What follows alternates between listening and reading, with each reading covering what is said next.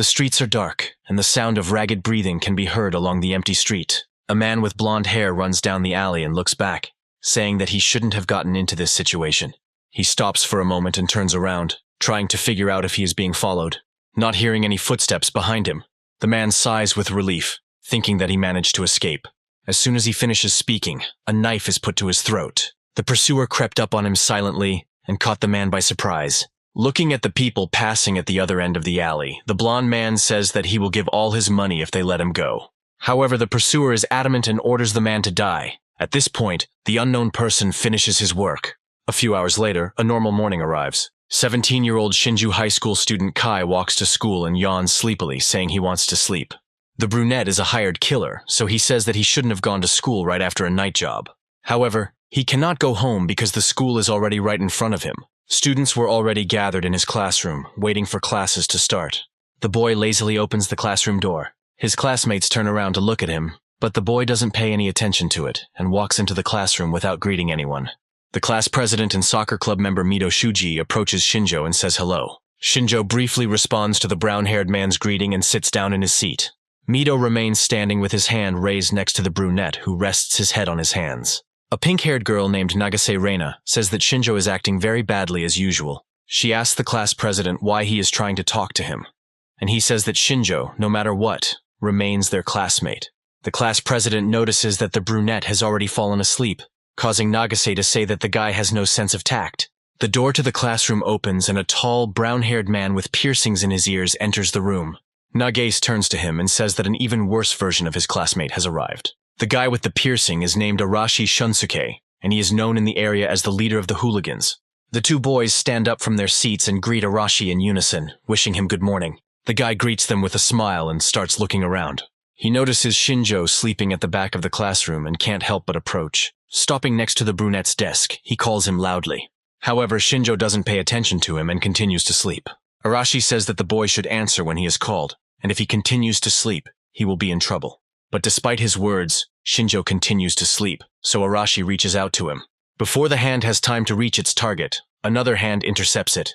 Arashi looks ahead in surprise and even a little frightened, and does not understand what happened. Shinjjo meanwhile lifts his head from his desk and yawns. The boy looks at Arashi with his bright purple eyes and asks what he wants from him. Shaitan starts to get angry and yells at Shinjjo to let go of his hand. For a moment, the brunette seemed to think about something, which caused him to squeeze Arashi's hand tighter. However, he quickly comes to his senses and lets his classmate go, apologizing. As soon as the grip loosened, Arashi quickly removed his hand and took a step back. Rubbing his wrist, the brown-haired man said that Shinjjo was a creepy guy. At this time, a girl with blonde hair and green eyes named Kanzaki Rin asks them to be quiet. Arashi turns to her and asks if Kanzaki has decided to be cheeky with him too. However, the path to the first beauty of the class is blocked by another girl with dark hair braided in a high ponytail. The girl's name is Hashimoto Mirei, and she is a member of the disciplinary committee, so she orders Arashi to calm down before he breaks the rules.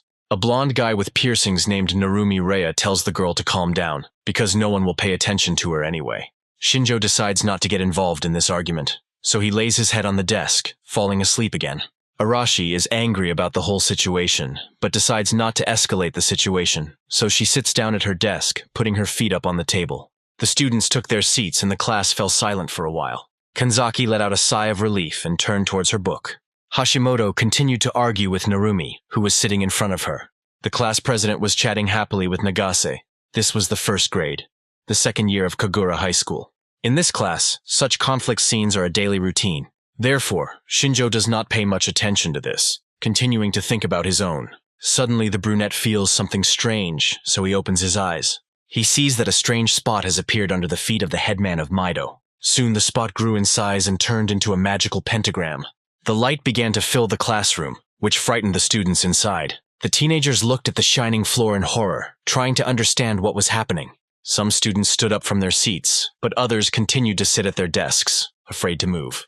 Mito looked at the floor and asked his classmates if they knew what was going on. However, as the class president, he decides to sort this out later, so he tells his classmates to leave the classroom immediately. Despite his words, Shinjjo does not move from his place, because he understands that they will not have time to leave. The pentagram begins to glow brighter and brighter, and eventually fills the entire room with its light.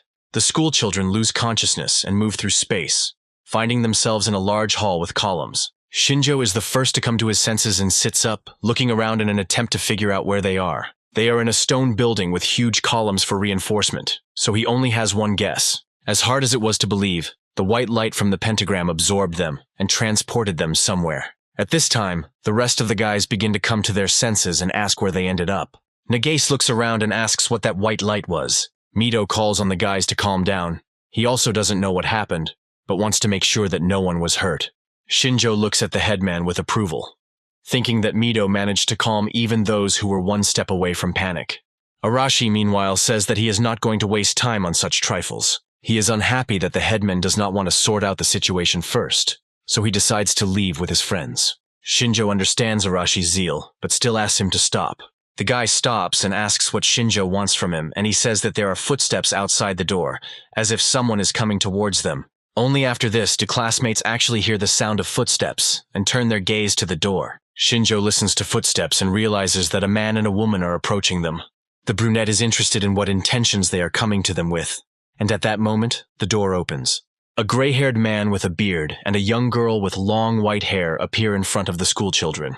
The girl says that the guys managed to maintain their composure, which was expected from hero candidates. The schoolchildren are amazed by her beauty and think that the man and girl resemble a knight and princess from the Middle Ages. Shinjjo hid behind a pillar and thought that these people weren't cosplayers because there was a strong atmosphere around them. Looking at the girl, the brunette thinks that she is nothing special. The girl says that she is Leonora, Archbishop of the sacred country of Deadliest, and the man next to her is her night guy. Arashi points his finger at the girl and says that she is talking some unimaginable nonsense. The girl continues to smile despite the rudeness, and says that she can understand their point of view.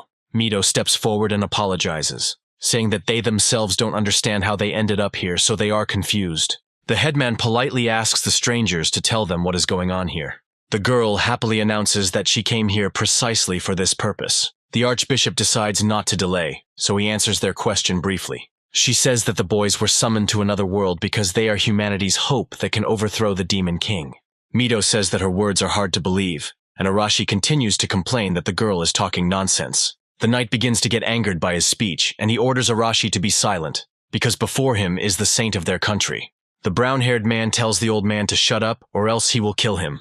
The knight takes a fighting stance and replies that the boy will only be able to understand his place after he experiences pain. Leonora asks him to stop, but the man insists that they need to show Arashi where his place is right now. Shinjjo watches from behind a column as Arashi charges at the knight. The brunette thinks that the guy has a lot of courage, since he rushed at the man with the sword without thinking. Arashi, meanwhile, is thinking that he has already fought with armed men, so he needs to dodge the first blow and hit from below. Night Guy keeps his eyes on him and prepares to counterattack. In an instant, a flash flashes before Arashi's eyes, causing him to stop. Blood starts to flow from the cut on his forehead, and the knight asks if the boy is going to continue. The class freezes in surprise, as no one had time to notice the movement of the sword in the knight's hands. Leonora sighs and asks if this is enough for the man and asks him to put away the sword. The girl apologizes for the rude reception and assures the guys that they never wanted to harm them. She looks at the silent schoolchildren and says that she will tell them the reason why they ended up in this world. Leonora says that she will not hide anything from them and will tell them everything down to the smallest detail. So, to begin with, she asks them to remain silent. Leonora explains that in this world, humanity is experiencing an invasion by the Demon King and is on the verge of extinction. Their sacred country of Deadliest continues to resist. However, despite all their efforts, they are not able to fully resist the invaders. Shinjjo listens to the story while standing in the shadow of a pillar and thinks that the story about the Demon King is standard. For all of humanity, these schoolchildren, who are candidates for heroes, are the last hope. Mito hesitantly asks if they mean they have to defeat the Demon King. Narumi says that's impossible, and Hashimoto adds that they've never fought. The girl looks back and says that not every one of them is capable of simply enduring this situation. Hashimoto looks at one of his classmates who is crying and asking to be taken back to her world. The knight replies that the boys must do it, no matter how impossible it may be. He says that their only way to return home is to defeat the Demon King. His words greatly frighten the schoolchildren, and they say that they cannot believe it. Shinjjo doesn't understand whether they are lying or telling the truth, but he guesses that the knight is trying to prepare them for the worst. Despite this, people who have lived their lives carefree will not be ready to commit murder, since this business requires experience and talent. Arashi smirks and says that these people called them to save their lives, but they don't care about their opinion. He asks Leonora and the knight if they really think the boys will silently obey them. Arashi looks at the man angrily and asks why he is looking at him like that. Meanwhile, the knight thinks that the guy is a promising fighter because he has not lost his fighting spirit. The man believes that because of this, Arashi could become a serious threat in the future, so he plans to get rid of him right away. Before the knight can draw his sword from its sheath, Leonora touches Arashi's face. The girl casts a spell, and the wound on the young man's forehead heals. Leonora says that they are guilty before the boys, and asks for forgiveness for all their sins. The light from the girl moves to Arashi and Nagashi, standing to the side, asks what kind of light it is. Leonora replies that she has taken advantage of the miraculous power granted to her by the god Digrest, which temporarily brings a new law into the world. Realizing that the school children don't know their world well, the girl says that in their world it's called magic. Her words make Shinjjo think that these people are familiar with their culture, so this is not their first call. After finishing healing Arashi, Leonora heads towards Mito. Raising her glowing hand to his head, she says that magic is the main reason they are here. When the hand touches Mito's head, his body seems to shake. Suddenly, the headman's hands begin to glow, causing Nagase, who was standing nearby, to close her eyes. After a few moments, the light coming from Mito's hand turned into a sword with a blade glowing blue. Leonora said that her miraculous power could awaken the power of blessing in hero candidates. The girl says that the power is given randomly, and the girl cannot change it. Leonora apologizes for their selfish motives, but asks the boys to lend them their strength. Mito says that no matter how much power they are given, it won't make the boys fight any better. Leonora says the students will have to go through training, but the country promises to take full care of them. Mito understands that they have no other choice, so as the class president, he asks the guys to listen to him.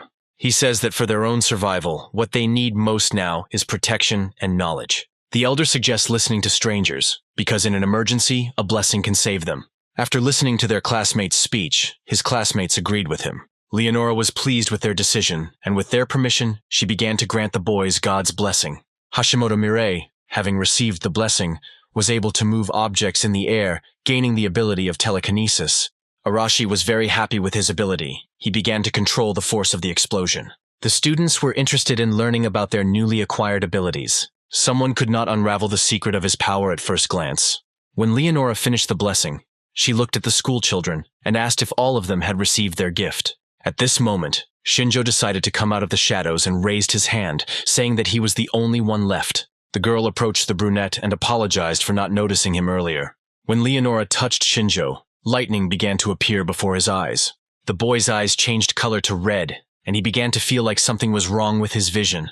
As Shinjjo looked at Leonora, a sign appeared in front of his eyes that contained all the information about the girl. At first, the girl did not understand what had happened, but after thinking a little, she assumed that the guy had received the ability to evaluate. Shinjjo asked what it meant, and the girl said that with this power, one can find out details about the strength and skills of the chosen target.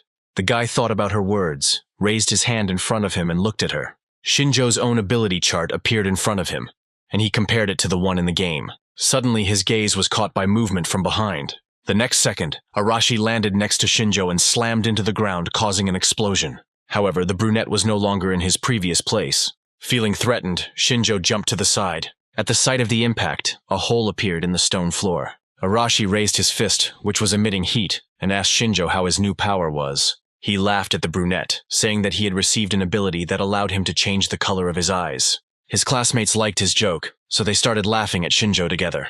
Nagase said that they were very pleased to see that the guy had a useless ability because he always acted arrogant. Shinjjo returned his eye color and thought that the guys were celebrating too early because it was not yet known how useful their abilities were. Just as they were given powers, they can be taken away at any moment, but regardless, Shinjjo remains a hired killer. Leonora interrupts them and says that the boys are still having a hard time controlling them. But after some time, their powers will help them defeat the Demon King. The girl thinks that the school children are tired, so she suggests that they take a rest that day. Already in the evening, each of the students who became candidates for heroes was taken away and distributed into different rooms. Finding himself alone in his room, Shinjjo decided to climb out of the window and gather more information about this world. Two men were patrolling the area and discussing why security had been increased. One of the guards saw the boys and now doubts whether they will be able to protect even themselves. The second guard tries to calm her colleague down and says that this is a holy job, so she must have a plan. Shinjjo eavesdropped on their conversation from the shade of a tree. During the time that the brunette stood under the tree, he noticed the third patrol, which confirmed their words about increased security. Shinjjo decides to peek out from behind the tree and use his ability on guard duty. According to the information from the card, the brunette learns that the man named Dan only has first-level fencing skills. Shinjjo decides to go further and thinks that if the guards had miraculous powers, they would have definitely caught him.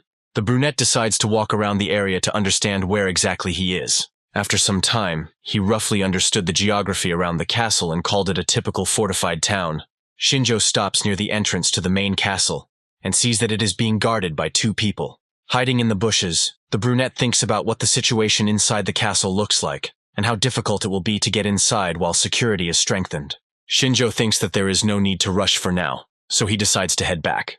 Meanwhile, 3 girls from his class gathered in the meadow, deciding that it was a nice and spacious place. One of the girls thinks that they might anger the owners, but the other assures her that they only came to practice. The instigator was Nagase, who couldn't sleep, and she said that it would be useful, and if they were caught, they would blame Hashimoto for everything.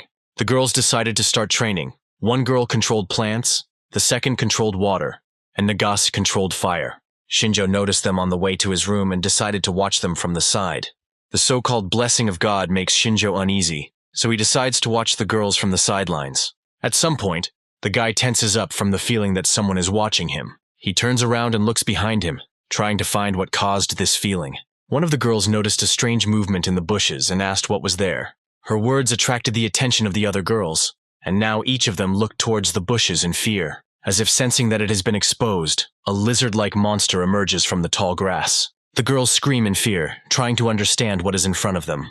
On the opposite side sits Shinjjo, who has also never seen such a beast. The brunette decides to use his power to assess this creature. Shinjjo learns that he is in front of a male Val lizard species, who has received the status of unexpected due to his appearance in front of the girls. The lizard, which had been sitting calmly until then, raised its head and inhaled air. The next moment, he let out a threatening howl that deafened the girls. The girls got scared and screamed, after which they started running away. The lizard sensed their fear and rushed after the victims. The girls ran into the tall grass in an attempt to hide from the monster. Shinjjo jumped onto the rock and thought that the lizard was aggressive, because he attacked people without a second thought. Assessing the monster, the brunette noticed that it moved on all fours quickly, but linearly, and was not distinguished by intelligence. The lizard looks large, but if you use a knife, it will most likely help. Taking a knife from his jacket sleeve, Shinjjo threw it towards the lizard. The dagger sank into the creature's scales, causing it to howl in pain. However, the knife did not stay in the beast's body and fell to the ground, forcing the creature to look back. Shinjjo hid behind the tree again and thought that his plan had worked, even though it had not done much harm to the lizard. The girls, meanwhile, continued trying to escape from the creature. Looking back, Nagase didn't notice the small rock under her foot and tripped. One of the girls turned around to help her fallen friend, but the second girl grabbed her hand, not allowing her to return. Nagase hurt herself when she fell and sat on the ground, rubbing her bruised head. However, she was distracted by heavy breathing near her ear. Turning around, she saw a huge lizard frozen above her and sniffing. The girl screamed in fear, but realized that she could no longer do anything. Nagase froze in place as the lizard's paw rose above her head. The girl prepared for the blow, covering her face with her hands. A few seconds later, nothing happened, and opening her eyes, the girl saw a lizard lying on the ground with a dagger stuck in his head. Tears came to the girl's eyes from fear. She looked in surprise at the dead creature right in front of her, which just a second earlier had almost killed her. Seeing that the danger had passed, the friends ran up to Nagase to help her get up from the ground. The girl looked at the dagger and asked what happened and who saved her. The friends decide to leave this place quickly so as not to meet another monster. After waiting a bit, Shinjjo said that there was no particular reason to kill the lizard, but if it had just left, it would not have been possible to sleep normally. When the girls disappeared from sight, the brunette approached the monster and took his knives. But at some point he again felt that someone was watching him. Shinjjo hid behind the lizard's body and then carefully peered out from behind the shelter. Not far from him on the lawn stood a large stone, from behind which came a barely perceptible rustling sound. Shinjjo sat in ambush for some time, waiting for the intruder to show up. However, no one showed up, so the guy decided it was time for him to leave too. In the blink of an eye, Shinjjo ran away from the lawn. For a while there was silence on the street. As Shinjjo disappeared from the scene, a silhouette in a dark cloak emerged from behind the column. The stranger walked up to the lizard and stepped on its head, crushing it. He said he was very disappointed with the hero candidates. However, one of them still interested him due to its similar smell. The monster that remained on the field was found by the guards, and the next morning it was shown to the hero candidates. The school children looked at the unknown creature with fear. Night Guy told the boys that yesterday evening this monster was walking near the walls of the capital. Mito looked at the strange creature with puzzlement. Arashi and his friends also examined the unknown monster. One of the girls in the class burst into tears because she was afraid that such monsters exist. Guy explains that the monsters are the Demon King's minions, so their main targets are the hero candidates. At this time, the monster was examined by a man named Steady, who concluded that the creature had traces of witchcraft, and that a demon of a mid-level or even higher level had worked on it. Shinjjo hides from prying eyes behind a column again, and hears Steady suggest that the enemy has decided to scout out the situation. Shinjjo hears that witchcraft is being talked about differently than last time, and thinks that it might be different from miraculous power. Mito listened carefully to his elders and asked if the monster was really controlled by a demon. Steady says that the guy is right, because strong demons can control monsters and use slave magic for this. The scientist explains that monsters emerge from living organisms and that the source of their power is the evil that comes from the Demon King. Night Guy thinks it's time for them to leave and drags Steady away from the students. Shinjjo thought that the scientist could be used in the future to gather information. However, the main problem at the moment is that the monster was controlled by someone. Thinking about this, Shinjjo remembers that the monster's card said that it was in subordinate status. The brunette guesses that at the moment when he felt someone's gaze, it could well have been a demon. Shinjjo thinks that the demon is skilled, since it was difficult to notice, but this could mean that it is still walking around somewhere. From behind, the brunette begins to feel mental pressure. A strange voice in his head asks if Shinjjo is afraid of his imminent death. The boy freezes in place and hears the demon say that he doesn't need to be afraid. Arashi at this time says that they need to defeat the Demon King, because he does not intend to stay in this world for long. Kenzaki supports him, saying that the guy is sometimes right. Mito agrees with them, because if they want to return home, they have no other choice. Some students do not share their views because they are scared of monsters. Shinjjo thinks that the guys have become bold because this world is like a game. But despite this, war is still war, so they will have to kill. At this moment, Leonora comes up to them and says that the guys shouldn't be in such a hurry. The girl reminds that they do not yet understand the full essence of their powers, so they need to go through training first. Leonora said that the boys were summoned to this world as hero candidates, so the speed of their progress is different from the locals. So, a whole week has passed since the start of training. Shinjjo sits alone in the library and wonders why they can communicate with the locals without language barriers. The brunette turns his gaze to the window where noise is heard. His classmates are working on the training field, learning the specifics of their abilities. Appraisal is not the most suitable blessing for combat, so Shinjjo was banned from participating in training, but was given access to the library. The guy remembers Leonora's words that knowledge is also power. After that, the whole class started laughing at Shinjjo. The guy gets up from the table and reflects on the fact that despite his efforts, he still couldn't find a single book about demons.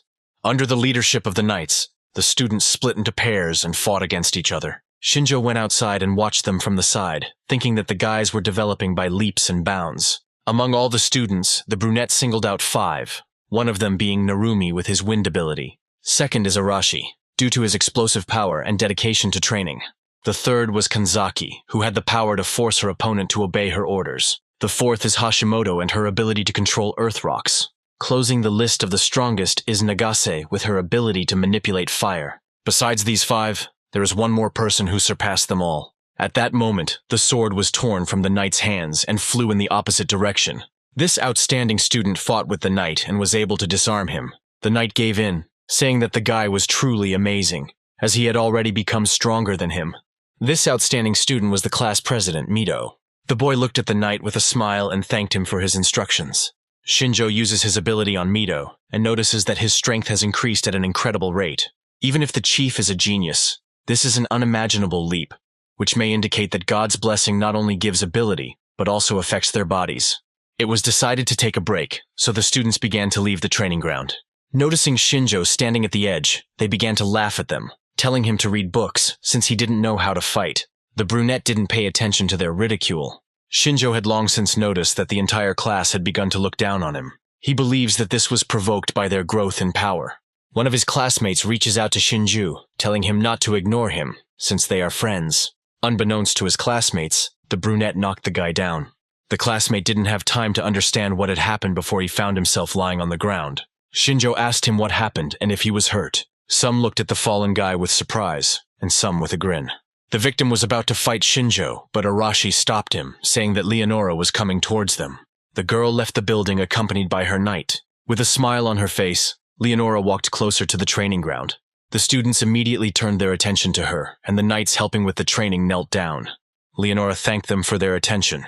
The girl praised the boys for their success, noting that their growth was so fast that it surprised everyone.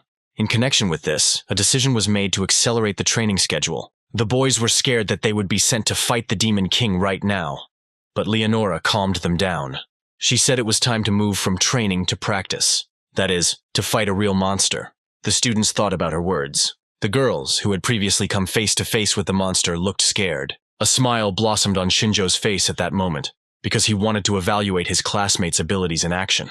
After some time, a group of students led by Leonora and the knight entered the forest where the practice would take place. Guy said that they couldn't move in a large group because it would only get in the way. He gave the order to split into teams of 2 to 3 people. Nagase took the idea calmly and invited Mito to join her, and another girl also asked to join their team. 2 of his imitators asked to join Arashi's team, under the pretext that the guy was the strongest of them. According to the distribution, it turned out that Narumi ended up on Hashimoto's team, which upset the girl. Night Guy looked at the students and asked if they had all formed teams. His gaze was drawn to Shinjjo and Kanzaki standing apart from everyone else.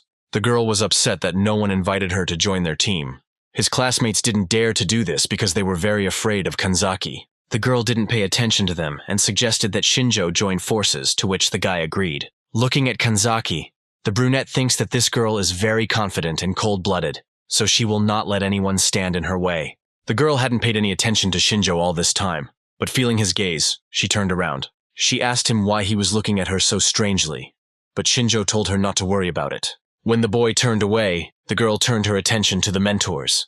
Leonora wished everyone good luck and said that the team that defeated the most monsters would receive a special reward from them. At the direction of the mentors, the practice began, and the teams went their separate ways. Shinjjo and Kanzaki were on the same team, but the boy still preferred to stay a little to the side. The girl said that her blessing was much stronger than the rest of her classmates, so Shinjjo shouldn't get in her way. The brunette took her statement calmly and said that he relied on Kanzaki.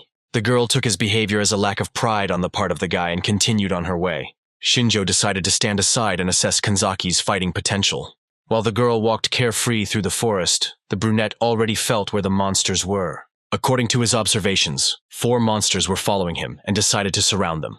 Suddenly, a small goblin appeared from the bushes opposite Kanzaki. The girl stopped, clearly not expecting him to appear. The monster ran towards the girl, waving a club. Kanzaki didn't lose her composure and put her hand forward, ordering the monster to fall. Submitting to the power of control, the goblin fell to the ground. Shinjjo remained behind the girl and watched what was happening carefully. Kanzaki's power turns out to be control, which allows her to force others to do her bidding. Shinjjo tells the girl that there are more monsters around. The girl heard him and ordered the goblin to drop his weapon. When the monster had done as instructed, she ordered him to keep his hands behind his back. Shinjjo noticed that the girl looked tired, to which she replied that using the blessing for a long time was exhausting. Turning around, the brunette ordered Kanzaki to quickly deal with the monster before the others arrived. The girl looked at the crying goblin and said that she couldn't do it because he looked like a child. Shinjjo replied that it didn't matter, since he attacked them, so he was considered their enemy. The boy's words convinced Kanzaki, but she was in no hurry to kill the goblin. Shinjjo picked up a stone from the ground, thinking that even after receiving power, the girl remained an ordinary confused schoolgirl. As he tossed the stone in his hand, the boy thought that the most important thing was for Kanzaki to make the right decision when danger came. At this time, other goblins began to emerge from behind the bushes. 3 monsters bared their sharp teeth at them. Kanzaki heard them and turned around. Shinjjo called out to the girl, saying that the rest of the monsters had come out into the light. After his words, the girl put out her other hands and gave the order to fall to the ground. Her control extended to these monsters as well, forcing them to press themselves to the ground. Shinjjo noticed that Kanzaki was starting to run out of steam and asked what she would do next. The girl asked if the guy was going to help her, but Shinjjo reminded her that she had told him to stay out of the way. Kanzaki cursed and said that she would kill them, because that was what the guy expected from her. The girl waved her hand, ordering the goblins to wring their own necks. Shaking with fear, the goblins placed their hands on their own heads. Unable to resist control, the monsters killed themselves. When the goblins died, the girl released her control, catching her breath. Shinjjo was surprised that Kanzaki dealt with them in such a way, and the girl said that it would not work on a stronger opponent. The girl covered her mouth with her hand and said that this was not how she imagined participating in a real fight. Shinjjo reminded her that they were the ones who attacked them, which makes them enemies, whether they are monsters or humans. The guy calmly looks at the corpses of the monsters and says that the girl can act differently if she wants to die herself. Kanzaki looks at him in surprise and asks why he is acting calm, despite the fact that he doesn't really have any strength. Shinjjo examines the goblin bodies and says that one of his strengths is that he is not easily scared. The brunette asks what they will do next, because if Kanzaki is afraid, then they can go back. After talking with Shinjjo, the girl seemed to come to her senses and looked at the goblins' bodies. Turning away, she said they needed to continue practicing. Looking at the girl, Shinjjo thought that she was stubborn, but she had a stable psyche, so it was possible to work with her. As they went deeper into the forest, Kanzaki said that she was curious about how the others' training was going. Meanwhile, on the other side of the forest, the sounds of running can be heard. Hashimoto and Narumi are running away from something while thinking about what they need to do. Narumi decides to stop running and stops. The guy decides to use what he has, so he calls upon the power of the wind. Hashimoto gave in to his zeal and lifted a large rock into the air using her power. They pooled their blessings and acted as a team. Thanks to this, the large stone was picked up by the airflow and sent towards the monster. The stone smashed against the monster, shattering into small pieces. The monster had a head that resembled the face of a large bear with red stripes. The monster's body was covered with red plates, similar in hardness to armor. Large claws were visible on the paws. Narumi fell to the ground in fear, asking what they should do next. The boys didn't understand how they could deal with a huge armored bear. At this time, Kanzaki remembers that she was raised by her grandfather, whom she promised to make happy, so she must return. The girl is worried that her disappearance has saddened him. Shinjjo said that if they continued to go straight ahead, they might get lost, but the girl replied that this would not happen. The guy told her that she hadn't been in the woods long enough for her to really believe that. Kanzaki was angered by his words and told him to be quiet. The girl looked at Shinjjo, wondering what kind of guy he was, since he had looked scary before. The brunette looked around but noticed that they were looking at him. He asked the girl why she was looking at him, and she immediately turned away. Suddenly, a loud female scream echoed through the forest. The team looked in the direction where the sound was coming from, and Kanzaki said it was Hashimoto's voice. Shinjjo assumed that the girl was in trouble and asked what they would do. Kanzaki walks towards the noise, saying that they should help and hopes that the girl is not hurt. Shinjjo waited for the girl to walk forward and said that she was surprisingly kind. The girl was confused by his words and asked what Shinjjo thought about her before. A second later, Kanzaki said it didn't matter and went to the rescue. At this time, Hashimoto was thrown aside by the monster's paws. Narumi stood on the other side of the girl and asked if she was okay. The girl's face was bruised and her forehead was covered in blood, but she replied that she was fine and told the guy to run away. Narumi didn't listen to her and ran closer, intending to help the girl up. However, at that moment, a large shadow loomed over them. Turning around, Narumi saw the monster raising its paw above them, preparing to strike. Before the monster struck, Kanzaki's voice was heard ordering the monster to stop. The monster's paw was gripped by an invisible force, forcing it to stop. The creature howled because it could not control its actions. Kanzaki stood in front of Narumi and Hashimoto, blocking her classmate's view. The guy thanked the girl for saving him, but she replied that she wouldn't be able to hold him back for long. Shinjjo followed the girl out of the forest. He observed Kanzaki's actions and asked Narumi if Hashimoto was alive. The guy did not leave the unconscious girl and said that she had received serious injuries but was still breathing. Shinjjo turned away from them and ordered Narumi to pick up Hashimoto and run away. The blonde refused, citing the fact that he could not leave them alone. However, Shinjjo pressed him, asking if he wanted Hashimoto to be left to die slowly. After his words, he put the girl on his back and was about to leave, and Shinjjo asked him to find and call Mido or Leonora. When the silhouette of the guy and the girl disappeared from view, the brunette looked at the monster. The creature was still immobilized by Kanzaki, but continued to resist. Coming a little closer, Shinjjo used his appraisal ability. Based on the ability table, the boy learned that they were facing an armored bear. The monster had amazing skills, especially defense, and also had the status of a mutant, which greatly puzzled the brunette. Shinjjo examined the bear and realized that he could not penetrate its fur and defense. At that moment, Kanzaki's voice was heard, saying that she could no longer maintain control. The next second, the mutant was able to escape from the girl's control. Shinjjo said that they had bought enough time for Narumi and Hashimoto, and now they had to escape themselves. Kanzaki agreed with him and already turned around to run away. However, the next moment she fell to the ground, clearly frightened by something. The girl was shaking and told Shinjjo that she couldn't feel her legs. Meanwhile, the monster chose the girl as his victim and headed towards her. Shinjjo realized that things were bad, so he started looking for something in his cloak. Feeling the gas canister, the guy removed the pin and threw it at the monster. The space began to fill with smoke, hiding Kanzaki from the monster's sight. Taking advantage of the situation, Shinjjo hid in the shadow of a tree. Kanzaki didn't have time to realize when she found herself in the boy's arms. She was about to say something, but Shinjjo ordered her to remain silent if she didn't want them to be noticed. The brunette lowered the girl to the ground and began to watch the monster. When the mutant had moved a sufficient distance away, Kanzaki asked what that smoke was. Shinjjo said it was just a regular smoke bomb he made out of boredom while the boys were training. But that was a lie. The brunette came into this world with his own weapons, namely a smoke bomb, 2 knives and a pistol, but he didn't want to use them again. Kanzaki apologized to Shinjjo for wanting to save Narumi and Hashimoto, but in the end, she was the one who had to be saved. The brunette said there was no point in her apologizing, but she could just thank him. The girl agreed with him and thanked him for his help. Shinjjo said that if the girl were always so polite, people would be drawn to her. Kanzaki got angry and wanted to say something, but the brunette reminded her that the monster was still nearby. The girl asked what they would do next, and Shinjjo replied that there was no point in running away. The monster looked around and turned towards the noise. He finally managed to find people. In front of him stood Mito with his team, who said that he was now his opponent. The elder used his blessing and summoned a sword that protects from evil. Thus began the battle between the mutant with the strongest defense and the best of the hero candidates. The girls from Team Mito remained standing aside. The elder swung his sword and rushed at the monster. The modified bear also began to attack the guy. Mito deftly dodged the first blow and entered the monster's blind spot.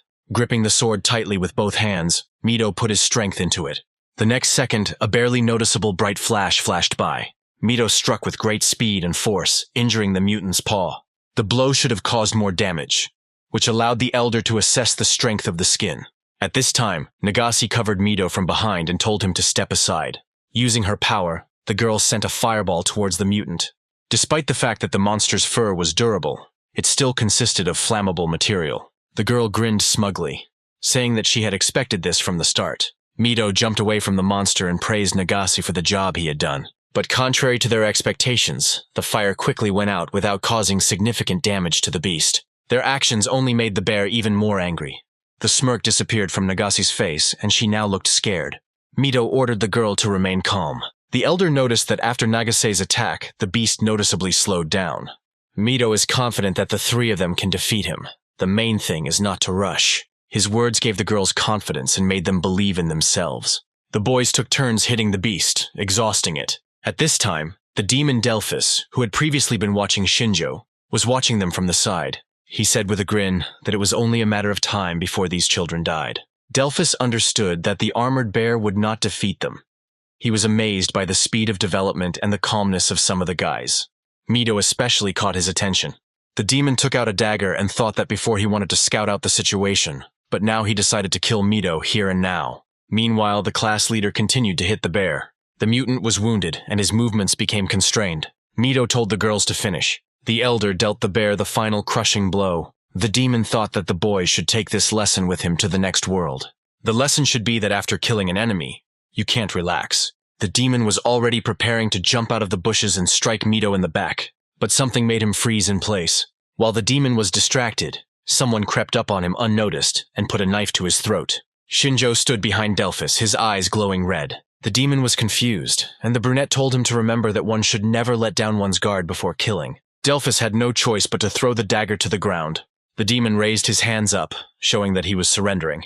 Delphus looked around, not believing that he could have been caught off guard. He had no intention of giving up and was already thinking about an escape plan. As if reading the demon's intentions, Shinjjo stabbed him in the legs. The demon lost the ability to stand on his feet and fell to the ground. He let out a groan of pain, but Shinjjo ordered him to be quiet so that Mito and his friends wouldn't notice them. The brunette said that he would let the demon go if he answered all his questions. Delphus was outraged by his words and asked who Shinjjo was that he should be obeyed without question. Then the brunette said that he was a shadow from another world. The demon clenched his teeth in anger at himself. He realized that all this time he had been feeling the creepy aura not from Mito, but from this guy. Shinjjo said he felt like he was being followed, but he couldn't track down the demon. He said his plan was to use Mito as bait. Shinjjo says that he came from another world, so he doesn't know much, which is why he wants Delphus to tell him everything about demons. The demon chuckled and asked if the guy really thought they would tell him everything. After his words, a loud crunch is heard. The demon howled from the pain in his back. Shinjjo stood up and said that it would be in the demon's best interest to speak. Otherwise, he promises to give Delphus hell on earth. The demon is suffering from pain, but thinks that the guy should not underestimate him. Delphus understands that he won't get out alive, so he grins, clenching his teeth. Shinjjo guesses what the demon is going to do. Delphus kept an ampule of poison in his mouth in case he was tortured. Having figured her out, the demon signed his own death warrant. Shinjjo jumped to the side, afraid that the poison could be dangerous for him too. The brunette sighs, and thinks that the Demon King's army is well prepared and will only cause them trouble. Shinjjo activates his ability to view information about the demon. However, he is distracted by Kanzaki, who comes up from behind and asks if the demon is dead. Shinjjo stopped using the blessing and turned his gaze to the girl who had approached. Kanzaki looked at the dead demon with fear. Shinjjo decided to find out how much the girl had managed to see. The blonde replied that she had come at the moment when the demon had fallen. Shinjjo tells her that it is an assassin from the Demon King's army. The armored bear that the boys had fought earlier was under his control. Also, the lizard that attacked Nagase and her friends was under the control of a demon. The girl looked at Shinjjo in shock and asked if the demon wanted to kill them. The brunette says that it goes without saying that the Demon King would send someone to kill the hero candidates. Kanzaki agrees with him and says that she was naive. However, she wonders how only Shinjjo was able to notice the demon. The guy decides that now there is no point in hiding the truth from Kanzaki, who has already seen everything. He tells her that in their world he worked part-time carrying out contract killings, which is why he sensed his colleague. Kanzaki is frightened by his words and asks what murders Shinjjo is talking about.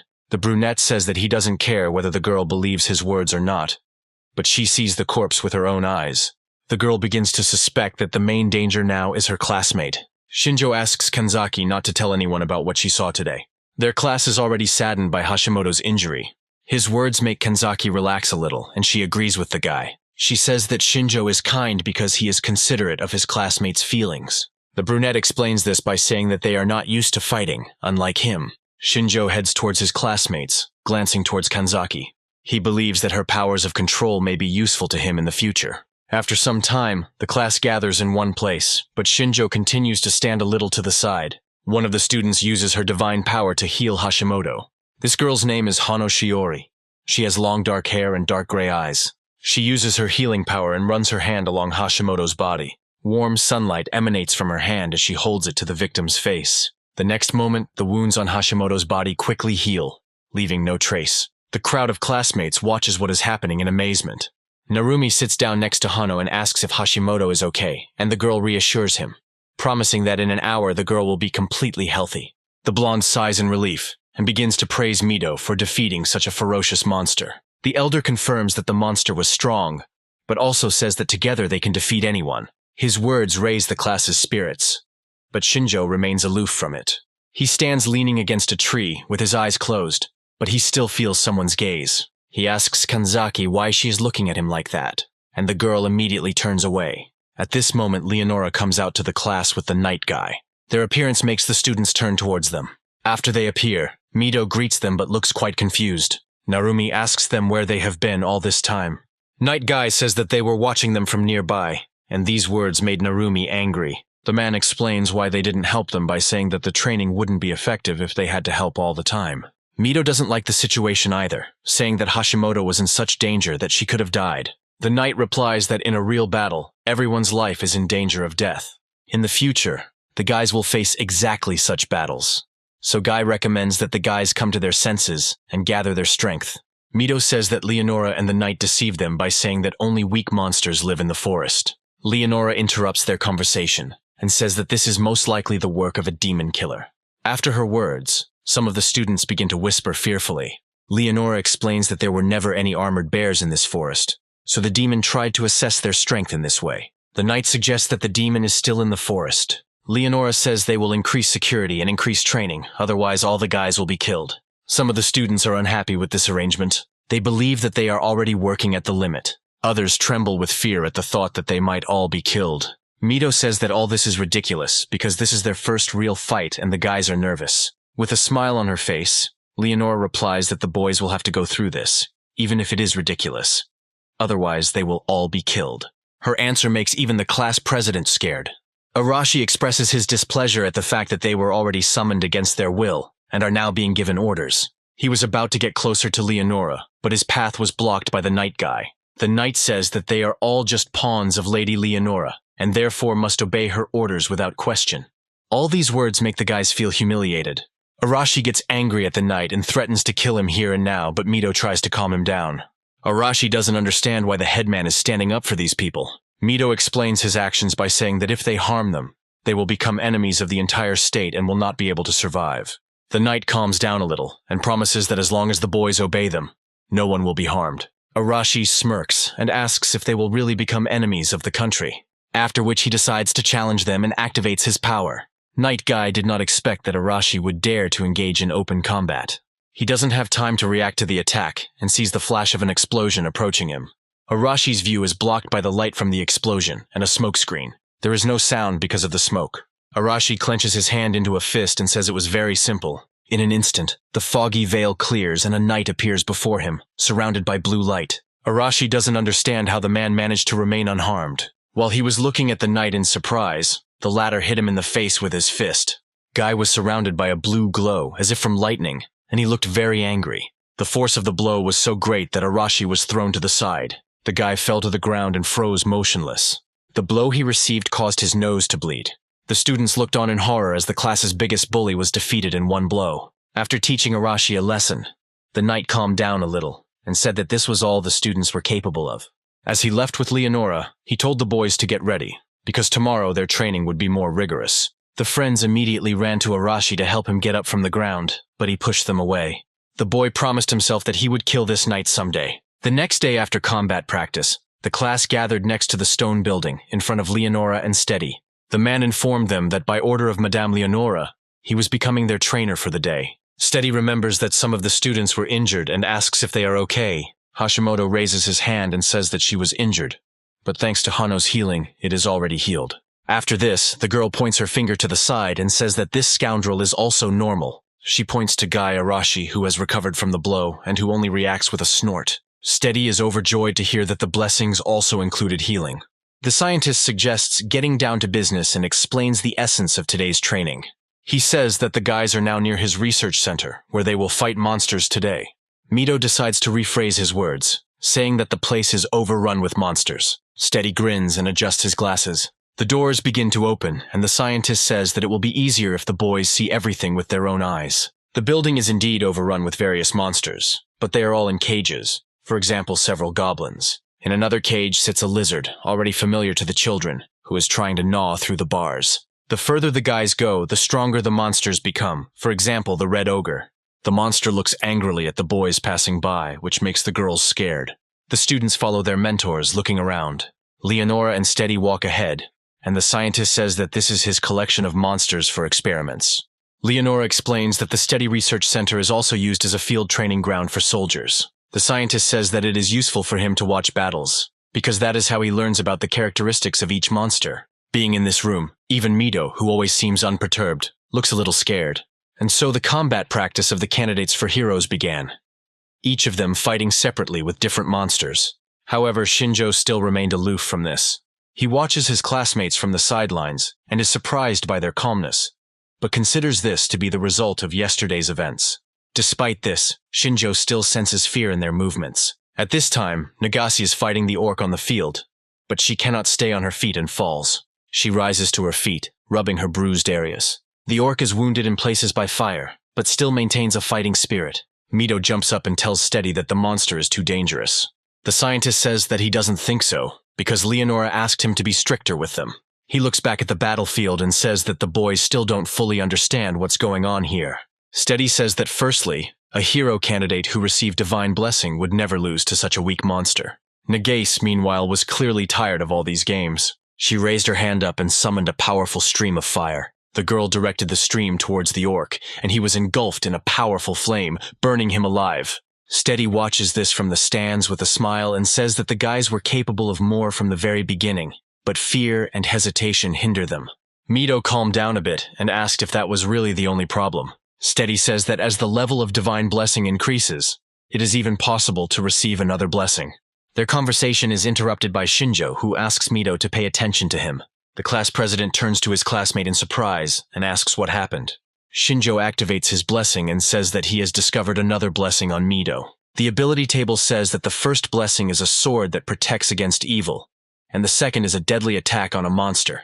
Mito is surprised, so he asks Steady to send him out onto the battlefield next to try out the new ability. Sometime later, the Elder comes out onto the field and activates his blessing. An orc was chosen as his opponent. Mito activates his first blessing and summons a sword that protects against evil. The next step is to activate a deadly attack on the monster. After seeing his abilities, the orc looks very scared, even before he starts fighting. Mito apologizes to him and says that there will be no mercy. The orc does not seek to attack, but rather tries to dodge the blow. He covers his face with his hand and lets out a loud scream. With one swing of his sword, Mito cuts off the monster's arm. The orc looks at the severed limb in horror and howls in pain. The Elder decides not to torture him for long and swings his sword one more time. With one movement, he deprives the orc of his head. Mito's classmates enthusiastically shout and support him from the stands. Watching the chief, Shinjjo realizes that even the armored bear is no match for him now, and wonders if he himself can receive another blessing. After that, the brunette turns his gaze to Arashi and tests his abilities, since he is also one of the strongest in the class. Shinjjo sees that the boy has several blessings as well, but decides there is no point in telling him about it. The brunette thinks that in this world, standard methods do not work, so he must come up with a workout individually for himself. It's deep night outside, and the moon and stars are visible in the sky. We find ourselves next to the house where the students live. Several guys, led by Arashi, gathered in one of the rooms. Narumi looks at his classmate slightly worriedly and asks if the guy is serious. Arashi suggests that they kill Guy and then capture Leonora and torture her for a way to return to her world. Some of the guys enthusiastically support his idea and suggest killing Leonora so that she can no longer call them back. Arashi sees Narumi's hesitation and asks him to join them, as they have already suffered enough due to Guy and Leonora's actions. Narumi asks what their chances of success are, and Arashi convinces him that with him, their chances will increase. The blonde doesn't like this idea. He wants to go home, but he's not ready to kill someone for this. However, memories of Hashimoto being injured flash before his eyes. For her sake, he decides to join the team. The next day, the boys continued their training, this time in the field. Mito continued to practice his strikes using the blessing. Shinjjo watched his classmates closely from the side. Looking at the headman, the brunette noted his zeal. Mito heard him and turned around. The Elder said that he was still too weak, so he had to find a way to become stronger. Shinjjo asked if it was true that Mito could defeat half of the knights in this country. The village chief agrees with him, but claims that he still cannot defeat Night Guy, so he will only calm down when he can protect all the boys. Shinjjo is surprised by his words, and then asks what Mito thinks about Leonora. The guy replies that they are indeed pawns for the girl, so they will not be touched as long as they follow their orders. Shinjjo asks if the village chief will fight the Demon King to the death as Leonora ordered. Mito replies that this is exactly what he will do, since everything has already been decided. However, the village chief says that he will be the only one who will fight the Demon King. The guy wants to negotiate a good life for all his classmates with Leonora in exchange for this, but Shinjjo doesn't think it will work. Mito says he only swings his sword to get her confession. Suddenly, their attention is drawn to the voice of Leonora, who praises the children for their good work. Leonora appears on the field accompanied by her knight. Steady, who had been watching the boys train, heads towards them with a smile on his face. Leonora informs him that during their absence, the hero candidates will be in his care. Nagase catches on to their conversation and asks where Leonora and Guy are heading. The blonde doesn't give a specific answer, only saying that they will be gone for a few days, during which time Steady will be their supervisor. After these words, Leonora and the knight turn around and say that it is time for them to go. Their silhouettes are removed from the field. The further they walk, the wider the smile on Steady's face becomes. The training continues and time flies. At this time, Leonora gets into the carriage driven by Guy, and they set off on their journey. On the road, the knight asks the girl if everything will be okay, but she does not understand what he is talking about. Guy asks her to stop pretending because he suspects that Arashi is up to something. The girl calmly continues to drink tea, which makes it clear that she already knows about it. She tells the knight that most likely, Arashi wants to rebel against them. Guy asks how Leonora plans to deal with this situation. The girl replies that she is interested to see what the guy comes up with, so she suggests waiting a little. Guy is not against her idea, but he is afraid of the possibility that the hero candidates might unite. Leonora tries to calm her knight, saying that they will not defeat her in any case. She says it won't happen because it's impossible. Guy knows this, but still doubts it, and then the girl says that it could be beneficial for them. Leonora wanted to gradually begin to show the children where their place is in this world. The girl's eye color changes, and she says that this is a great reason to break the hero's claws. The girl returns to her previous appearance and says that there is another suspicious person, but does not know whether to leave him alone. Night falls outside, and a huge moon illuminates the dark forest. Shinjjo went out for his usual night walk to practice killing monsters. A lizard ox is chasing the guy, but doesn't manage to reach the brunette. Shinjjo turns around and takes out a dagger from under his cloak. Jumping into the air, the guy throws a knife towards the monster. The dagger plunges unhindered into the lizard's head, killing it on the spot. Landing next to the monster, Shinjjo is convinced that it is dead.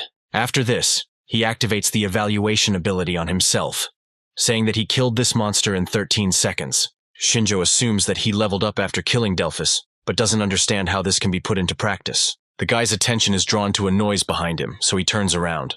At the last moment, he notices the ogre, who is already raising his hand to strike. The monster hits the ground where the brunette stood just a second ago. Shinjjo managed to jump back in time, but he was very surprised by the appearance of this monster. Noticing that the boy had dodged, the ogre rushed towards him with a furious cry. Shinjjo didn't hesitate, and took out 3 throwing daggers from his cloak. With a wave of his hand, the boy threw the daggers towards the ogre. However, they did not harm the monster, but simply bounced off him. Shinjjo looked at the ogre in horror, noting that it was incredibly durable. But the guy quickly came to his senses and decided that this was a unique opportunity for experiments. Dodging the monster's quick strikes, Shinjjo activates his ability. Instead of the usual sign, the guy sees a glow in the area of the ogre's back of the head. Shinjjo realizes that this is highlighting the monster's weak spot, and then jumps. Finding himself behind the enemy, the brunette takes out another dagger. The weapon pierces right into the illuminated area of the body, causing the monster to let out a cry of pain. Shinjjo lands to the side and sees the ogre fall to the ground motionless. Thanks to this incident, the brunette was able to understand how the display of weak points works. Looking at his hand, Shinjjo thinks that it is not a bad power, but he will not last long in this world with it. The guy is serious, so he clenches his hand into a fist. Shinjjo set himself the goal of becoming stronger as quickly as possible. Several goblins jumped out of the bushes onto Shinjjo. The boy turned towards them and took advantage of his blessing.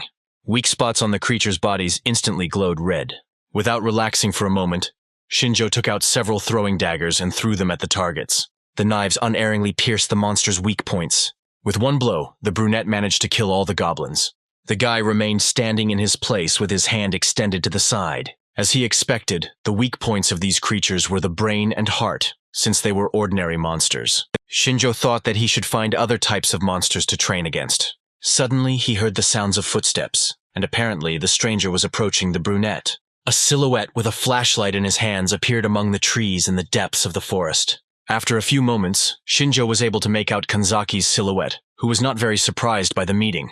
Shinjjo, on the other hand, didn't understand what the girl was doing in the forest at such a time, so he asked her directly about it. Kanzaki said that she tried to find the guy in the dorm, but he wasn't there, so she decided to check the forest. Shinjjo sighed and told her that the forest wasn't safe at this time, so he asked her to go back to the dorm. The girl was outraged by his words, and she said that these words also applied to him. Shinjjo says that he is used to fighting monsters in the dark, but it will be difficult for a girl to cope with this. Kanzaki asks him to stop making excuses and asks why the guy goes out at night. The brunette replies that he is experimenting with a new blessing. The girl doesn't understand what he's talking about. Shinjjo reminds her of Steady's words that if you increase the level of the blessing, there is a chance to receive a new blessing. The girl thinks about his words and asks what new blessing he has received. Shinjjo turns away from her and says she doesn't need to know. This makes the girl angry, and she says that she was worried about the guy for nothing and came for him. The brunette turns around in surprise and asks if the girl was really worried about him. Kanzaki immediately blushes and says that she didn't mean it that way. Shinjjo turns away again and tells the girl to go back to the dorm while he experiments a little more. Kanzaki doesn't like this idea and says she will go with him. Suddenly, the girl's gaze is drawn to something strange off to the side of them. Kanzaki points to the side and asks Shinjjo if he sees smoke. In fact, on the side where the hostel is located, bright light and smoke are visible. At this time, the dormitory where the students were accommodated was engulfed in flames. Monsters appeared out of nowhere and attacked the residents of the hero candidates. Many of the students were already asleep, so they ran out of the building in their night clothes. Upon leaving the house, many different monsters were waiting for them. Hano, along with several girls, ran out of the house in her nightgown and did not know where to run. An ogre appeared right in front of her, blocking the girl's path. The girl has a blessing that will not help her defeat such an opponent. But suddenly a blue flash appears. At the moment when the girl was already in despair, Mito came to her aid. The headman neutralized the monster and asked the girl if she was okay. Hano hid behind the guy in fear and thanked him for his help, saying that she was fine. At that moment, several goblins began to approach them, causing Mito to shield the girl with his body. The elder squeezed the sword in his hand and said that there was no end to the monsters. Before the monsters could rush at Mito and Hano, they were engulfed in flames. Nagase, who was standing behind them, was indignant that she had been sleeping very well, but was awakened by this noise. The girl asked what was going on here, but Arashi interrupted her, saying that now was not the best time to ask questions. More than half of the building is already engulfed in flames. Shinjjo and Kanzaki saw the smoke and rushed towards the dorm to find out what happened. They arrived just as the battle with the monsters was in full swing. Narumi met them first and was glad that the boys were not hurt. Shinjjo said that they went out for a walk and asked what was going on, but Narumi replied that he himself did not understand anything. The brunette said that it all looked more like a human action, so he assumed that there must be a puppeteer somewhere nearby. As soon as he said this, a familiar voice came from the wall, confirming his words. Steady sat on the roof of the wall with a smile on his face and watched what was happening. Seeing the scientist, Shinjjo said that it was no wonder where the crowd of monsters came from. Steady confirmed his suspicions and said that he had to enhance his subjects with drugs in order to carry out his plan. Shinjjo asked the scientist what his goals were and why he wanted to kill hero candidates. Steady replied that he held no grudge against the boys, but he had received orders from above, so he could not disobey. Kanzaki was surprised by his words and asked if Leonora could have given this order. Steady stood up and said that Leonora had nothing to do with this matter. The scholar said that he received an order from the Demon King, thus revealing himself to the students. The Demon King promised Steady that if he completed this task, he would be able to continue his experiments on monsters. Shinjjo said that the scientist was so carried away by his research that he was rotten to the bone. Steady adjusted his glasses and looked closely at the brunette. After this, the scientist said that he would not be able to understand the whole mysterious essence of monsters as long as he remained human. 2 nearby buildings were already engulfed in flames. However, the hero candidate still did not give up and continued to fight the monsters. Standing on the wall, guarded by several orcs, Steady revealed his true nature to the boys. The hero candidates looked at him and couldn't believe it, because it was he who had trained them for a long time. Steady seemed to feel no remorse and ordered the monsters to attack. On his orders, several monsters headed towards Kanzaki, Shinjjo, and Narumi. Without a second's hesitation, the brunette came up with a plan of action and told Kanzaki to act. The girl extended her hands towards the monsters and ordered them to stop. In the blink of an eye, the creatures froze in place under the girl's blessing. After that, Kanzaki ordered the monsters to attack Steady. The scientist chuckled at their actions and said that it was a pathetic attempt. Steady ordered the monsters to wake up, after which the effect of Kanzaki's blessing wore off. Having regained control over their bodies, the monsters grinned evilly. Kanzaki's powers dissipated, causing the girl to be very frightened. Steady reminded the girl that he had been studying monsters for a long time, so he had the ability to quickly pacify them. The scientist gave the order to attack, after which several goblins headed towards Kanzaki. Shinjjo appeared right behind the girl and told her to duck. The goblin closest to them was struck by a blade. Shinjjo quickly moved from one monster to another. He hit the goblin's death spots and killed them instantly. Steady seemed to go crazy and demanded more spectacle from the hero candidates. Under his command, many different monsters attacked Shinjjo. However, the guy was not afraid and instantly made a decision, jumping to the side. Starting with the smallest and most agile monsters, Shinjjo got rid of the enemies one by one. With one blow, he made monsters fall dead. While he was dealing with the small monsters, an orc approached him from behind. Shinjjo didn't lose his composure and delivered a kick. The monster was already anticipating victory, but did not expect such a blow. The huge orc fell unconscious, causing Shinjo's classmates to be greatly surprised. The brunette himself did not plan to relax, and as soon as he finished with this wave of monsters, he took a defensive position. The monsters were no longer as determined as they had been a minute earlier, and no longer dared to come closer. Steady started cursing and asked why the monsters were acting like this when Shinjjo didn't even have a useful blessing. Meanwhile, the brunette stood in battle readiness and examined the monsters, who did not dare to approach him. Shinjjo turned his gaze to Steady and activated his evaluation ability. Looking at the scientist's skills, the brunette realized that Kanzaki's control was removed because the monsters received an elevated order. Steady looked scared because he didn't want to use his secret weapon, but now he had no choice. The scientist raised his hand to his face and made a strange sound, similar to a whistle. His actions made Shinjjo flinch and become distracted. The brunette asked the scientist what he was up to. However, he did not receive a direct answer. Steady said that he needed to wait a little, and then he would see everything for himself. Shinjjo is not going to wait for the unknown, and is going to kill the scientist first. Just as the guy is about to attack Steady, his eyes widened sharply. The fireball landed very close to Shinjjo. The guy managed to jump back, thanks to which he remained unharmed. What happened surprised Shinjjo, and he asked what happened. When the boy raised his head in the direction from which the fireball came, he saw a large red dragon. The huge monster let out a loud scream, deafening everyone nearby. The scream was followed by a loud laugh coming from Steady's direction. The man stretched out his hand and said that this red dragon was his best trump card. From the height of its flight, the dragon surveyed the battlefield, choosing its victim.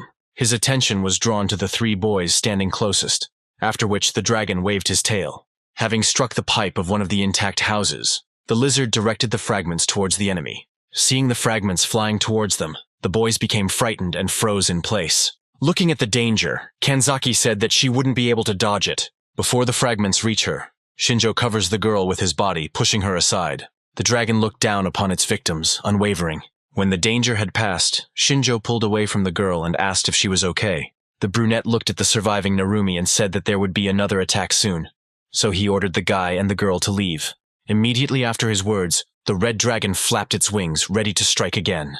Narumi picked up Kanzaki and rushed to the side, while Shinjjo drew the dragon's attention to himself.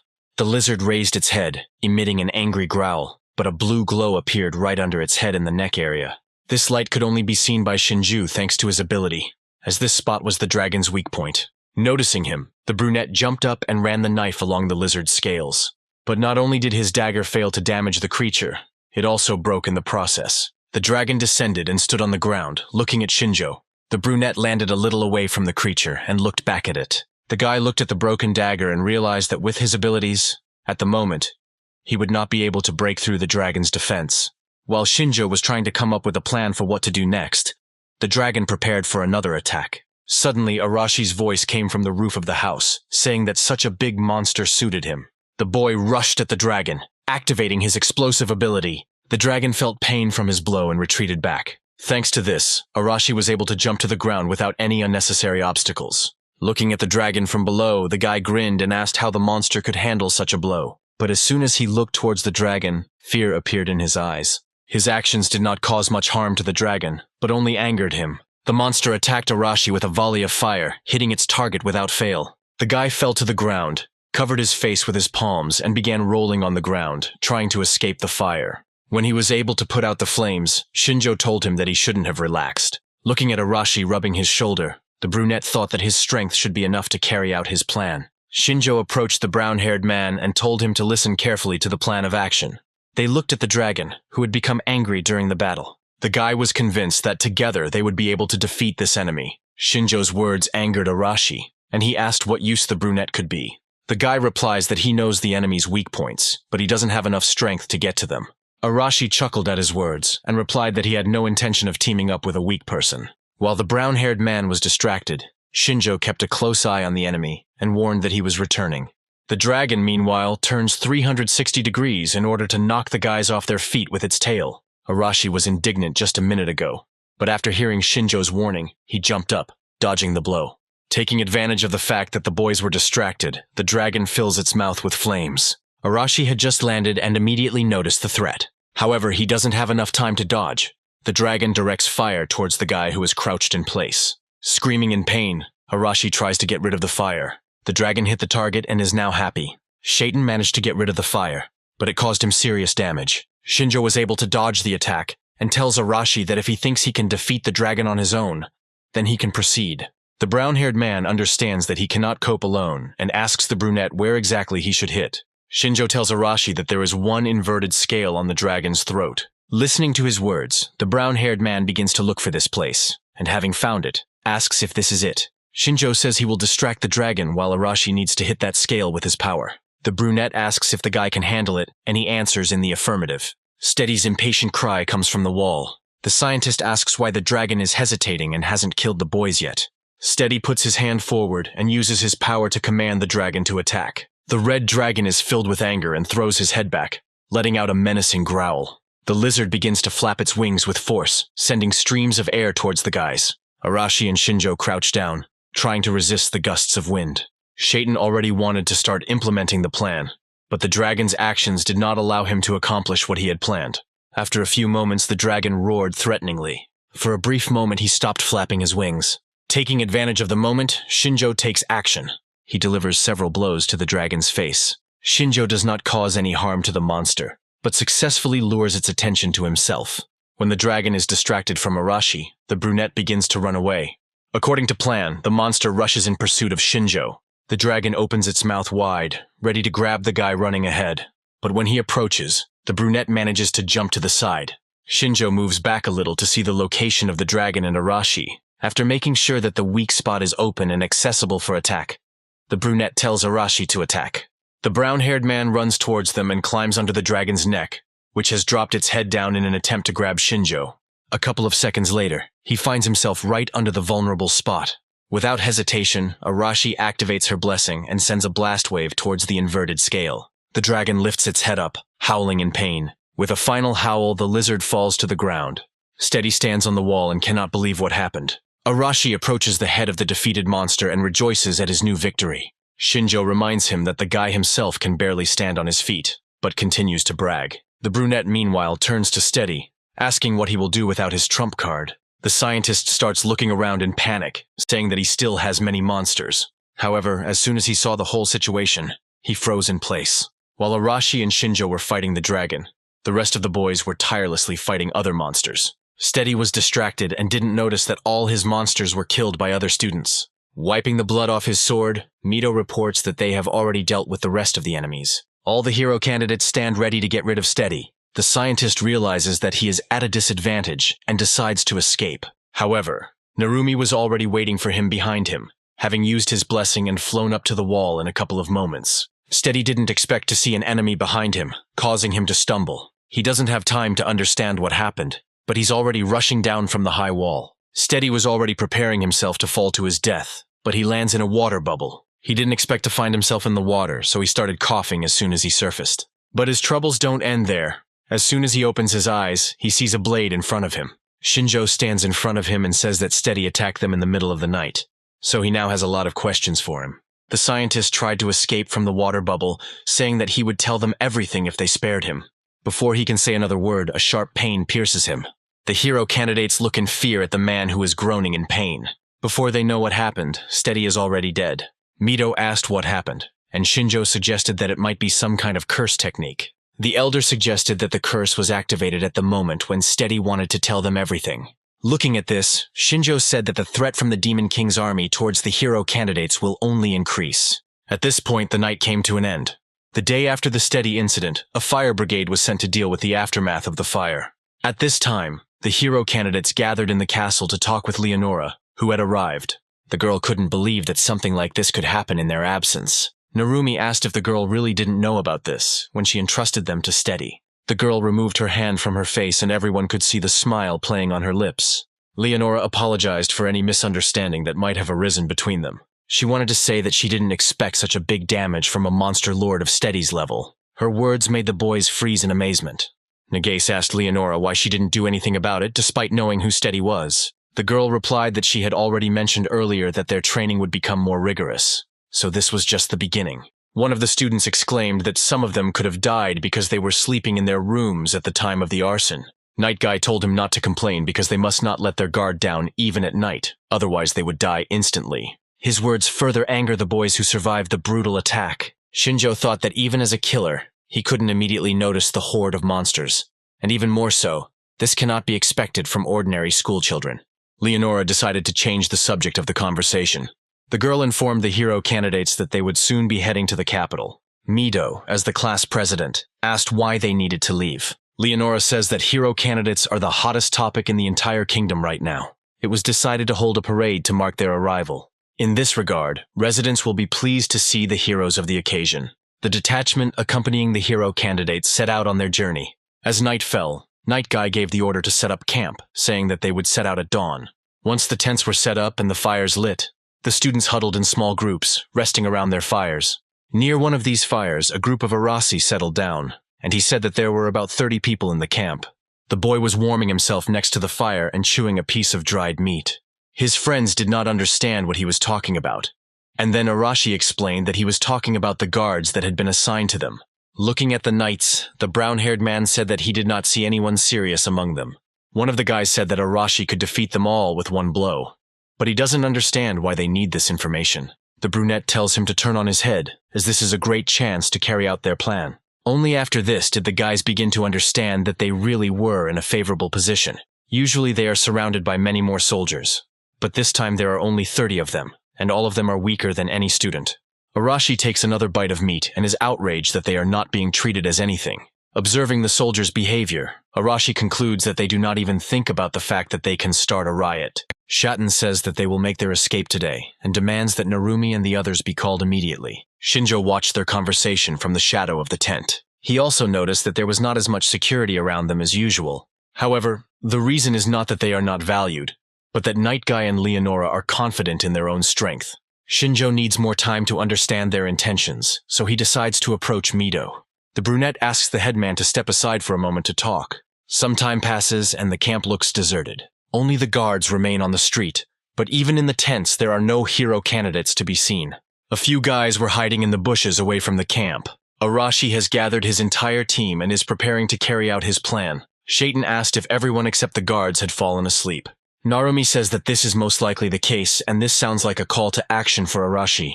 But before they can take a step, Mido shouts at them, ordering them to stop. Arashi and his team of 6 people flinched in surprise and looked at the uninvited guests. Several classmates came with Mido, including Nagase and Hano. The elder came closer to Arashi and asked if he really wanted to kill Leonora and all the soldiers. The brown-haired man is trying to figure out who became a spy and reported everything to the headman. Mido didn't give anyone away, saying that he heard about it himself when he passed by Arashi's tent. Nagase asks if the guys are really going to do this, since it seems more like madness. Arashi says that they are the ones who are crazy because they continue to play by this woman's rules. Mido says he understands their feelings, but killing is not the answer. There must be another way. Arashi says they're all good at talking, but does anyone have a real plan? Mido replies that his plan is to become Leonora's pawn and defeat the Demon King in exchange for the safety of the rest of the students. Arashi doesn't like his plan and asks if the headman is really so naive to think that Leonora would agree. Mido is confident that if he becomes stronger, Leonora will have to listen to him. Arashi spits and says that he doesn't need protection, he can return to his world on his own. The headman expected this outcome, so he gathered students who could stop Arashi. The brown-haired team is also determined. Arashi lunges at Mido, telling him not to regret his words later. The headman manages to block the brown-haired man's blow. However, the force of the blow is enough to knock Mido back.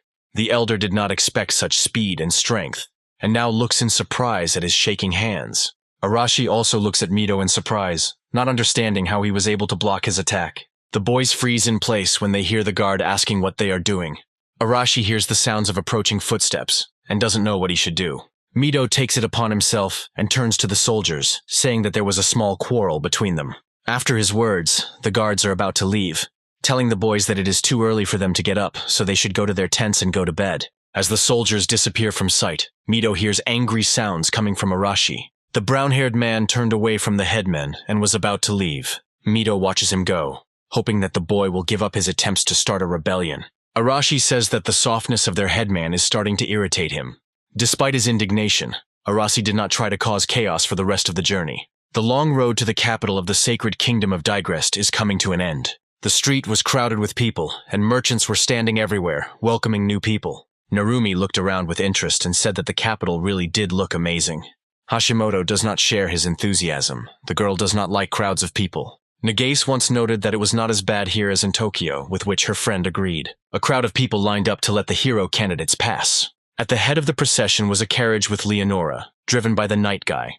Passers-by, who have not yet noticed the procession, look at what is happening with surprise. While driving the carriage, Guy orders them to make way for Saint Leonora and the heroes. After his words, the crowd grew even larger, because everyone wanted to see with their own eyes the candidates for heroes chosen by God himself. The boys followed the carriage and looked around. Some smiled affably, while others did not pay attention to what was happening around them. The residents of the capital digressed joyfully welcomed the heroes. Mito walked ahead of all the students and waved back to people in a friendly manner. At the end of the procession walked Arasi with his friends and looked at the residents with displeasure. Shinjjo meanwhile said that Leonora had not lied about the villagers relying on them. But this only made Kanzaki more wary. The brunette looked around, but people didn't interest him. He remembered everything around him.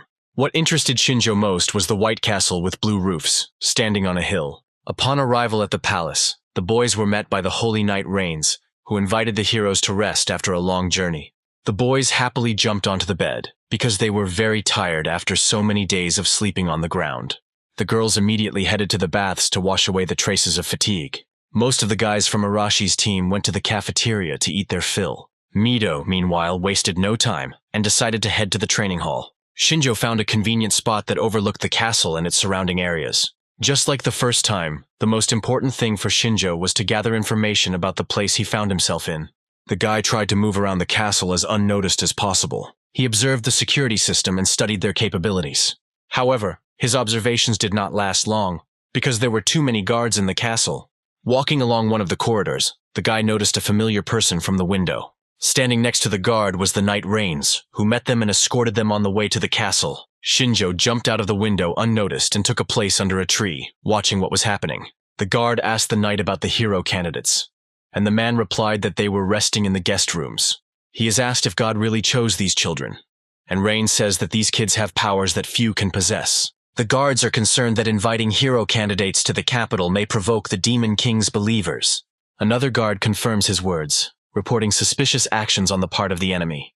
Watching their conversation, Shinjjo wondered who the Demon King's believers were. Knight Rains reassures them that they have nothing to fear as long as they have the hero candidates on their side.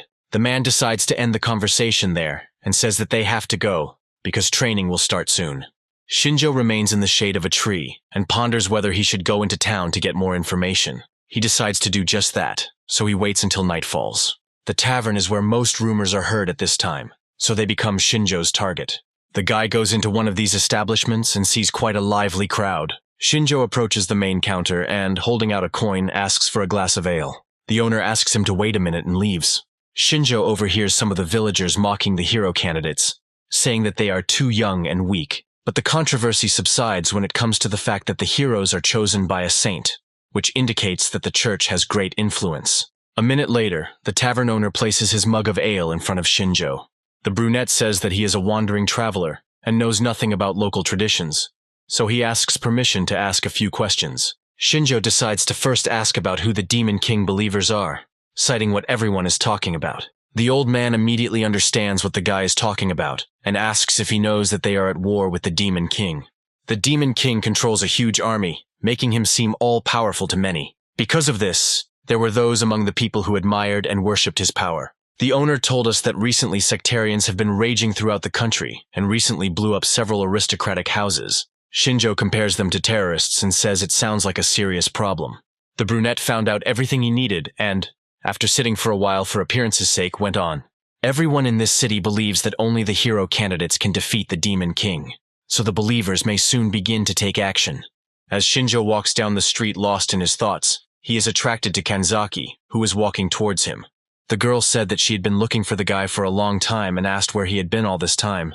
Shinjjo says that they don't know anything about the capital, so he needed time to gather information. Kanzaki understands him, but thinks that the boy is acting too thoughtlessly by going out alone at night. The girl says that she is ready to help at any moment if Shinjjo asks her. The guy doesn't listen to her and says that he can handle it himself, and that the girl shouldn't leave the class. Kanzaki insists that she can be useful, and Shinjjo eventually gives in. The brunette tells the girl to gather information by asking local residents. Kanzaki was pleased by his words, and humming a song, she went off to carry out the assigned task. While talking, the guys don't notice a dark silhouette in the crowd that has been watching them for a long time.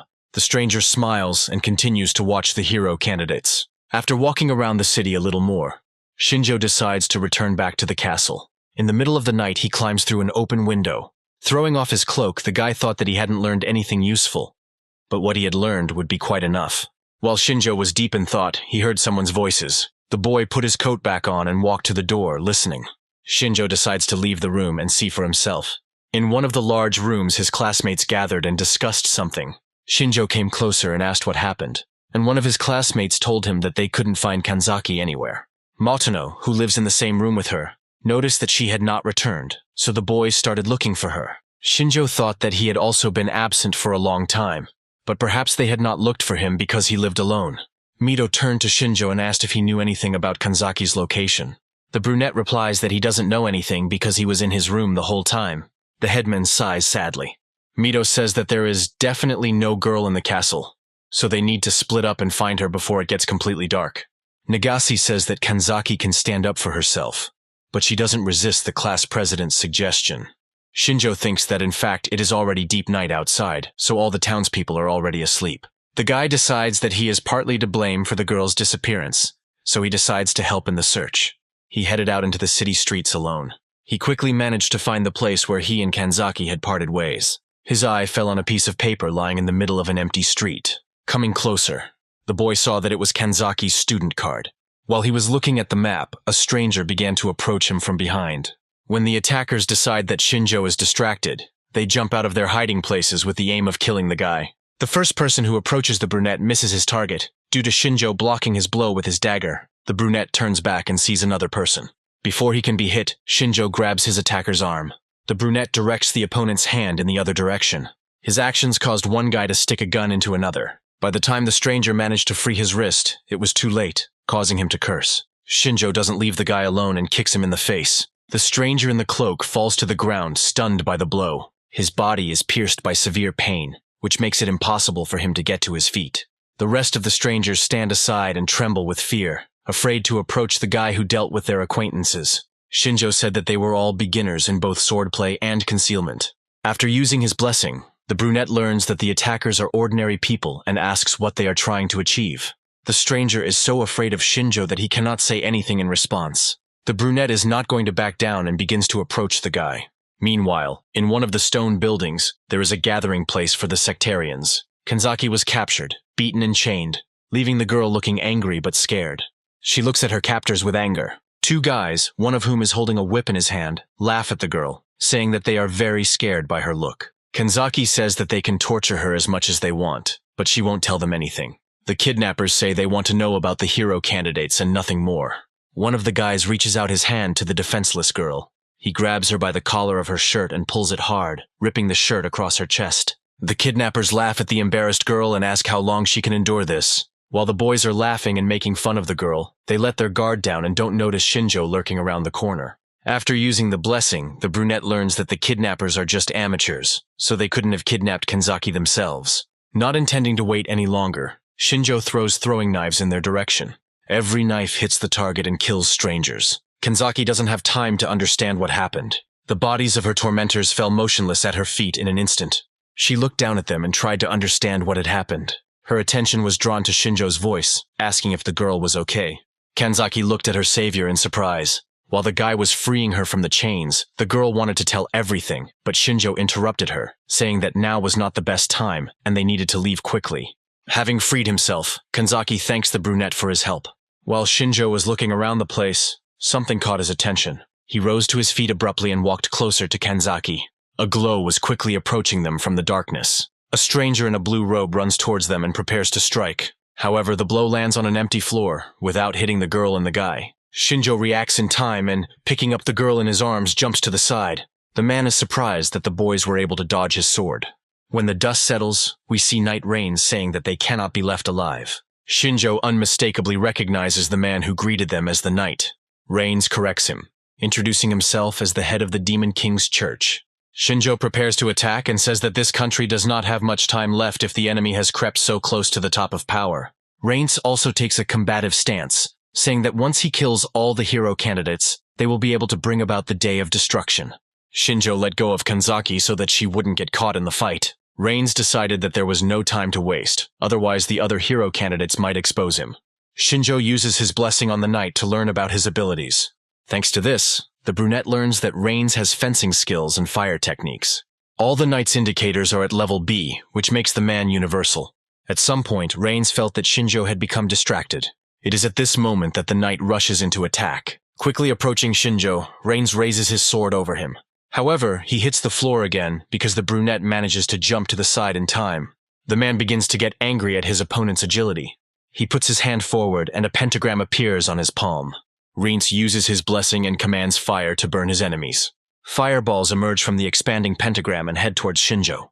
The brunette jumps up, dodging the attack, and realizes that this is what the fire technique looks like. The fireballs fly past Shinjo's feet without harming him. But everything is not as simple as the guy might think. Reins appears next to Shinjjo and swings his sword, saying that he won't be able to dodge in midair. The brunette tries to fight back and throws one of the daggers at the knight. Reins easily dodges the weapon and says that all of Shinjo's attempts are useless. At the knight's command, his sword is enveloped in flames. Reins raises his flaming sword and says that this is the end of Shinjjo.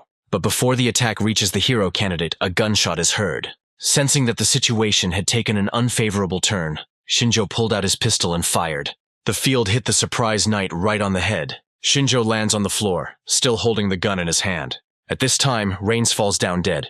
Shinjjo looks at the pistol in his hand with sadness. As he puts it away in his cloak, the boy thinks that he didn't want to use it because the ammo was limited. Shinjjo agrees with Reins that the jump was a bad move and decides that he needs to hone his close combat skills. A surprised Kanzaki peeks out from around the corner and asks if Shinjjo really has a gun on him.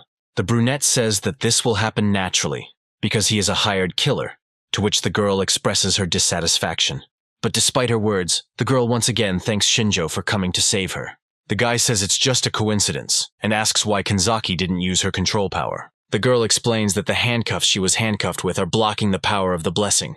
The guy thinks about her words and picks up the girl's cape from the floor.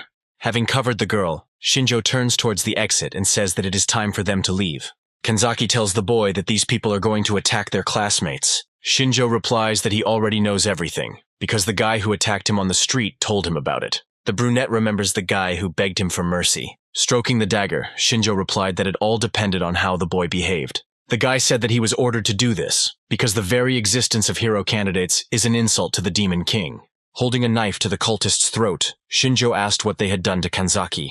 The guy replied that the girl was still alive because they planned to use her during the attack on the rest of the heroes. At this point, the interrogation of the sectarian came to an end, and it began to get light outside.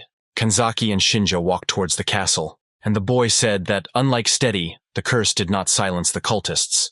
This indicates that they do not cooperate with demons. Kanzaki thought that the people in this world were their allies. But everything was not as simple as it seemed at first glance. Shinjjo tells the girl not to relax, because that's what those sextants were able to handcuff her for. Kanzaki replied that they were polite at first, but Shinjjo reminded her that enemies could be humans as well as demons. The girl turns away, saying that she will not be so naive again. While they were talking, Mito's voice was heard. Turning around, the girl saw the headman waving his hand and pointing in their direction. The guy was very happy that they managed to find Kanzaki. Mito is glad that the boys are safe, and the girl apologizes for making them worry. The headman says that the main thing is that the boys were not hurt, and asks if Shinjjo found the girl. The brunette replies that this is true and asks Mito to step aside and talk. According to him, the headman understands that something did happen. While the villagers were still asleep, Shinjjo told Mito what he had learned about the Demon King's church. It tells the story of a group of fanatics who believe in the omnipotence of the Demon King and want to kill the hero candidates. Mito thinks that, unlike monsters, people will be much more difficult to detect. Shinjjo agrees with him and says that they need to warn the rest of their classmates about the danger. The headman thinks that they should tell Leonora about this so that they can have more security assigned to them. Kanzaki replies that even if they tell Leonora everything, she will say that they must stand up for themselves. Mito says that they still need to tell the guys everything and decide what to do next. Their conversation is interrupted by a thunderous explosion. A cloud of smoke appeared from the side of one of the houses. The next second, the sound of footsteps was heard. The cultists surrounded Kanzaki, Shinjjo, and Mito. Many armed men gathered around them. Their appearance was no different from the rest of the Demon King's followers. Mito suggested that the cultists were attacking the points where the Kanzaki search teams were located. Shinjjo warns that the cultists are approaching. The hero candidates prepare for battle and take up a defensive position, standing with their backs to each other. Smoke from the explosions began to fill the street. A small squad of candidate heroes prepared to fight. Not only they were trapped, other guys were also surrounded, and one of those teams included Narumi and Hashimoto. On the other team is Nagase and her friends. Arasi and his friends ended up in the last one. Analysis of the opponents revealed that all the sectarians do not have any special skills. Based on their skills, Shinjjo sees that the 6 cultists are weaker than Reins in skills. With a battle cry, the sectarian battle squad rushed into the attack. The hero candidates remained calm and prepared to defend themselves. Shinjjo assessed the situation and told Kanzaki to use control power. Following his instructions, the girl put her hand forward and ordered everyone to stop. In the blink of an eye, the attackers froze in place, unable to move. Shinjjo immediately took out his throwing knives and threw them towards the attackers. Each of the daggers reached its target without hindrance. Mito turned to his classmates and cried out indignantly. The village chief reminded Shinjjo that they were fighting people, not monsters. The brunette was angered by his words and said that it didn't matter because they were their enemies. Mito was about to object, but Shinjjo informed him that another man had snuck up on them. Only after his words, the elder feels that a sectarian has crept up on him from behind. Mito manages to turn around and summon his sword just as the enemy strikes. The headman asks the attacker why they are behaving like this, since they are all people. Without hiding his mockery, the sectarian says that they will do anything for their master. Kanzaki extends his hand and is about to help Mito. However, she is interrupted by Shinjjo blocking her view. The guy tells her not to interfere, as it's time for Mito to stop being so soft. The elder's sword blinds the cultist for a moment. When he comes to, he sees that his sword has broken under Mito's power. The man looks at the broken weapon with fear. Mito says that if the man surrenders now, he will spare him. The sectarian gets angry at his words and starts yelling at the guy. Without losing his zeal, the man raises the now broken weapon over Mito. The headman did not expect such a reaction from a man who found himself in a hopeless situation. Therefore, Mito does not have time to dodge and the sword wounds his hand. Realizing that he had managed to wound the hero candidate himself, the man burst into malicious laughter. Mito looked at him in amazement and did not understand why everything was happening this way. Realizing that no amount of persuasion would help, the elder raised his sword and struck the sectarian. The man is seriously injured and falls to the ground. Mito looks at him in surprise. The half-dead sectarian, laughing with anger, crawls towards the guy, not intending to give up until the very end. Shinjjo approaches Mito and tells the guy to finish off the man. The headman says that nothing can help him anyway. Shinjjo responds that they cannot be 100% sure of this, so they must eliminate the threat.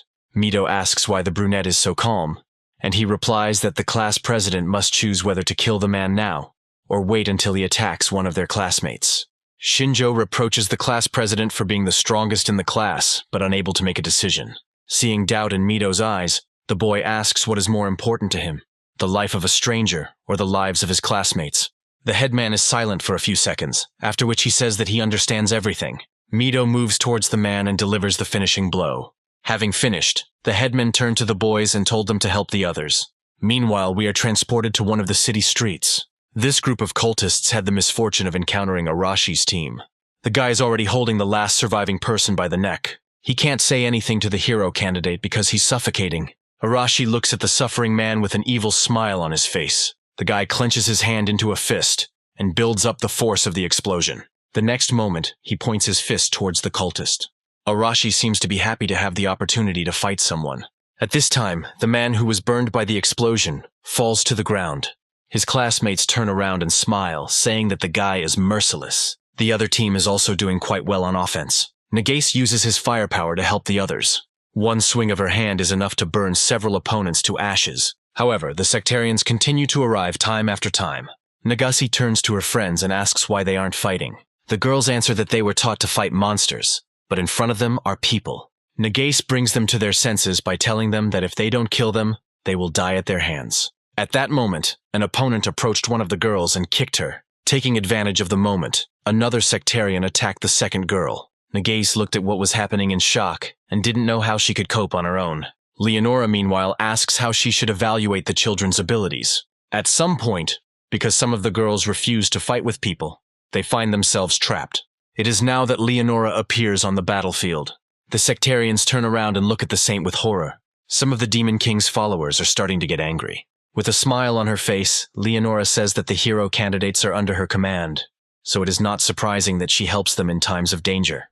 The cultists began to surround the girl, saying that she could not do anything without the knights. The girl replies with a smile that they are all just a group of amateurs, so they are not her opponents. One man can't take it anymore and attacks Leonora, ordering her to shut up. Several sectarians rush at the motionless girl from all sides. However, Leonora doesn't seem to be planning to defend herself. The smile never leaves her face for a second. At the very last moment, the girl says only one phrase, "Fall on your face." Divine power causes all opponents to fall to the ground in the blink of an eye.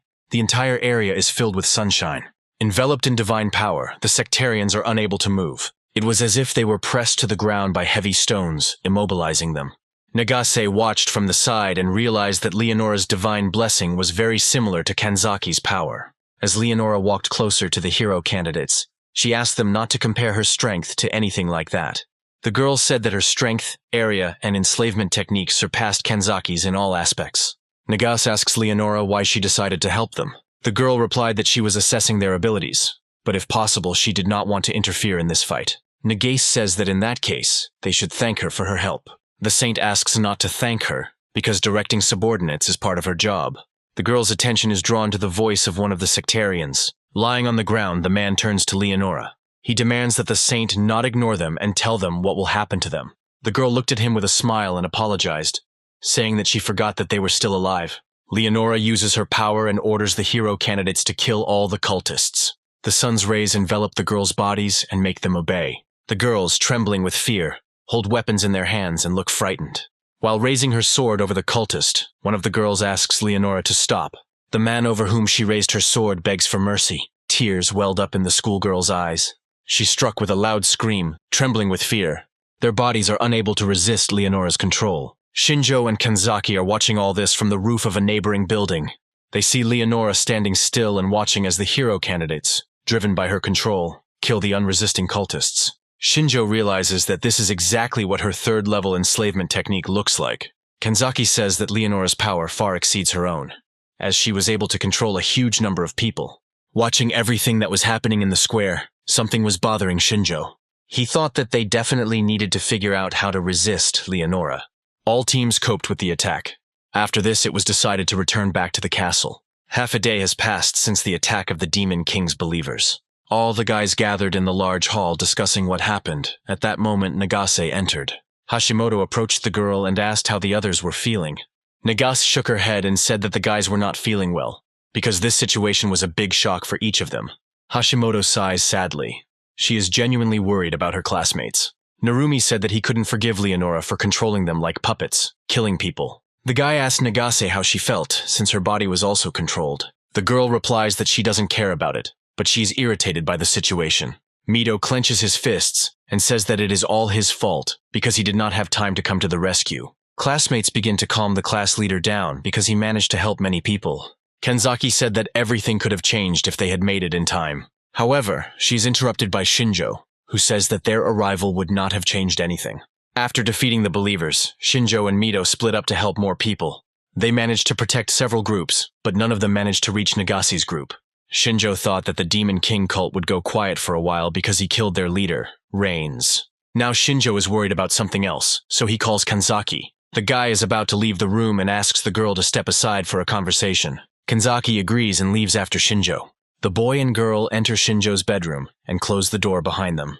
Kanzaki immediately asks the guy what he has in mind. The brunette says he has a plan to counter Leonora's enslavement technology. However, to do this, he will need the help of someone with similar strength.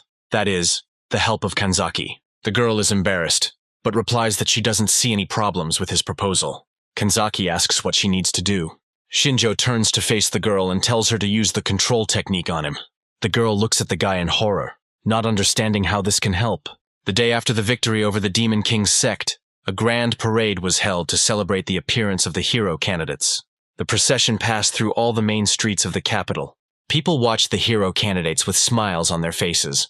The battle with the cult showed the townspeople how strong the candidates were. Thanks to their victory, the guys were able to win people's hearts. The candidates rode on horseback and waved greetings to the townspeople. Some were worried because they had never ridden a horse, while others were relaxed. Kanzaki and Shinjjo walked next to each other, and the girl looked worried. All Shinjjo could think about at that moment was whether Leonora could have planned all of this from the very beginning. If this turns out to be true, the girl will become an extremely dangerous opponent. The parade ends near the main gate leading to the castle. All the boys gather in front of Leonora and the night guy. The saint says that their work is now finished, and they can head back to the temple city of Alpha. Kanzaki doesn't understand what this place is, and then Shinjjo assumes that it is the city where they were summoned. Mito asks Leonora in surprise if she is going to return with them. The girl said that she still needed to deal with the aftermath of the incident, so Guy would accompany the guys.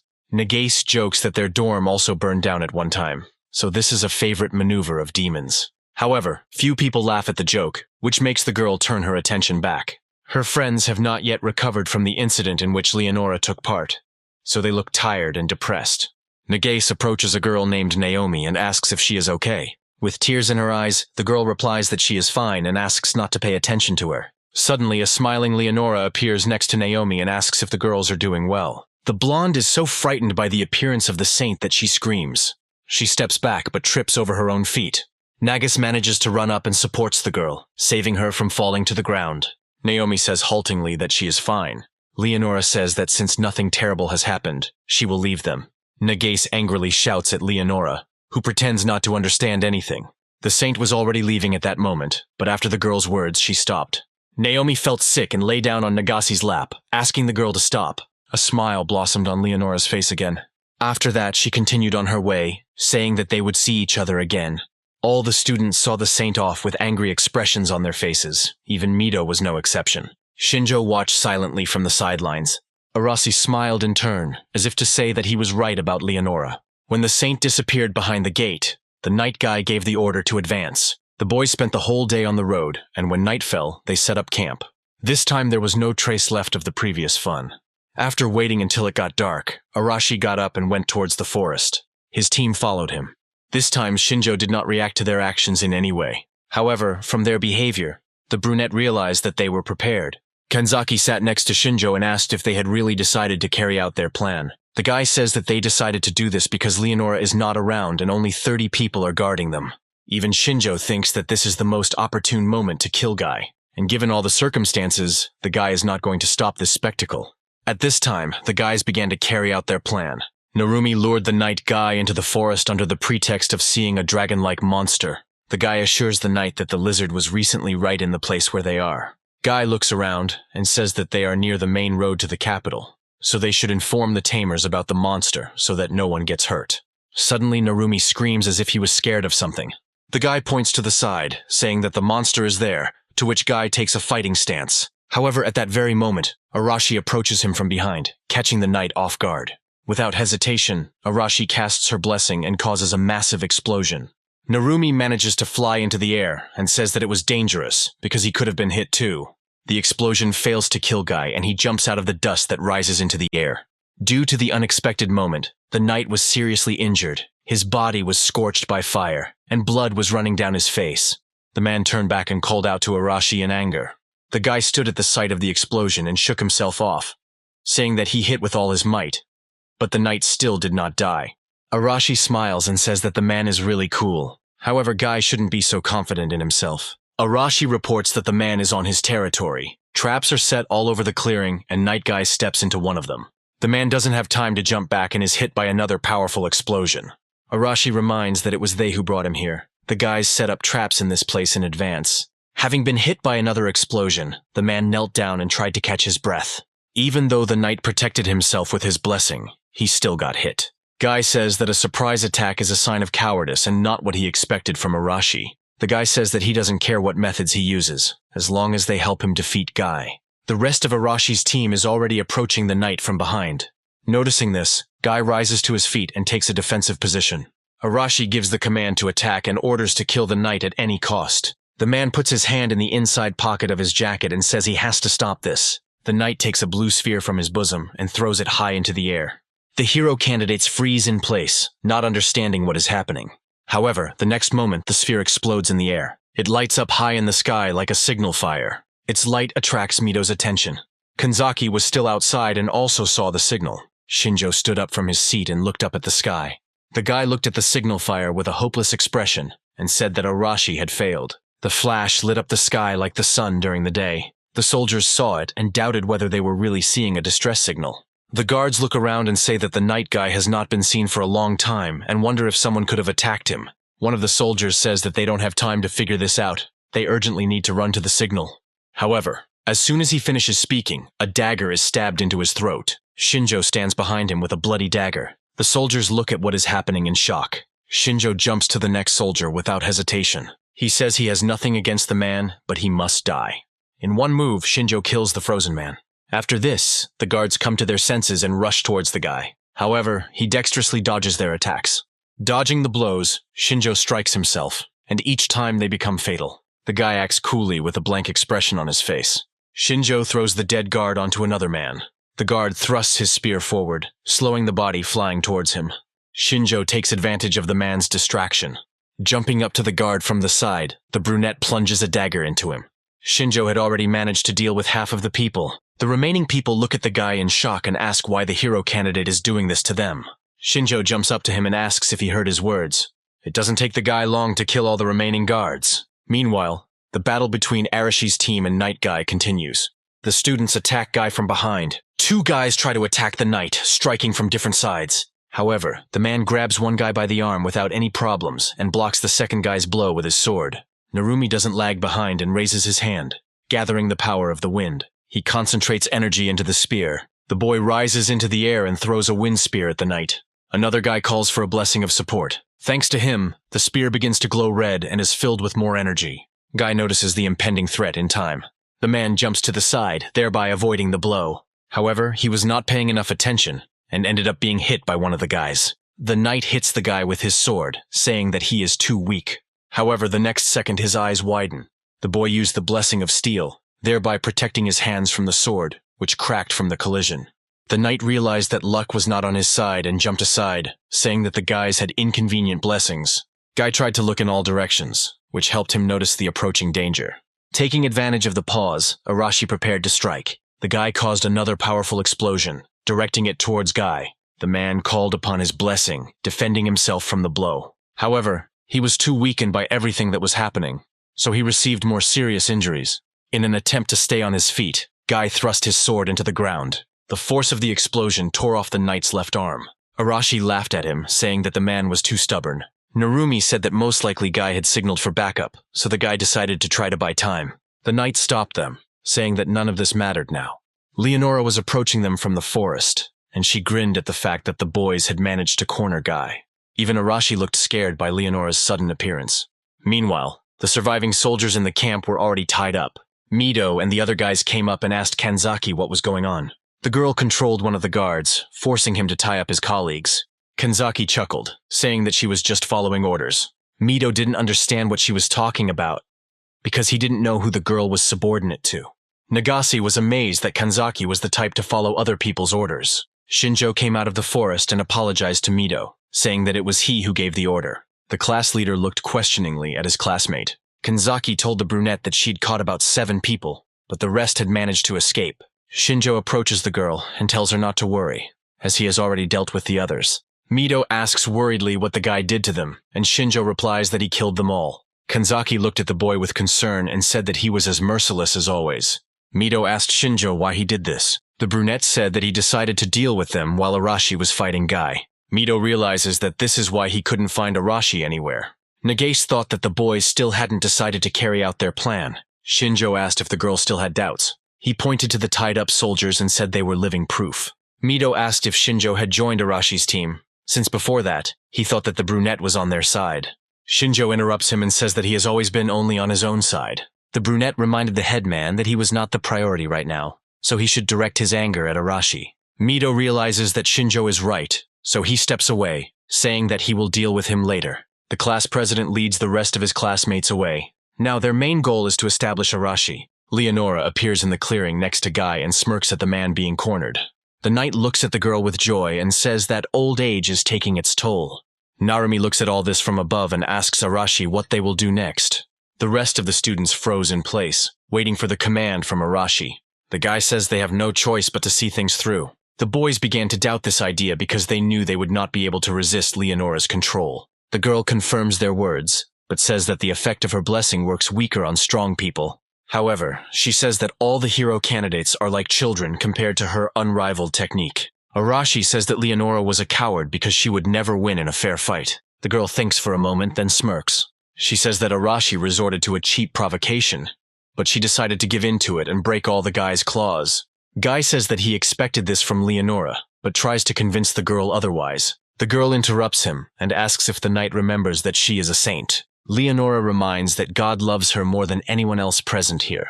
As the girl gets closer to the Knight, Arashi decides to take action and runs towards them. Guy is about to rise from his knees and shield Leonora. However, she puts her hand in front of him. thereby forcing him to stay in his place. The smile disappears from the girl's face and she calls upon the earth. The ground beneath her feet instantly begins to move. Before Arashi can reach the girl, the ground rises up and hits the boy. The blow was delivered with such force that the guy froze in place. However, Leonora does not stop, and this time she calls upon the wind. Arashi doesn't have time to recover from the first blow before the ground beneath his feet disappears. Caught in the wind, the boy flies away. At this moment, a tornado forms around Leonora. Narumi uses her blessing to fly up and catch the unconscious Arashi. The remaining students look up at the sky in fear and try to shout to their leader. This only attracts the attention of Leonora, who summons fire. One of the students is engulfed in flames and causes him to scream in pain. Leonora does not stop and this time calls upon the power of water. The student standing behind her is enveloped in water, trapping him in a kind of bubble. The guy is screaming in panic that he can't breathe and asking someone to help him. However, no one dares to come closer, and eventually the guy loses consciousness. Only after that the bubble releases him. Narumi continues to hold Arashi's unconscious body in the air, and is in no hurry to descend. The rest of the students stood frozen in fear at a distance from Guy and Leonora, hoping that the girl would not touch them. The saint looks at them with a smile and asks if they have played enough. There is a scream from above, and everyone hears that they are not finished yet. Arashi managed to come to his senses and shouts that the girl has not won yet. Suddenly, Mito appears on the battlefield with the rest of the students and asks them to stop. Realizing that Leonora is not going to continue the fight, the headman turns his gaze to Arashi. Mito demands that the boy stop fighting and asks what Arashi was thinking when he did such a thing. The brown-haired man shouts that the headman will not be able to stop him because he will not sit and do nothing like the others. Mito asks the rest of Team Arashi if they agree with their leader's words. Narumi apologizes to the class president and says that she can't trust Leonora and Guy. Nagase says that she agrees with Narumi on this, and Mito can't say anything in their defense. The girl asks if they should join Arashi if the fight has already begun. Hashimoto scolds Nagase for her words and says that not everything can be solved with brute force. Mito is confused by this whole situation because he can't say that Arashi is wrong, but he also can't force his classmates to endure bad treatment. Leonora chuckled, saying that the split in their group had come much faster than she had expected. The girl looks menacingly at the boys and says that the riot has already begun, so they can't just disperse and pretend like nothing happened. The students froze in place at her words. Even those who did not take part in the rebellion felt the danger emanating from Leonora. Someone looked at the girl as if he expected this outcome. Mito stood frozen in surprise and could not understand what exactly the saint's words meant. Leonora puts her hand in front of her and calls upon the fierce wind. Narumi doesn't want to see his friends get hurt, so he interferes with Leonora's airflow by summoning his own. Two tornadoes begin to merge into one, trying to destroy each other. The guys on the ground are trying to duck to avoid being caught in the wind currents. However, Leonora does not look scared. She calmly watches what is happening with a smile on her face.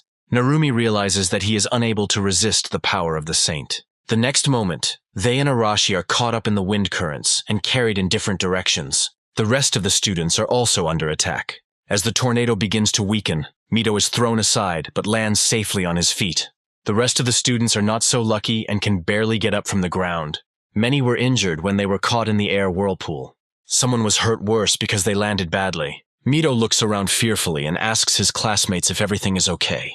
Arashi approaches the elder from the side, with blood running down his face from his broken head. The guy tells Mito to stop panicking since none of them died. Arashi says that the chief cannot protect them all, so it is time to make a decision, because at this rate, Leonora will deal with everyone. Mito realizes that the situation is hopeless, so he summons his sword and sets out to protect his friends. Nagase's voice can be heard from behind, happy that the headman has finally gotten it. The girl summons fire and says that her patience has long been at its limit. Hashimoto says he doesn't really want to get involved in all this, but they're in a bind. Leonora watched everything that was happening calmly, but did not interfere. Now the class united against a common enemy and stood up to protect those who could no longer fight. Leonora looks at them with a smile and wants to remind the children why she is so valuable. For a moment we are transported into the depths of the forest, not far from the battlefield. Kanzaki peeks out from behind a tree and asks what they will do now. Shinjjo stands calmly, leaning against a tree, and says that their time has not yet come. They plan to engage in battle the moment Leonora uses her enslavement technique, and until then, their classmates will do all the dirty work. It had already been deep into the night outside, and the source of light was the full moon in the sky. Leonora stood next to Guy, and around them lay many wind-blown trees. Opposite them stood Arashi, Narumi, Mito, Nagase, and Hashimoto, ready to enter the fight at any moment. Unexpectedly, Leonora's attention is drawn to Guy, who until that moment was behind the girl. The man rises from his knees and walks around the girl, asking permission to enter the fight first. The girl agrees with him, and stretching out her hand forward, uses force, saying that she must help the knight with his wounds.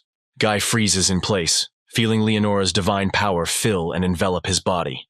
The arm that was torn off by Arashi's blow begins to recover. The knight closes his eyes, feeling the pain in his body go away, and he becomes filled with strength again. When the divine power ends, Guy grabs the hilt of the sword with both hands.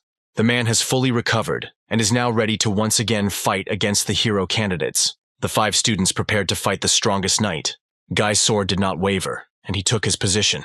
Narumi looked at the recovered knight with disappointment, and said that they had spent a lot of effort to defeat him.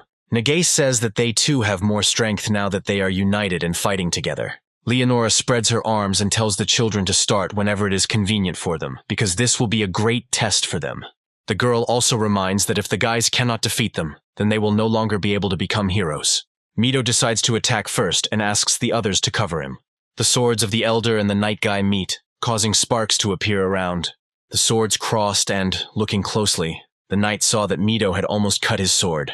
Guy looks at the result of one blow from the guy in fear. The man decides to jump to the side. Looking at the damaged sword, Guy realizes that he won't be able to simply block Mito's attacks. Leonora summons ice and commands it to take on a new form and pierce her target. The ice takes the form of icicles and rushes towards Mito. Nagase summons fire and directs it towards the danger, saying it will melt them. When ice meets a blast of fire, it actually turns into water. However, Leonora is not so simple, and asks if the girl can repeat her actions. Immediately after the melted icicles, a new wave appears. Mito tries to fight off this attack on his own. But not everything goes well, and several icicles manage to hit him. Narumi screams in fear, standing behind the headman, and asks how he is. At this moment, several large boulders are lifted into the air. Hashimoto asks Leonora how dare she do this to their leader. Narumi is also not going to stand aside and calls upon the wind, turning it into cutters. The boy and girl team up and direct their attacks towards Leonora. Contrary to their expectations, the girl doesn't even try to dodge the attack. Narumi freezes in place, not understanding why the girl doesn't defend herself. Hashimoto watches closely to see what happens next. They soon realize why Leonora didn't try to dodge. There was already a barrier around her. The attacks crash against the invisible dome, and the stones, breaking into small fragments, fall at the girl's feet. Hashimoto looks at what is happening in shock. Narumi can't say a word. Leonora says that she is God's favorite, so witchcraft and blessings do not work on her. Shinjjo lurks unnoticed behind one of the trees, wondering if this is a blessing from the saint. The guy uses his ability and sees all of the girl's skills and notices that the girl's defense indicators are low, although she doesn't need them. A normal physical attack should work on her, but Guy protects Leonora from it. Arashi is not going to stand aside and also enters the fight. He decides to attack Night Guy and kicks him. The man notices that Arashi didn't use the explosive force this time, and assumes that the guy is simply out of breath. The guy smirks and replies that he can defeat the old man without his blessing. Arashi stretches his arms and tells Mito that he will take on Guy. Arashi instructs the class leader and his classmates to deal with Leonora. Mito agrees with the brown-haired man and begins to think about how to defeat the saint. The girl is not affected by the blessing, which means Mito's sword will be of no use either. Suddenly, an ordinary sword flies from the side of the elder. The classmate who couldn't fight realized the situation and decided to give Mito his sword. The elder takes his sword out of its sheath and thanks the guy for his help. Leonora says that Mito is a joy to behold, as he has finally shown the determination to fight. Remembering Shinjjo, the village chief says that someone put his brains back in place, so the guy is determined to cut off the girl's head. The guy jumps up and runs towards Leonora. The girl remains in place, but summons air boomerangs. Mito jumps to the side, trying to avoid colliding with the obstacle. It's not possible to simply dodge, so the guy starts fighting back with his sword. Nagase and Narumi are unable to help either Arashi or Narumi at the moment, so they are waiting for the right moment. Hashimoto says all they can do is watch them and stay out of the way. The girl leaves Mito with Narumi and Nagase, and she carefully watches the fight between the knight Guy and Arashi. Guy and Arashi do not use their blessings and fight in close combat. The guy is about to strike the knight in the face, but he successfully dodges the attack. As Guy tries to find his balance after dodging, Arashi crouches down and knocks the man down. The knight looks at what is happening in shock. Arashi stabs the confused knight in the stomach. The man flies to the side, but stays on his feet. Arashi tells the knight that even though his wounds were healed, it did not give him any strength. Guy smirks at his words and turns the tables. saying that the guy himself cannot use his blessing. Meanwhile, Leonora directs fireballs towards Mito. The guy jumps to the side, dodging each attack, but moving further and further away. Mito understands that the girl is trying to get rid of the guy with such actions before he can get to her. The headman's eyes begin to glow, and he thinks that there must be a way to defeat Leonora. Eleanor stops her attacks the moment Mito gets far enough away. The boy tries to figure out what to do next while his classmates watch over him from behind. Leonora says that she expected nothing less from Mito's boyfriend, since only a few can so deftly dodge her technique. The village chief thinks that he either needs to find a way to get closer to the girl, or find an opportunity to attack from a distance. The blessing doesn't work on Leonora, so Nagase and the others can't help him, and the saint specializes in long-range attacks. Mito decides to close the distance between them by any means necessary and act as quickly as possible. Leonora sees that the guy is enveloped in an unfamiliar glow, and now she looks a little confused. Mito takes off with such force that his footprints leave marks on the ground. Leonora reaches out and calls upon the power of the wind. Streams of wind turn into arrows that try to hit the attacking elder. However, he dodges the attack with great speed like lightning. The guy inevitably approaches his goal at an incredible speed. For the first time in the entire battle, Leonora changes her position and sits down on the ground.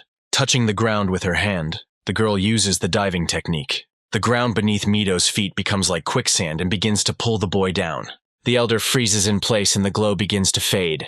At this time, Leonora calls upon the power of fire. She points it at Mito and he is engulfed in flames, causing him to scream in pain. Nagase and Narumi, who were watching from the side, rushed to help the headman, but it was too late. Leonora thought that Mito had been unknowingly strengthening his body with magic all this time, and was able to release all his power outward at once. Looking at the unconscious headman, the girl admitted that he had incredible talent, but he was still far from her level. Meanwhile, Arashi and Guy continued their battle. Looking at his hands, the guy thinks that he won't be able to use the explosion, so he needs to come up with another way to defeat the knight. Guy says he sees doubt on Arashi's face and seizes the moment to rush into the attack. The guy doesn't have time to react and gets hit. Arashi is slashed across the chest by a sword and cries out in pain as he falls to his knees. Clutching his wound, the boy cannot understand why he cannot defeat some old man. Guy approaches him and asks if this is all that Arashi can do without a blessing. The guy remembers everything he has gone through in his entire life and cannot come to terms with the fact that he will lose so easily. Arashi thinks that he is strong enough to win even without his explosions. Ignoring the sword leaning against his shoulder, the boy rises to his feet. Guy looks at Arashi in surprise and asks how he can still stand on his feet. The sword cuts through the clothes and digs into the guy's shoulder, but he doesn't intend to stop. The knight watches in shock as the boy actually hurts himself by pushing against the sword. Taking advantage of his confusion, Arashi raises his hand to strike. The guy delivers a crushing blow to the opponent's face. Despite all his wounds, Arashi looks more angry than before. From the force of the blow, Guy flies to the side, no longer able to stand on his feet. With one blow, Arashi not only knocked out several of the knight's teeth, but also sent him into unconsciousness. Taking the sword out of his shoulder, the boy told Guy that he had won. Meanwhile, Mito remembers the time he and his class spent in their world, and thinks that it is his responsibility to protect them all. The headman rises from the ground and realizes that he cannot watch his friends suffer. Leonora was about to attack the rest of the guys, but her attention was drawn to Mito, who stood up and was surrounded by lightning. The guy is again filled with powerful energy, and he tells Leonora that he is already on his way. The girl looks at the headman with a smile and says that he will not be able to get closer to her, no matter how hard he tries. But before she can finish speaking, Mito appears next to her. The carefree smile disappears from Leonora's face, and she looks at the lightning-fast guy in surprise. Without any expression on his face, the guy strikes with his sword. He manages to touch Leonora and she jumps back in fear. The guy remains in his place, but the energy does not leave his body. The girl touches the bleeding wound on her hand and thinks that she has lost control of the situation. Leonora frowns in pain, but suddenly the realization comes to her that this is something else. Before she can even realize it, Mito is behind her. Catching movement very close, Leonora quickly turns around. The girl uses the power of ice and creates a barrier between herself and Mito. However, the guy breaks the ice wall with one blow. Shards of her own magic fly at Leonora, forcing her to retreat. Previously, no one could make the girl move. But now, she tries unsuccessfully to dodge Mito's attacks. The saint looks past the headman, who froze for a moment, and understands that it was not that she was inattentive. The thing is, Mito has acquired a new blessing, and can now move too fast for a person to keep track of him. As a saint, Leonora says that God loves Mito, so he gave him the blessing he needed. The guy replies that he simply asked for the power that would help him protect the people close to him. Mito activates his speed power again and points his sword towards Leonora's neck. The girl stands calmly and does not try to avoid. She says that this is still not enough. Leonora uses her power of enslavement and causes Mito to fall to the ground. Standing over the immobilized guy, the girl says that she did not intend to use this power, but she has no choice. Mito looks up at the saint in disappointment and cannot move. Shinjjo, who was watching this whole situation, said that Leonora had finally pulled out her trump card. Turning to Kanzaki, the brunette said that the time had come to act. Meanwhile, Leonora watched the immobilized Mito with a smile on her face. It was as if a powerful seal had been placed on the guy. The girl says that she didn't intend to use the enslavement technique, but Mito lives up to her expectations. The headman tries to fight, but the more he resists, the more pressure is put on him. Nagase and Hashimoto run towards them, intending to help. However, before they can get any closer, Leonora commands them to stop. All the students are overcome by the holy power, causing them to freeze in place. Narumi tried to take some action, but found himself completely immobilized. Leonora says that all the boys worked well, so she will consider them to have passed the test. The girl looks around in search of her knight. Having found him, Leonora says that she did not predict Guy's defeat, but there is nothing to worry about, because you can always find a new knight. The girl is convinced that any problem can be solved if the hero candidates are under her control. Narumi says that they really got into a fight that they initially had no chance of winning. Mito despairs as he thinks that until they find a way to resist this technique, they will not succeed. Leonora says that she was tasked with performing the ritual to summon the hero candidates, because she has the ability to control them. Otherwise, their existence could become a threat to the country. While the girl was explaining everything to the losing students, several daggers flew at her from behind. The girl called upon the power of the earth and it rose up, shielding the girl from the weapon. As the ground crumbles beneath her feet, Leonora sees weapons she has never seen before on a hero candidate. Leonora realizes that Shinjjo attacked her and says that she was wondering where the guy hid after he killed her people. Shinjjo was approaching her from the side with a leisurely pace. Coming closer, the guy says that he is surprised that a simple guy like him was honored with the attention of a saint. Leonora says that the guy seemed strange to her from the very beginning, because after receiving a useless blessing, he did not react in any way. The girl says that she is disappointed in him because the guy got into a fight that was initially a losing one. Shinjjo replies that it will be him who decides whether the fight is lost or not. Leonora smiles and asks the guy to prove the truth of his words. The girl orders Shinjjo to freeze and he obeys, overcome by the enslavement technique. The guy seems to be trying out what this technique is. His hands are enveloped in a glow that looks like many golden ropes. Shinjjo tries to move and feels resistance. The girl says that by now the guy should have realized that as long as she has this technique, she is invincible. However, before she can finish speaking, a bullet hits her shoulder, causing her to recoil and scream. Smoke is still coming out of the barrel of the gun. Shinjjo managed to free himself from the control and says that Leonora managed to cover the vital points, which is what the guy expected. Clutching the wound, the girl asked why he could move, since they had used the enslavement technique on him. The guy doesn't answer her question and takes aim again, firing another shot. This time the bullet hits the girl in the thigh. The girl has never seen a gun, so she asks what kind of weapon Shinjjo has that her defense can't keep up with. Shinjjo replies that it is one of the most deadly weapons from his world, but he rarely uses it because the ammo is limited. Leonora tells herself to calm down. She doesn't know why her technique doesn't work on the guy, but that's not the most important thing right now.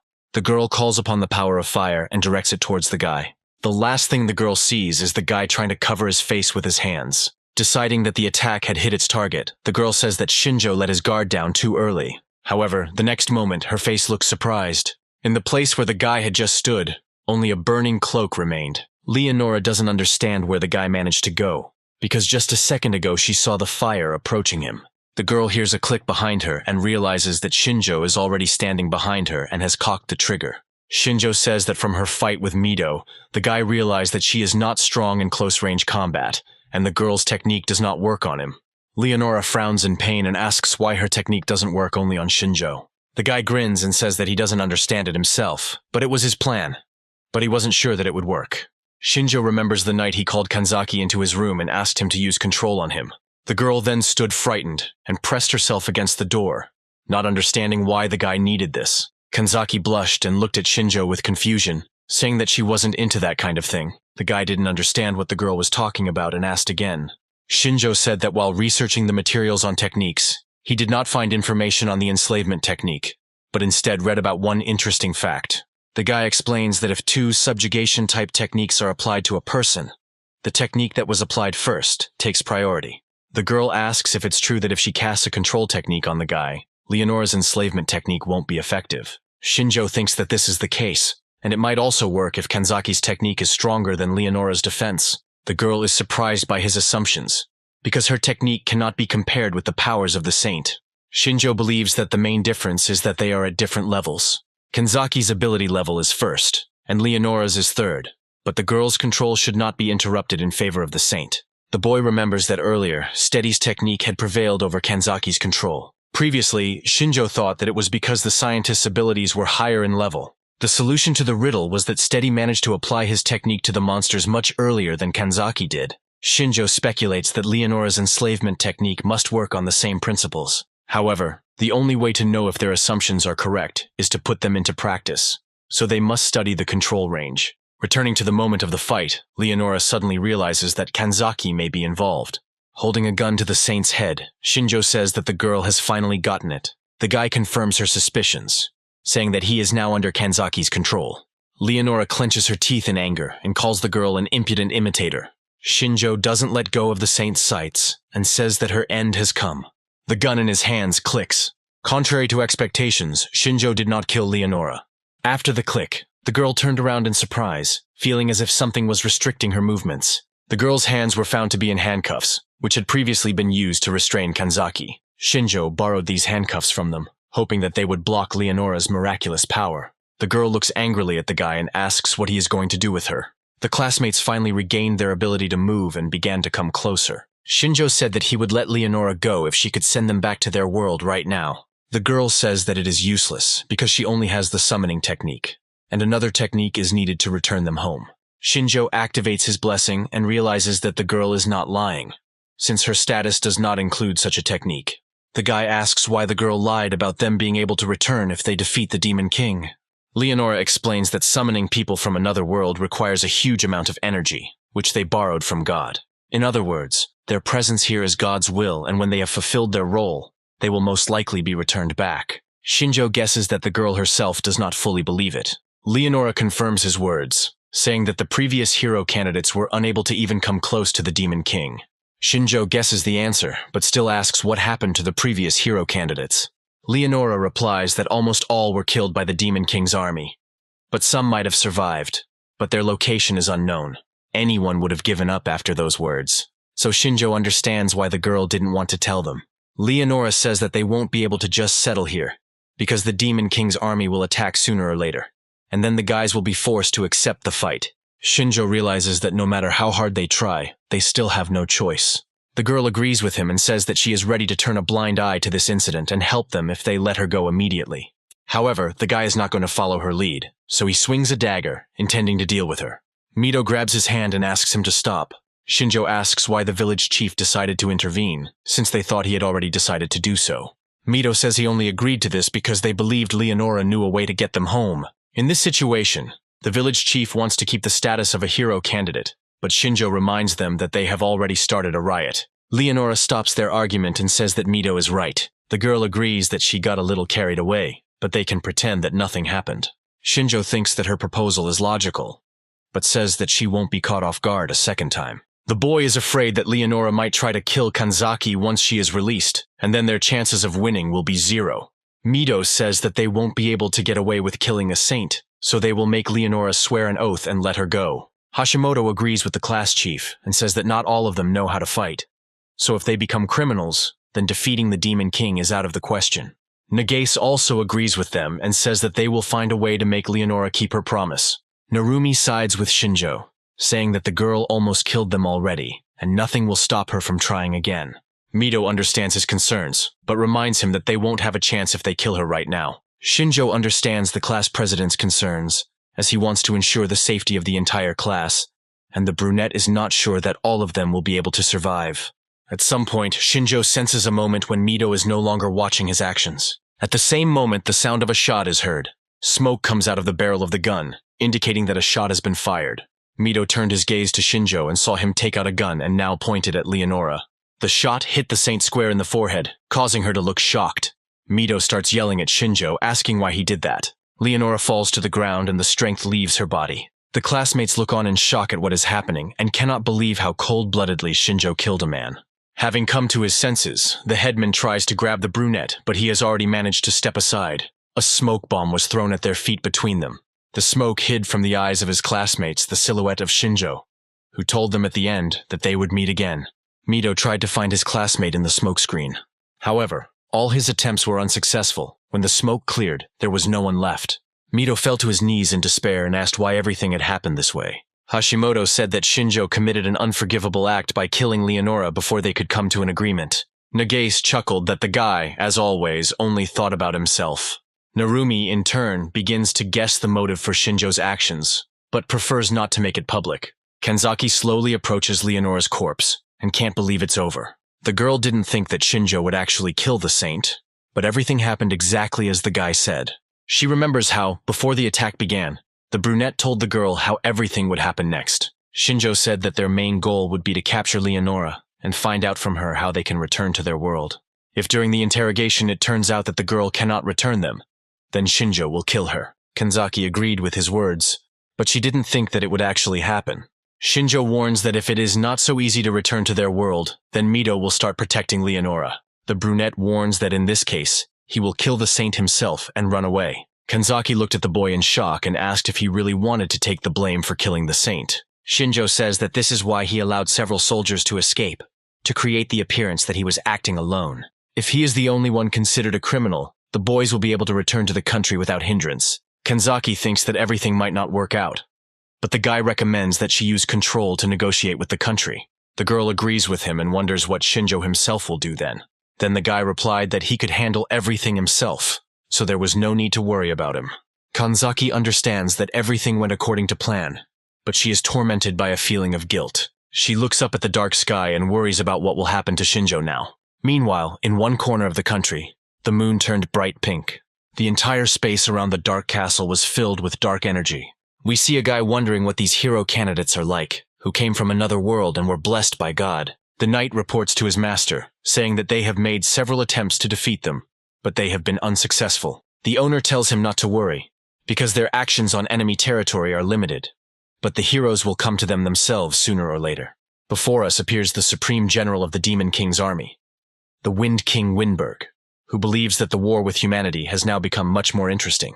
Several days pass after the events on the battlefield between the hero candidates and Leonora. Shinjjo separated from the group of his own accord and now travels alone. He had managed to prepare a backpack with things in advance, as if he had guessed that the battle would have such an outcome. The guy stops near a stream to drink and rest a little. Shinjjo has been walking for the second day now, and according to the map, he will soon come across a city. In the distance, the guy sees a mountain and thinks about whether he should climb higher and assess the situation. He thinks that it is worth getting to know the city from afar in case he has to retreat urgently. Having climbed high enough, the guy sees a small town surrounded by high walls and realizes that it takes half a day to get there. Shinjjo reaches the city when it is already dark outside. Walking through the thickets near the walls, the guy thinks that this outcome is to his advantage. Shinjjo doubts that he, as the killer of the saint, will be allowed through the main gate. He does not know what they can do to him. Taking advantage of the fact that there was no movement visible on the wall, Shinjjo throws a hook with a rope. Not forgetting to look around, the guy quickly climbs up. After some time, Shinjjo successfully climbs over the wall and finds himself on the main street. Looking around, the guy thinks that he should first get some money. A couple of minutes later, the guy comes with a bag of money that he borrowed from the dead soldiers. Walking down the street, his attention is drawn to noise in one of the houses. Shinjjo stops near a bar and thinks that this is the best place to gather information. The guy goes inside and sees a lot of people who are already tipsy. The man behind the bar sees the new arrival, greets him, and asks what he would like to order. Shinjjo calmly walks up and sits down at the bar, leaving his luggage aside. The boy lowers his head and asks for some ale and something to eat. A clearly drunk man sitting next to him says he has never seen the guy before and asks if he is a traveler. Shinjjo replies that he had to flee his hometown and is now looking for a way to make a living. The man assumes that the boy's hometown was attacked by the Demon King's army and says that it is a big disaster. Shinjjo is glad that the man made up the story himself and asks if he knows where they hire undocumented refugees. The owner of the establishment serves the guy some ale and says that in that case, he should become an adventurer. Shinjjo accepts the mug and asks what this organization does. The man explains that it is a guild that gives its workers various requests, mainly to kill monsters. The visitor says that this is not a job for weaklings, so the guy can get killed there. But the owner assures that the guy is not as simple as he seems. The visitor asks if the owner is right, but he himself confirms his words, remembering that the guy is traveling alone. Shinjjo is quite happy with this proposal, and asks how he can become an adventurer. The owner says that the guy just needs to register at the guild in the city center. They accept everyone, since there are not enough hands. Shinjjo asks how the man knows so much and learns that the owner himself used to be an adventurer, but retired due to an injury. After a few moments, the man places plates of food in front of the brunette. Shinjjo had a hearty dinner and found a place to spend the night, where he spent the rest of the night. When sunlight began to penetrate through the window, the boy woke up. Shinjjo slowly packs up and leaves, planning to visit the guild today. On the first floor, the guy meets the girl and thanks her for allowing him to spend the night there, and says that he will stay with them for some time. The girl accepts the outstretched money and thanks the guy for deciding to choose them. As Shinjjo left the building, he thought about how the girl didn't say anything even when she saw his face. This makes the guy think that photography has not yet been invented in this world. Shinjjo decides that there is no point in being overly cautious now and heads towards the guild. After walking through the city, the guy stops next to a large building on which hangs a coat of arms with crossed swords. Looking at the crest, Shinjjo guesses that this is the Adventurers Guild. The guy walks into the building and sees a lot of people dressed in combat suits. Everyone broke up into small groups and discuss something of their own. Some laugh at the situation they find themselves in, while others look with interest at the strange objects they managed to obtain. Further into the room, Shinjjo notices a girl standing on the other side of the counter and assumes that this is the reception desk. The guy comes closer and says he wants to register as an adventurer. The girl informs that in this case, he must provide a registration fee in the amount of 1 silver coin. The girl asks the guy if this is okay with him, and he agrees, holding out a coin. After receiving the payment, the girl asks for the name, age, and origin in order to fill out the registration form. Shinjjo thinks about not telling his real name. The guy introduces himself as Siren, says he is 17 years old and that his town was destroyed by the Demon King's army. The girl says that this information will be enough for registration. Shinjjo introduced himself with his code name from his home world and thanked the girl for her help.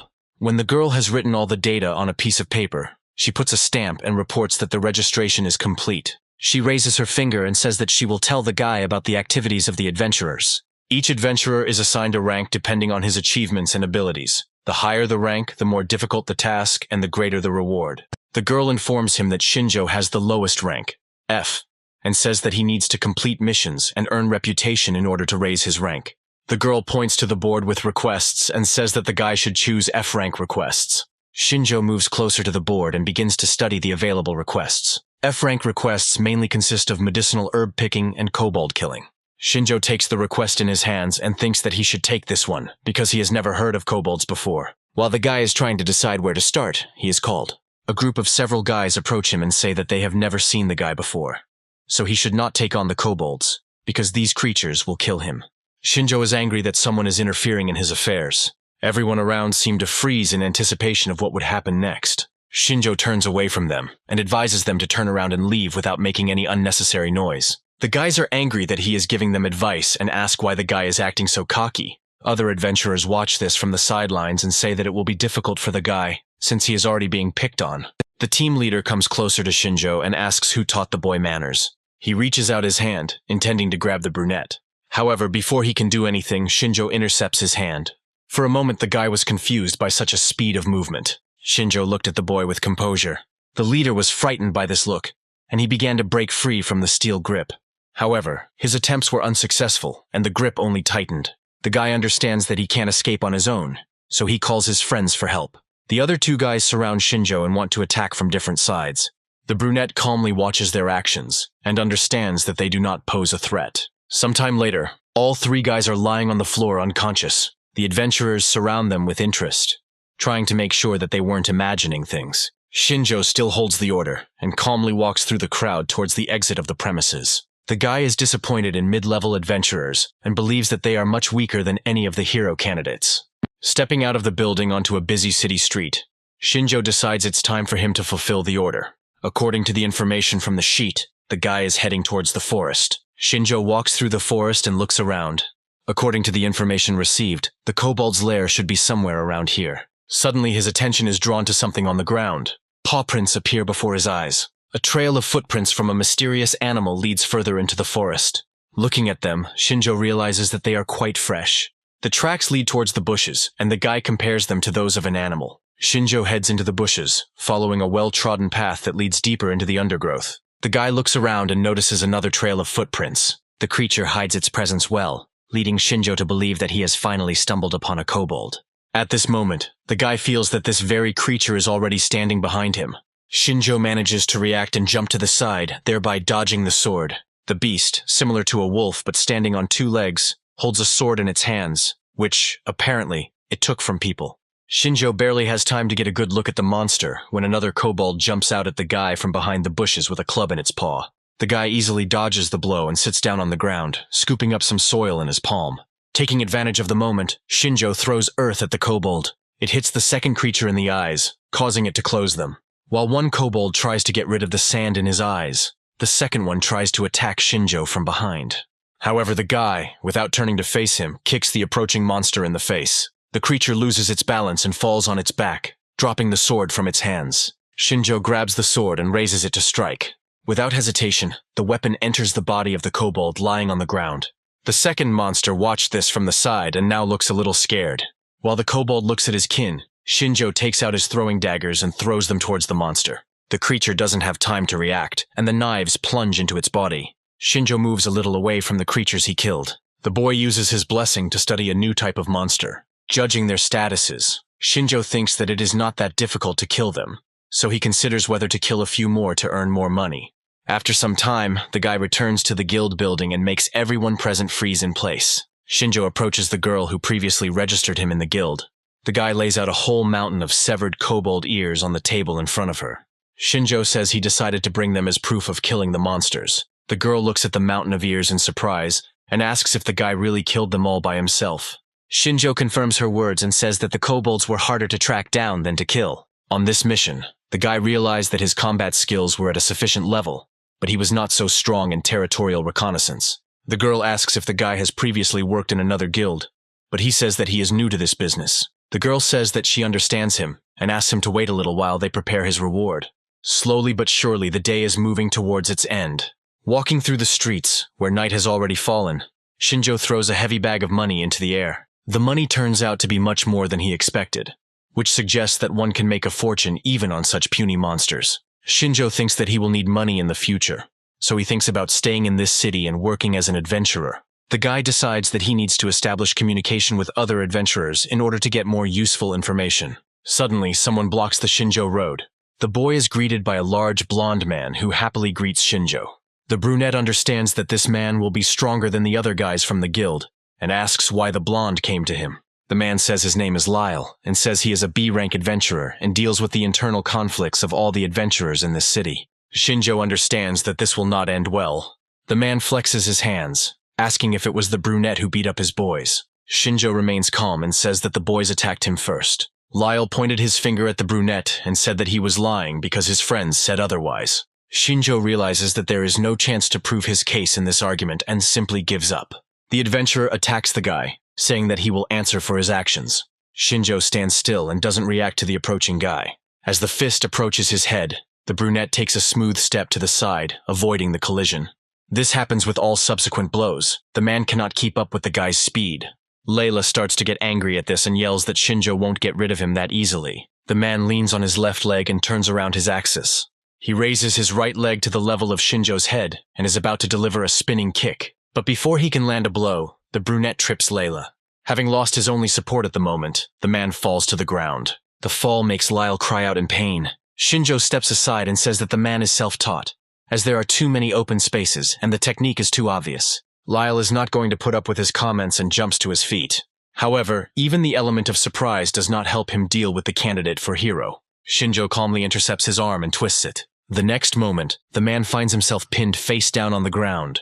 Shinjjo notes that Lyle is not used to fighting people, which is understandable since the man is a demon hunter. The adventurer became angry and asked why Shinjjo was attacking those weaker than him, even though he was much stronger. Pressing the man to the ground, the guy says that there was a misunderstanding and offers to tell everything from the very beginning. When Lyle comes to his senses and decides to listen to the guy, Shinjjo lets him go and they go to the nearest bar together. After the brunette told him in detail what had happened, the man apologized to him for his behavior. Shinjjo and Lyle sat at the table and ate dinner, drinking alcoholic drinks. At some point, the adventurer turns his gaze to the side and says that he is guilty of taking the guys at their word. Looking at the battered trio kneeling next to their table, Lyle admits that he should have checked everything before attacking. The man orders the boys to sit still and think about their behavior. The adventurers first apologize to the boss, and then apologize to Shinjjo himself for their behavior. The brunette changes the subject, saying that if they've already sorted out this situation, then he wants to ask Lyle a few questions. The man says that he is guilty before the guy, so he will answer any of his questions. Pulling his mug of drink closer, Shinjjo says that he is a traveler. He joined the adventurers in order to save money for the journey, but he has another reason. Lyle says the guy already has a lot of strength, so it's clearly not a matter of finding a companion. Shinjjo takes a leisurely sip from his mug. After this, the guy says that he is looking for a way to move to another world. His words make both Lyle and his subordinates cry out in surprise. The guys start whispering about the fact that the movement most likely exists, because it was from another world that the candidates for heroes came to them. Shinjjo confirms their words and says that he needs to get to where the candidates came from. Lyle thinks about it and says that this requires special equipment, but they are not experts in this matter. Shinjjo knows that this isn't something that can be easily discovered, but he'll need any clue he can get. Lyle suggests that the guy turn to the sage Elben, since he is a very knowledgeable person in this matter. His words interested Shinjjo, and he asked who this sage was. Lyle is surprised by his words, because he is talking about an elf, the king's advisor. Shinjjo says he heard about him, but didn't think he actually existed.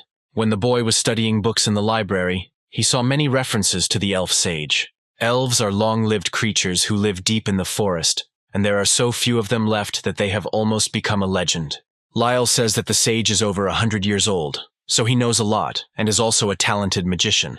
Shinjjo reflects on the fact that elves are unique in that they borrow the powers of spirits to use magic. Even if the sage doesn't know about the technique of returning, his magic will be able to return Shinjjo home. One of Lyle's protégés intervenes in the conversation and asks if the sage is even alive, since there has been no news from him lately. Lyle laughs at his words and says that he himself does not know more information.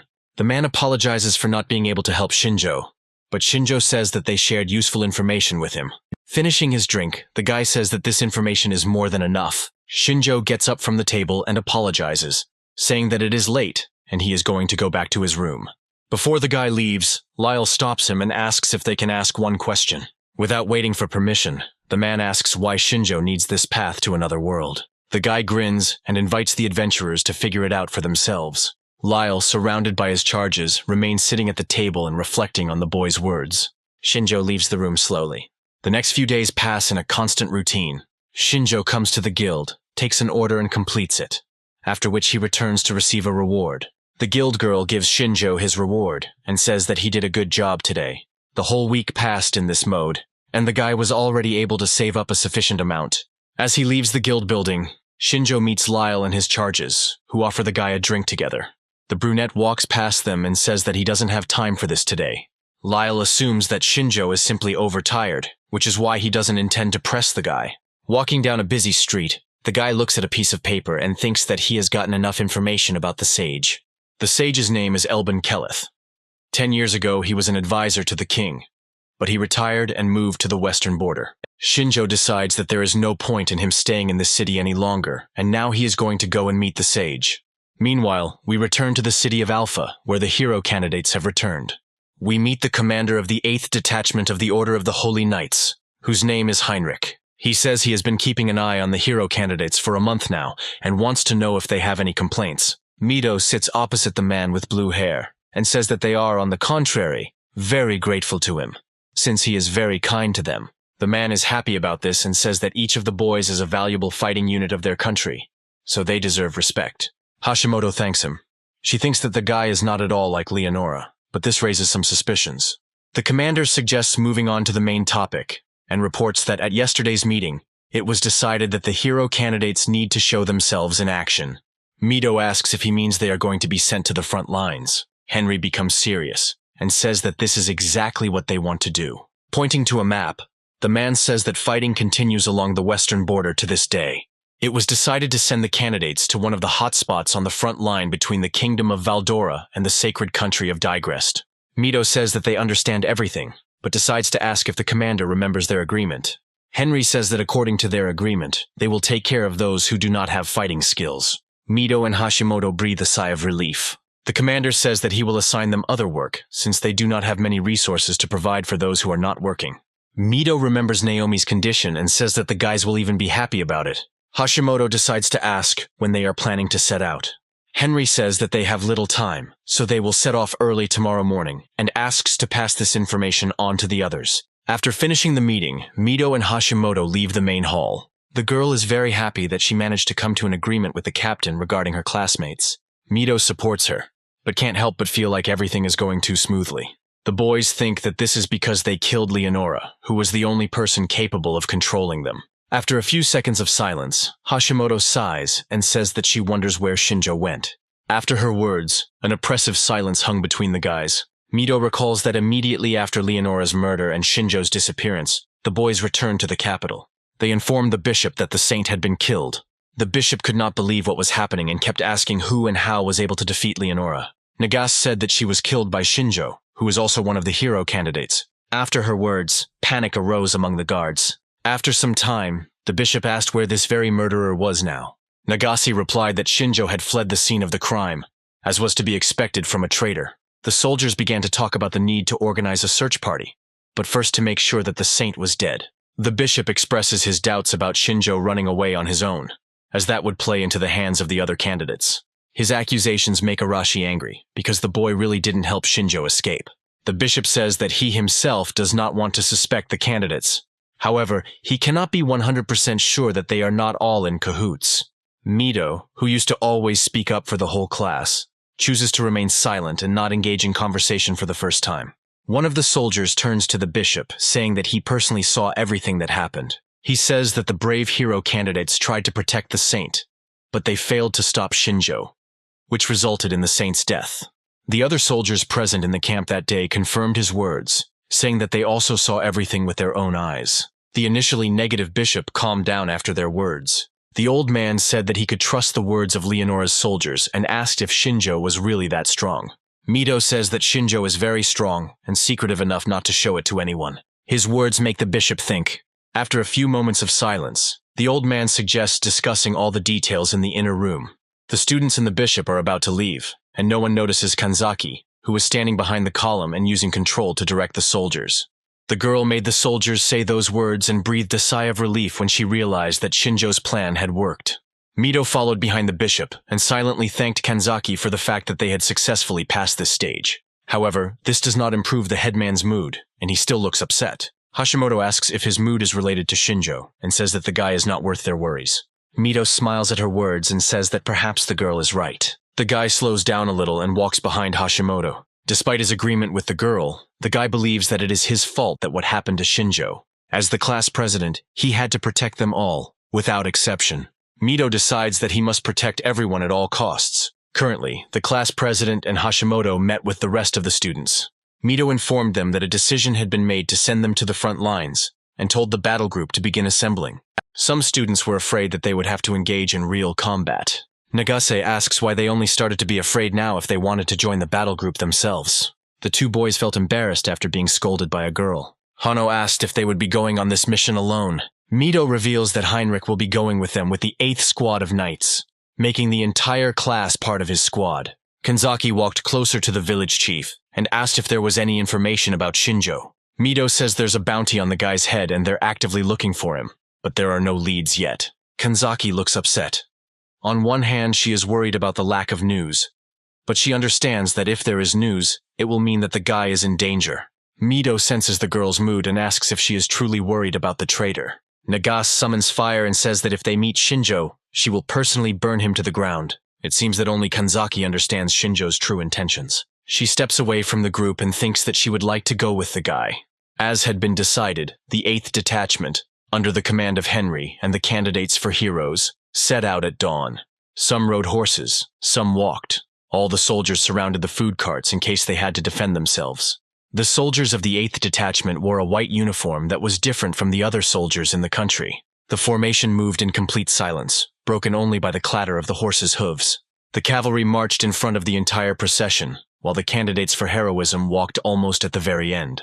Arasi, riding on a horse, was clearly dissatisfied with something, but remained silent. One of the girls walking said that she was tired and asked when there would be a rest stop. Hashimoto, who was walking ahead, turned to her and replied that they had stopped for lunch not long ago, so they would now walk until nightfall. Many of the boys didn't get horses, and now they complain that they are tired and wish they had a car. Suddenly, everyone hears Arashi demanding that they stop. The guys freeze in anticipation, and a couple of seconds later they ask the guy what happened. Arashi points to the bushes to the side and says that there are monsters in them. After his words, all the students tensed up in anticipation of the battle. At that moment, one of the members of the 8th squad began to approach them and ask why the guys had stopped. Mito apologized and said that there was a group of monsters hiding nearby. The soldier began to look around, but not finding anything. He said that the guys had been given an order, so they had no right to stop without permission. All this time, Arashi was tense, and now the current situation made him angry. The boy brought his horse a little closer and grabbed the soldier by the throat. The man didn't have time to understand when his horse, frightened, ran away, and he himself was left hanging in the air. This attracted even more people, and then Mito ordered Arashi to stop. Holding the soldier in the air, the boy asked why he should listen to someone so insignificant. However, the situation quickly changed when huge claws flew right next to the boys. Arashi managed to dodge the blow and looked towards the bushes from which he had been distracted. Not wanting to deal with the soldier any further, the boy let the man go. The soldier fell to the ground and cried out in pain. The arriving soldier distracted attention to himself, and the boys forgot about Arashi's words about monsters for a while. Taking advantage of everyone's distraction, monsters that resembled giant rabbits with long, sharp claws emerged from the bushes. Seeing the monsters, the soldiers became alarmed and began to prepare to attack the enemy. However, the rabbit claws were not going to wait and rushed to attack. The monsters deftly jumped from one side to the other, dodging the blows. The monster got too close to one of the soldiers. With one blow, the rabbit claw knocked the sword out of the soldier's hands. The weapon flew to the side and stuck into the ground a few meters from the man. The monster managed to disarm the enemy, and now he was getting closer and closer. The soldier looked at his approaching death in despair and could not utter a word. Before the monster can strike, it is blown away by the blast wave. As soon as the monsters appeared on the battlefield, Arashi rushed into combat with them. The guy kicked the monster away from the soldier. Dismounting from his horse during the attack, Arashi walked up to the rabbit claw and crushed its head. The soldier looked in shock at the act of his savior. Seeing what had happened to their fellow, the other monsters did not dare to come closer. At some point, the soldier came to his senses and thanked Arashi for saving him. The guy didn't react to his words. He just rubbed his neck and told the soldier not to get in the way. Arashi was the first to rush into battle, striking at the monsters. One by one, the rabbit claws were killed by the angry guy. It was as if all this time there was energy building up in Arashi that was trying to get out. The guy got really worked up, trying to relieve the tension, and found the battle an opportunity to vent his anger. His classmates just watched him from the sidelines, noting that the boy's explosions became even stronger. When there were no monsters left, Arashi walked past their bodies and thought that this was not enough. The guy believes that with such success, he will never be able to catch up with one person. Arashi remembers standing there, unable to move, as Shinjjo held the gun to Leonora's head. Shaitan himself wanted to deal with the saint, but Shinjjo did not leave him this opportunity. Looking at the brunette at that moment, Arashi thought that he had been acting very strange from the very beginning. Back in their world, Shinjjo never paid attention to anything the brown-haired man said. Looking back, Arashi realized that the boy hadn't cared about what was going on around him from the very beginning. During their last squabble in the classroom, the brown-haired man already felt something strange. Despite his behavior and appearance, Shinjjo was not a weakling. Arashi was glad to have received the blessing of the explosion. He then thought that he would be able to surpass Shinjjo because he did not receive outstanding power. But this did not happen. Mito approached the thoughtful Arashi and asked why the guy was always in a bad mood lately. The brown-haired man approached his horse and climbed onto it, replying that nothing had happened to him. Continuing to move forward, Arashi said he doesn't like it when pathetic people tell him what to do. Sometime later, the detachment successfully reached the western border of the sacred country of Deadliest and stopped at Fort Traz. The border consisted of a huge castle fortress and a high wall. The border was always under control, so soldiers were constantly on duty on the wall. Guards are stationed around the entire perimeter and closely monitor the situation. At the border, the squad was met by a blonde girl named Amelia, who is the commander of the 4th Squad of the Order of the Holy Knights. The girl introduces herself and says that she was recently appointed as a front commander. The hero candidates stand behind Commander Heinrich, listening attentively to the girl. Heinrich came closer to her and asked what had happened to Commander Banken. The girl reports that the commander died a week ago, and her words make the guys shudder. Amelia says she would really like the boys to rest after the trip, but now is not the time. Before the girl can finish speaking, there is a noise behind her. Soldiers burst into the room and report that the Demon King's army is attacking. Amelia tells the hero candidates that they don't have time to rest, so she hopes they will help. Mito understands that the situation is urgent and agrees to help. Turning to the class, he, as a leader, orders the boys to prepare for battle. Arashi is clearly pleased with this outcome and is ready to enter the battle. A bell rang out from the fortress's bell tower, signaling the advance of the Demon King's army. In the distance, a crowd of various monsters was already visible approaching. The hero candidates had never encountered such sights before. Seeing the number of enemies from the wall, the school children fell into a stupor and trembled with fear. Henry gave the order to open fire in order to reduce the enemies' numbers before they could get closer to the front. A squad of archers took up positions and prepared to fire. The members of the Holy Knights began to call upon the blessings of fire in order to burn away the demons. On a single command, the steras and fireballs were released towards the advancing army. The front ranks of demons were the main target. However, even the arrows pierced into the demons' bodies did not make them stop. Mito looks at what is happening in horror and says that the enemy does not even try to retreat after this attack. Amelia mounted her horse and said that this would not kill the demons. She explains to Mito that demons are more resilient than humans, so what works on a human won't work against them. The headman asks what they should do then. Amelia says she will lead the 4th squad, while the hero candidates will join Heinrich, who leads the raider attack. The man comes closer and says that he was going to offer to rely on him for everything. But he notices that someone is eager to join the fight. Mito freezes for a second, not understanding what is being said. Nagase makes him pay attention to the battlefield and says that some guys went down ahead of everyone else. At this moment, sounds of explosions begin to be heard from the direction of the battle. This made the monsters and demons freeze in place, trying to understand what was happening. When the smoke from the explosions clears a little, a guy stands on a mountain of bodies. Arashi turns towards them and greets the new arrivals kindly. The demons see that several young guys have descended before everyone else and have already entered the battle. Arashi looks at his enemies without a shadow of fear, as if he was just going out for a warm-up. The demons call the guys stupid. They can't believe that the hero candidates decided to come out of hiding on their own. After his words, a powerful explosion is heard.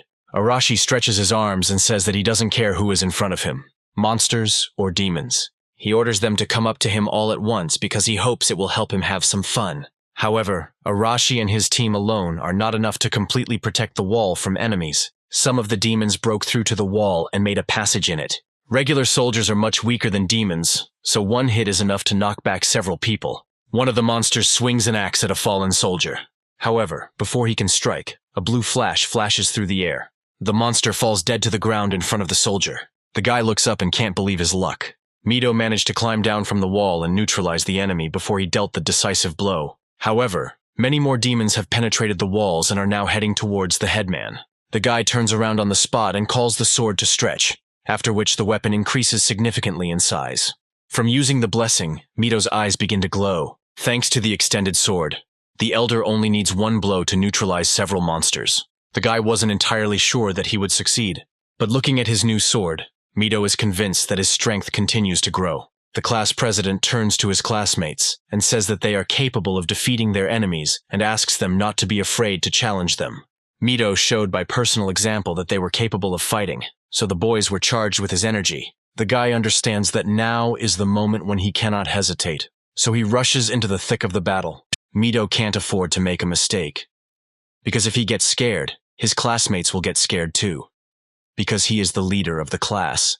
The guy remembers how it all ended when he gave in and relied on naive thoughts, and he won't let that happen again. Hashimoto joins the fight using his telekinesis and says that they will not abandon the village chief and will fight alongside him. Nagase also engages the enemy using the blessing of fire. Kanzaki stays a little behind and uses his control on the monsters that break through the defense. The whole class began to work in a coordinated manner, energized by each other. Under such pressure, the monsters begin to flee from the battlefield. The soldiers watch in shock as the hero candidates fight, and realize that their strength is so great that they have begun to push back the Demon King's army. Henry also takes part in the battle and orders the boys not to retreat and to fight to the last. The man himself, accompanied by his knights, sets off to catch up with the retreating monsters. A lot of time has passed since the beginning of hostilities. Now only the Digrist army and the hero candidates remained on the battlefield. Even Arashi looks exhausted, but is clearly pleased to have been able to release his energy. Mito and the rest of the guys look at the bodies of the defeated monsters and catch their breath. Amelia raises her sword up and shouts that the Demon King's army has retreated and victory is theirs. The soldiers begin to shout joyfully. The sun had already begun to disappear behind the horizon, as if to indicate that their fight was over for today. Mito didn't look inspired and looked thoughtfully into the distance. Heinrich approached the elder and asked how he was enjoying his first combat experience. Mito says he's still not that good at fighting crowds because he forgets to give commands. The commander pats the guy on the shoulder reassuringly and praises him for the work he has done, saying that they could not have done it without his help. Henry warns them to be careful because today they fought with middle and lower class demons. The man says that there are not many higher demons, but their power is terrifying. Mito keeps his eyes on the horizon. He says they will be ready for anything. We are transported to the enemy's lair and find ourselves next to the tower. The enemy army's camp was located around it. The demon responsible for the attack reports to his superior and apologizes for failing to fulfill his duty. The main demon clenches his teeth with force from the anger that overwhelms him. The demon is called Earth Elemental Strongman. He is the commander of the Demon King's army and one of the 4 heavenly kings.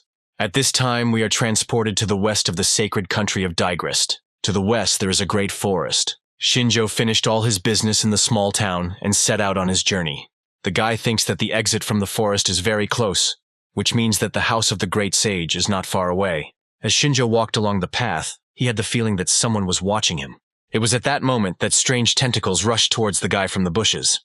Shinjjo managed to lean back, causing the tentacles to fly past him without touching him. Even though the guy was moving fast, the tentacles were also fast, so the distance between them was small. Looking closely at the tentacles that flew past his nose, Shinjjo thought that they looked like long tongues. The guy looks in the direction from which the threat came. A large monkey hangs upside down on a nearby tree, its tongue long like a frog's. A couple of monsters have already descended to the ground and are slowly approaching the brunette. Shinjjo activates his blessing and sees that the monster is called a gibbon. Thanks to his status, the guy understands that the creatures are hungry, after which he throws his heavy backpack to the ground. Shinjjo keeps only a dagger on himself because he is confident that the creatures do not pose a threat to him. Saliva flows from the monster's mouth and it roars. The next moment, the gibbon attacks Shinjjo with its tongue. The guy manages to easily dodge the attack. However, as soon as he was distracted for a second, the gibbon itself was already dangerously close. Before the monster can hit him with its paw, the boy jumps to the side. Shinjjo is not happy with the current situation. He didn't expect these monsters to be so fast. Step by step, the gibbon's blows force Shinjjo to retreat further and further. One of the monsters decides to attack the guy with his tongue again. This time, instead of dodging the blow, Shinjjo positioned the dagger so that the beast's tongue would strike the blade itself. The gibbon howled in pain as his tongue was cut in half. Shinjjo, taking advantage of the monster's confusion, headed towards the gibbon, continuing to cut its tongue. Howling in pain, the monster tried to wave away the approaching guy with its paw. The guy dodged the blow and said that the monster was too slow. With one blow of his dagger, Shinjjo dispatches the monster. The gibbon falls dead to the ground, and Shinjjo turns towards the others. The monsters stopped their attack in horror and looked at the guy with apprehension. Shinjjo asks why they are frozen in place, and if he should approach them himself. After some time, the forest falls silent. Shinjjo dealt with all the monsters and thought that each time he came across more and more dangerous creatures. The guy thinks that it might be because the Demon King's lands are already close, or because there is no city with adventurers nearby. The brunette continues on his way, and remembering the abilities of the monsters, he realizes that they are no longer young, so there is no stronger hunter in this area. Finally, Shinjjo emerges from the forest and stops in front of a cliff. Before his eyes, the Urkano Mountains appear, a natural barrier protecting the country from a full-scale invasion by the Demon King. The highest mountain is called Death Wolf Mountain. According to rumors, it is in this place, at the very top of the mountain, that a sage lives. Shinjjo descends down to reach the foot of the mountain, where rumors say there should be a village. As the street is illuminated by a scarlet sunset, the boy approaches the village. However, what appeared before the guy made him tense up. The village that once stood at the foot of the mountain is now engulfed in flames. Shinjjo thinks they are being attacked by the Demon King's army and rushes to help. The guy runs into the village and looks around. After some time, Shinjjo notices a small squad of demons. They bent over the murdered villager. Shinjjo watches everything from the roof of one of the houses and thinks that he underestimated the enemy. The demons turn to their leader and ask what they should do next, suggesting that they kill all the villagers. A demon named Hector orders them to stop, as humans can be used as slaves. Instead, the commander asks if they managed to find out anything about Elaban. One of the demons says that according to the locals, Elaban lives on top of Deathwolf Mountain. Apparently they knew about it before, but decided to check. So Hector said that they were wasting their time.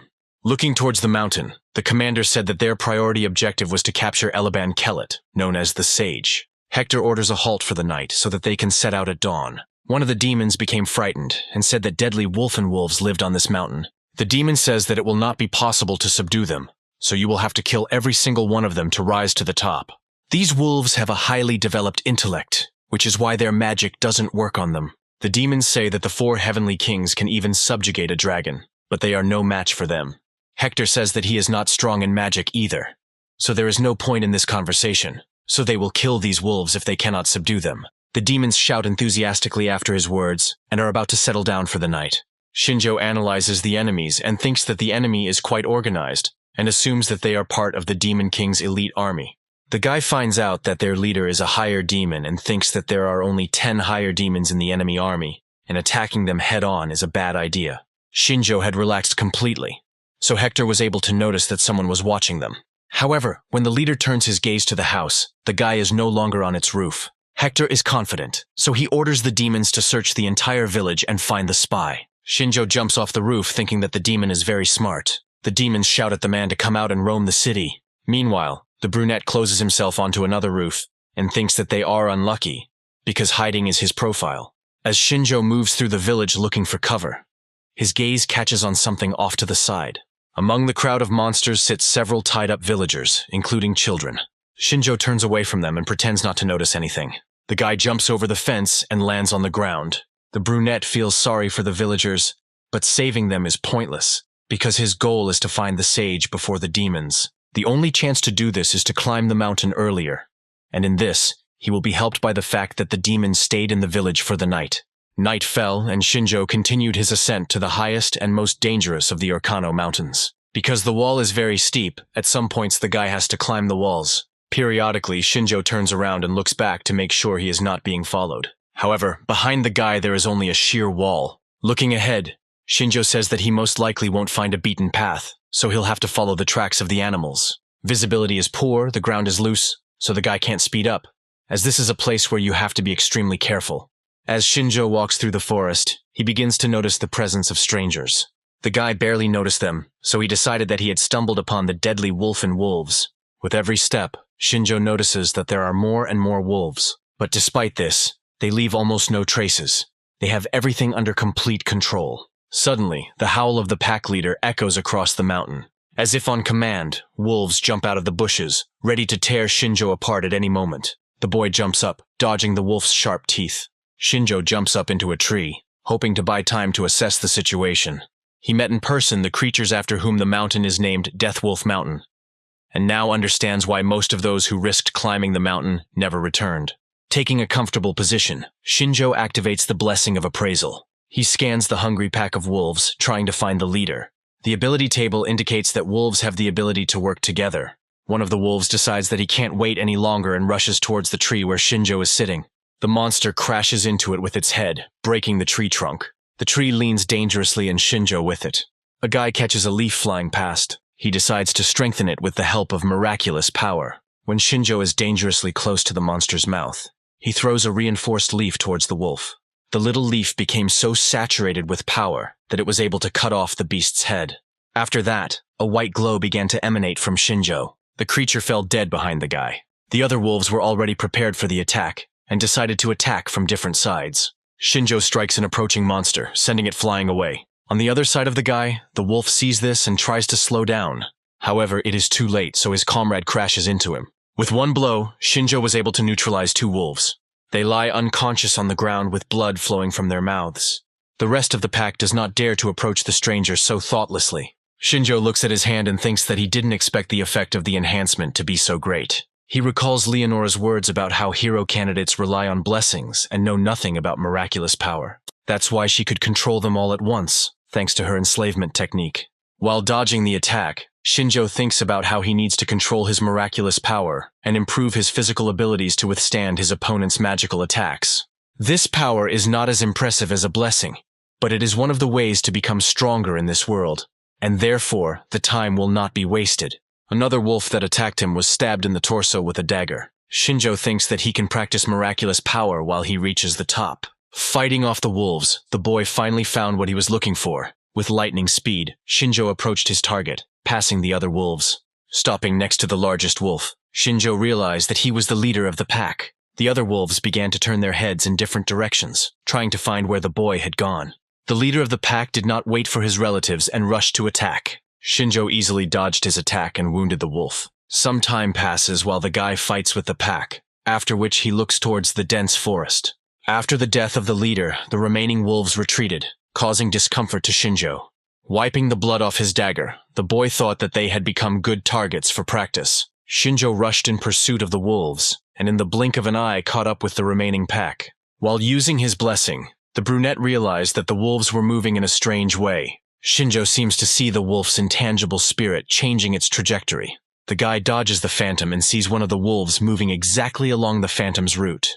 It seems as if the wolf is following its own shadow, which is a few moments ahead of it, while Shinjjo watches his movements. Another phantom appears on the other side. The guy turns around, increasing the distance between them. Shinjjo holds the dagger to the phantom's mouth and waits. Just a second later, a wolf appears in that very place and runs into the weapon. The wolf does not have time to change the direction of movement and finds his own death. After this, Shinjjo becomes convinced that he can foresee all of their actions 1 second in advance. The remaining pack no longer wants to attack the brunette, they want to hide and survive. However, the guy clutches a dagger in his hands and orders them to stop. With his eyes shining, Shinjjo walks towards them and suggests that they train some more. After some time, night gives way to day. Shinjjo walks away from the place where he brutally dealt with every wolf in the pack. After a successful training, the guy decides to use a blessing to evaluate his abilities. The guy received a display of his weaknesses with an increase in the assessment level, and this time the same thing happened. The guy understands that all his abilities are, one way or another, connected with vision. Shinjjo sits down on the ground and thinks that he is tired after all and decides to take a rest, since the summit is already close. Suddenly, a rumble echoes across the mountain, causing the boy to shudder. He guesses that the Demon King's army is already close. After picking up his things from the ground, Shinjjo sets off on his way, because he has no time left to rest. Meanwhile, a battle is unfolding at the foot of Death Wolf Mountain. Hector looks at the girl who is standing up to the entire squad, and says that the elf is very tenacious. But he is not surprised, because the girl with white hair calls herself the sage's disciple. The elf is wounded, but does not lose her fighting spirit. Hector says it's time to end it, so he orders the demons to kill her. The girl with different eyes, one green, the other blue, clenches her teeth and says that she can't stand it at this rate. One of the demons approaches her and is about to deliver a crushing blow. The girl is so weak that she is unable to fend off the blow, so she closes her eyes. However, the blow never happens, as Shinjjo arrived in time and, lifting the girl in his arms, jumped to the side. The elf didn't have time to understand how this happened and now looks at her savior with surprise. Shinjjo remains silent and assesses the situation, while the girl notices that he is human. The demons look at the guy and don't know who he is, assuming that reinforcements have arrived. Shinjjo looks around the squad, trying to decide what to do in this situation. The squad consists of 10 soldiers from the Demon King's army and 1 high demon, their commander. Shinjjo lets the girl go and she asks him why he saved her. The brunette moves her behind him and asks if the girl is a student of the sage Elaban. The girl says, embarrassed, that this is exactly how it is. Shinjjo says that this is the reason for his help, because he has business with the sage. The guy turns his gaze to the girl and manages to assess her abilities. She is a half-elf, and her skills include magic. Hector says he doesn't care about the guy, because all people are their enemies. He orders his subordinates to act without change and kill them all. Shinjjo thinks that in order to gain the sage's favor, he must save this girl. The guy takes out his dagger and prepares to fight a dozen demons. The enemies are surrounding them and are targeting Shinjjo first. A white glow appears around the brunette again. The guy decides to train his ability to foresee. At that very moment, a phantom appears in front of the guy. Shinjjo jumps to the side and already sees another shadow approaching from the opposite direction. Just as effectively, the guy dodges the spear strike. Another phantom appears from behind, about to strike with a mace. As the monster follows the phantom's trajectory, Shinjjo inserts his hand and stops the strike. The guy grabbed the monster by the wrist, causing it to freeze. The demons that attacked the boy earlier don't understand what's happening. All their attacks are useless, because the guy anticipates them before they can get close to him. Shinjjo tells the demon that the mace is a good weapon, but it should not be used against humans. With a few quick blows, the guy kills 3 demons standing nearby. The rest of the squad watches everything from the side and cannot move from their place. Thanks to his foresight, Shinjjo will not lose in close combat. But he does not know how long the effect will last and how much time he has left. Hector orders his subordinates not to approach the guy, but to attack him with magic. The demons begin to form pentagrams, as per the leader's order. They activate the magic bullets, and dark bolts of energy emerge from the pentagrams, heading towards Shinjjo. The brunette understands that he has no defense against such an attack, since it is a magical technique. Suddenly, the elf's voice is heard behind him, ordering the bullets to disperse. She summons Sylph, the spirit of air, after which a wind wall appears in front of the boy and girl. The tornado swirls around Shinjjo and the elf, protecting them from attacks from any direction. Some time passes and the magic dissipates. Shinjjo speculates that this technique is only known to elves and borrows the power of spirits. The guy asks if this is magic, and the girl thanks him for buying time to restore the power of her spirits. Hector loses patience and draws his sword from its sheath, saying that he will deal with them himself. Shinjjo finally waited for the big boss to come out, which is why he calls the elf. The girl comes closer and asks what he has in mind. Shinjjo asks her to deal with the small fry so that he can kill their commander himself. The girl says she can handle it, but asks him to stop calling her that because she has a name. Shinjjo agrees with her and throws his bags off his shoulders. In one jump, the guy moves closer to Hector and says that he trusts the girl. Shinjjo activates his blessing and prepares to get rid of the greater demon. The girl shouts after him that the guy is again addressing her incorrectly because the girl's name is Maya. A moment later, there is a loud clash of metal. Hector blocked Shinjo's strike with ease. Pushing off the large sword with his foot, the guy jumps to the side. Landing on the ground, Shinjjo begins to analyze the situation. However, Hector is not going to wait, so he raises his sword over the guy again. Blow after blow, they repel each other's attacks. The demon is angry, so he takes the dominant position, pushing Shinjjo aside. The brunette feels that he can't cope with the attacks and begins to panic. Once again, dodging the attack, he opens himself up, giving the demon an opening. Shinjjo himself understands this, but unfortunately it is already too late. Hector raises his sword over him and strikes. Shinjjo tried to dodge to minimize the damage. The demon said that he didn't expect such a quick reaction from the guy. But despite this, he still managed to hit Shinjjo and wound him in the side. Finally, the guy understands what the higher demons are, because without foresight, he would have already died. Rubbing his chin, Hector says that he is sorry, because if the guy was not human, he would have a chance to defeat him. Despite being wounded, Shinjjo has no intention of retreating. Assessing Hector's abilities, the boy realizes that he is too strong to attack him head-on. In this case, Shinjjo decides to win by using a trick. Maya covered Shinjo's back while he kept Hector from getting any closer. The demons stood behind their leader and awaited orders. Shinjjo looks over the information about the greater demon once again. While he tries to analyze the situation, Hector enters the fight. He rushes at Shinjjo with a loud cry. The guy carefully watches his every move and watches the moving phantom. Shinjjo sees which side the blow will come from, so he jumps to the side. When the sword flies along a pre-selected trajectory, the guy is no longer there. The way Shinjjo dodges the attacks makes Hector even more angry. He continues to deliver blow after blow, increasing his speed so that the guy does not have time to react and dodge. The next attack was so fast that the sword caught Shinjo's hand. The guy understands that his prediction is pointless, since the gap between them is too big. The demon begins to be amused by this situation, and asks how much longer the guy will run from him. Shinjjo realizes he has no choice, so he takes out his gun. He shoots the demon 3 times and it looks surprised. However, Hector is so fast that he manages to cover his head with his hand. Shinjjo didn't expect the demon to be able to defend against the bullets. However, the guy fires 2 more shots and, taking advantage of the demon's confusion, shoots him in the knees. Hector winces in pain and asks what this new Templar weapon is. The demon realizes that he can no longer stand still and rushes at Shinjjo. The guy doesn't move from his place and waits for Hector to come closer. Shinjjo fires the final shot. Hector dodges and says it's useless because he already knows where the bullets will fly. Shinjjo steps back because he's out of ammo. He takes out throwing knives from his cloak and launches them towards Hector. The demon manages to deflect the attack with a swing of his sword. When Hector turns his gaze to Shinjjo, he notices the boy throwing something strange in his direction. The demon does not have time to recognize the mysterious thing. The only thing he can do is freeze in anticipation of what will happen next. Shinjjo wants to take advantage of Hector's ignorance of things from his world. The demon takes a step to the side, avoiding a collision with the unknown.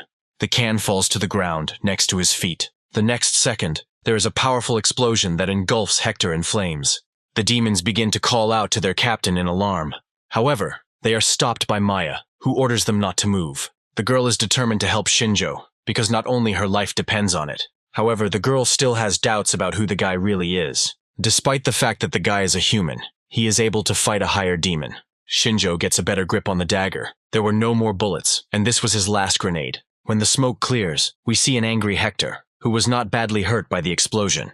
The demon's skin was only slightly scorched, so he said that Shinjjo had a strange weapon. With an angry cry, Hector rushes at Shinjjo. In the blink of an eye, he disappears from his previous place. Shinjjo spins around him and tries to dodge his attacks. The guy understands that he has no other choice but to use all his abilities to the maximum.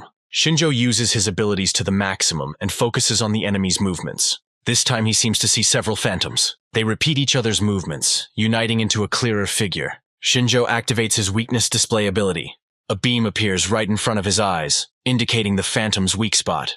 This line is centered on the neck of the greater demon. Shinjjo has seized the opportunity and is about to attack. In the blink of an eye, he catches his target and wounds Hector in the neck. Gasping for breath, Hector asks how this could have happened. Shinjjo finally manages to defeat a strong opponent. The guy thinks that anticipation and display of weak points is very effective, but the load on the body is colossal. Just when he was already rejoicing at his victory, his body suddenly shook, and he realized that the strength was leaving his body. The guy falls to his knees in front of the defeated higher demon and cannot move. The demons look on in shock as their captain loses to a human. They notice that the guy's strength has left his body and decide to deal with him quickly. Maya knows that her spirits are at their limit, but Shinjjo protected her, so she must help him. The demons begin to close in on their captain's killer when a voice is heard commanding the spirit of fire to burn them. Demons are engulfed in great flames, burning enemies alive. The enemies are trying to get rid of the fire, but they are not succeeding. They beg for mercy and plead to be saved, but there is no help to be expected from anywhere. Shinjjo turns his head and realizes that the fire's power is many times stronger than Nagasi's flame. An elf approaches them from the side and apologizes to the girl for being late. Maya looks at the girl with admiration and calls her a mentor. Shinjjo looks at them and realizes that he has finally met the great sage. Before him stands the beautiful elf Elabana. The girl smiles and thanks the guy for saving her student. She looked at the fallen Hector. She looked with interest at both the demon and the kneeling Shinjjo. The guy confirms her words and asks if she is the sage of Alaban. The girl says he's right, although she thinks she's more of a pile of old bones retired. Even though Shinjjo is unable to make an assessment right now, he can tell without it that the girl is strong. With his current powers, the guy is no match for her, so he decides that honesty is the right strategy. The elf watches the guy who has risen and assumes that he wants something from her. Shinjjo says she has very good intuition. The girl replies that it was logical, and since she is indebted to him for saving her student, she will help him if it is in her power. Maya suggests getting to the house first, because this place is permeated with the smell of blood, so the wolfen won't keep you waiting long. Elabana agrees with her and invites Shinjjo to follow them to rest. The brunette had no intention of resisting, so he obediently followed the elves. Shinjjo realizes that it was worth risking his life to save Maya, because now Elaban is favorable to him. Finally, they reach the top of the mountain, on which stands a small, rickety house. Elabana invites Shinjjo inside, telling him to make himself at home, while Maya goes to wash up. The guy comes into the house and asks why they decided to settle here. Elabana replies that there are many reasons, but the main one is that she is tired of worldly worries, and even now, many people are looking for her to use her in their plans. Shinjjo understands that the girl chose this place because few people can get here. Elabana says that only true talents like Shinjjo can do this, so she will welcome anyone who can do it. When they sat down opposite each other, the elf repeated her question about what business he had with her. Shinjjo decides to speak directly and reveals that he is looking for a way to return to his original world. Elabana looks more wary and asks the guy again. Shinjjo explains that he came from another world and was summoned here as a hero candidate with the goal of destroying the Demon King. The girl says that she heard rumors that a third generation of hero candidates had been summoned to their world. The guy hears for the first time that they are the third generation. He remembers Leonora saying that they weren't the first people they had called upon. Elabana explains that every 5 years, Digrest held a call for hero candidates. The first and second generation were completely defeated by the Demon King's army, and from that moment on, summoning was to be tabooed. However, Saint Leonora had the courage to try a third time, despite the fact that even Elabana was against this idea. Shinjjo says that he was also against this idea, which is why he killed Leonora, so that she would not dare to do such a thing again. Elabana smirks and doesn't believe that Shinjjo could defeat Leonora. Shinjjo chuckles and says that there are many ways to kill someone, even if the opponent is stronger than you. Elabana says that she believes the boy's words, and she laughs at the thought that Leonora was killed by her own pawn. The girl understands the guy's desire to return home and says that she doesn't like long conversations. She suggests getting straight to the point and informs him that her magic is unable to return Shinjjo to his world. The guy is shocked by his words at first, but then he sighs sadly, asking if she knows how they can return. Elebana says that people had a summoning technique, but its original was lost, and no one thought about this side of the issue. Shinjjo says that Leonora told them the same thing, which means they really have no other way to return except to defeat the Demon King. Elebana approaches the shelf and says that the boring technique can be found among the demon's magical techniques. The guy finishes his drink and says that he has now set his sights on his next goal. The girl regrets that she couldn't help the guy, but she promises that she will try to think of something. However, Elebana says that in her opinion, the boy has every chance of defeating the Demon King. Shinjjo sighs and says that it is too much trouble to take on. However, if they have no other choice, he will do everything possible. His gaze makes Elebana break out in a cold sweat, and she thinks that there is something strange about this guy. Compared to other hero candidates, there seems to be a cold, bottomless emptiness growing inside this guy. Shinjjo gets up from the couch, thanks for his help, and asks Elebana if she finds out anything, to send him the information through the Adventurers Guild. The girl looks after him and does not understand if she can really trust Shinjjo. After this time, Maya had already taken a bath and went out into the living room. The girl changed into home clothes and said with a smile on her face that she had refreshed herself. Maya sat down on the sofa and asked if Shinjjo wanted to take a bath after the long climb up the mountain and the deadly battle. The guy says she is right and agrees to the proposal. Elebana interrupts their conversation and says that she has one proposal for Shinjjo. Both the boy and the girl looked at Elebana in surprise and asked what kind of proposal this was. The elf asked if Shinjjo would like to take her student with him on the journey. Maya jumped up and down, asking if they were talking about her.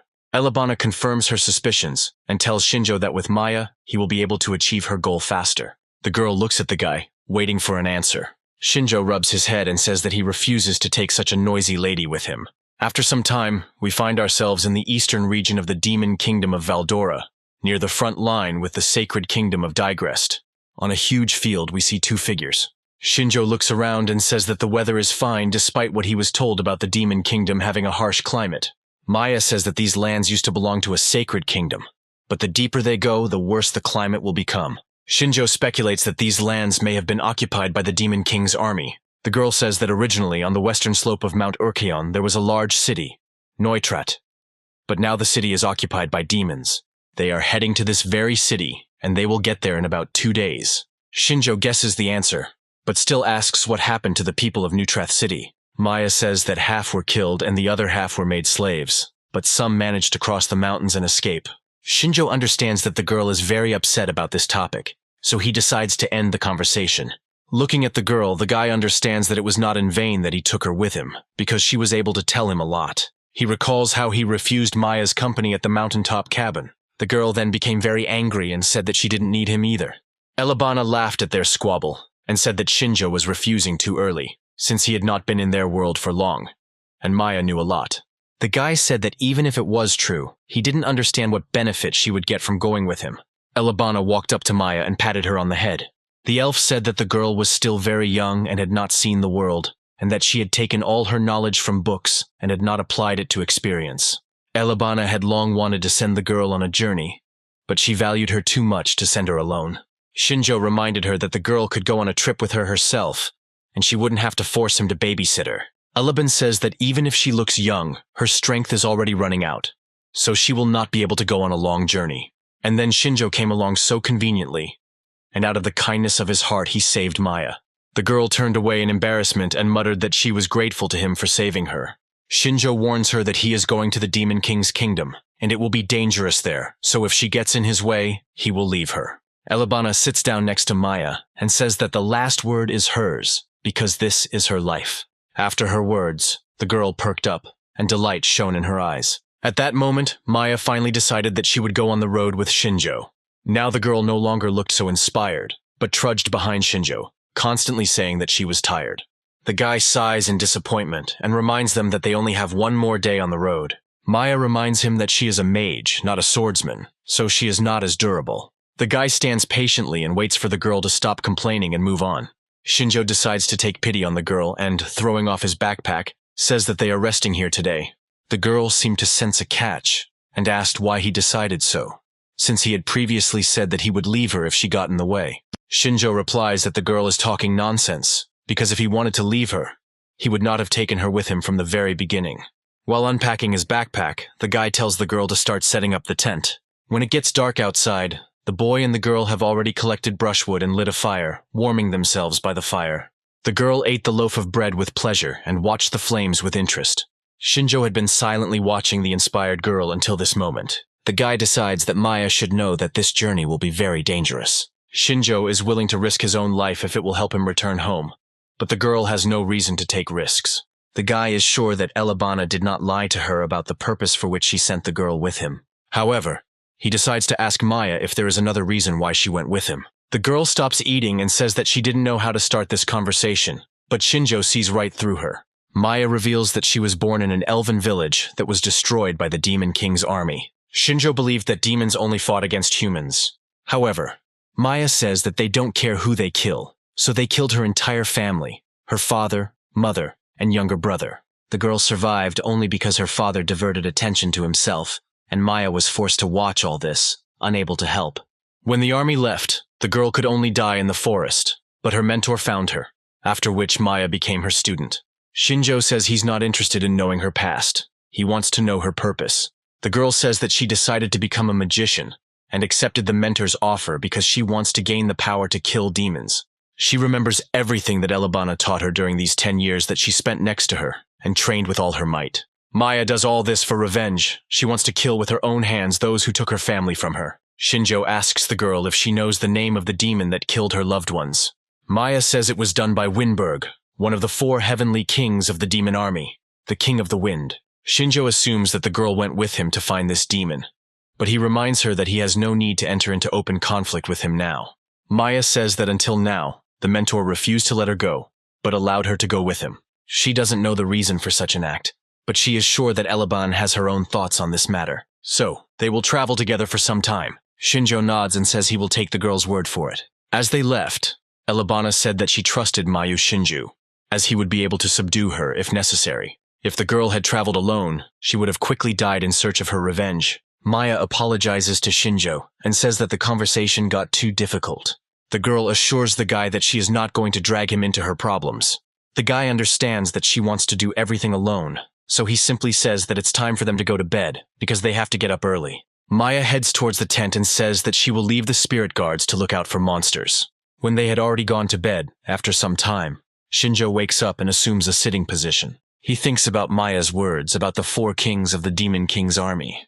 He is pulled out of his thoughts by a snort from the side of him. Maya fell into a deep sleep and nothing could interrupt her deep sleep. After a long time of solo travel, the guy is not used to thinking in a noisy environment, so he decides to go outside. Shinjjo thinks that these kings will be stronger than the demon he fought the other day. The guy looks at the starry sky and thinks that he needs to become even stronger. Shinjjo shakes his head and says that he has no reason to worry about it yet. As the morning approaches, we are transported to the western border of the sacred kingdom of Digrest in Fort. After the last attack, there was no movement from the enemy. A military meeting is taking place in one of the main halls of the fort. One of the men participating in the meeting is trying to attract attention to himself, because he has already repeated the same thing many times. He believes that it is high time for the hero candidates to go on the attack. Another man says he understands his point, but asks what exactly they are proposing to attack. Before he can answer, Amelia points her finger at the map. The girl believes that they need to recapture Fort Aris, since it originally belonged to them. Moreover, this is a strategically important point for the enemy, so by capturing Aris, they will force the demons to retreat. Heinrich says that it is too dangerous, because up until now they have only been defending themselves. The man who speaks first begins to laugh at the captain of the 8th Squad, saying that he was scared. Henry looks at him reproachfully when the man says that the hero candidates are under their direct command. Amelia advocates attacking, saying that the enemy should have let their guard down by now, so don't expect them to attack first. The girl turns to the class leader and asks if the hero candidates are ready for this fight. Mito agrees with her and says that they will go into battle as soon as the girl gives the order. When the meeting comes to an end, Mito, Hashimoto, and Heinrich leave together. Henry sighs and says that Amelia is in too much of a hurry, since the perception is scheduled for tomorrow. Hashimoto asks the headman if everything will be okay, because everyone seems confident about it. But there are other sides to this issue. Mito replies that he doesn't see anything wrong with that plan, since it's better to attack now while the enemy is recovering. Henry says that their superiors rely too much on their strength, which is why they insist on attacking.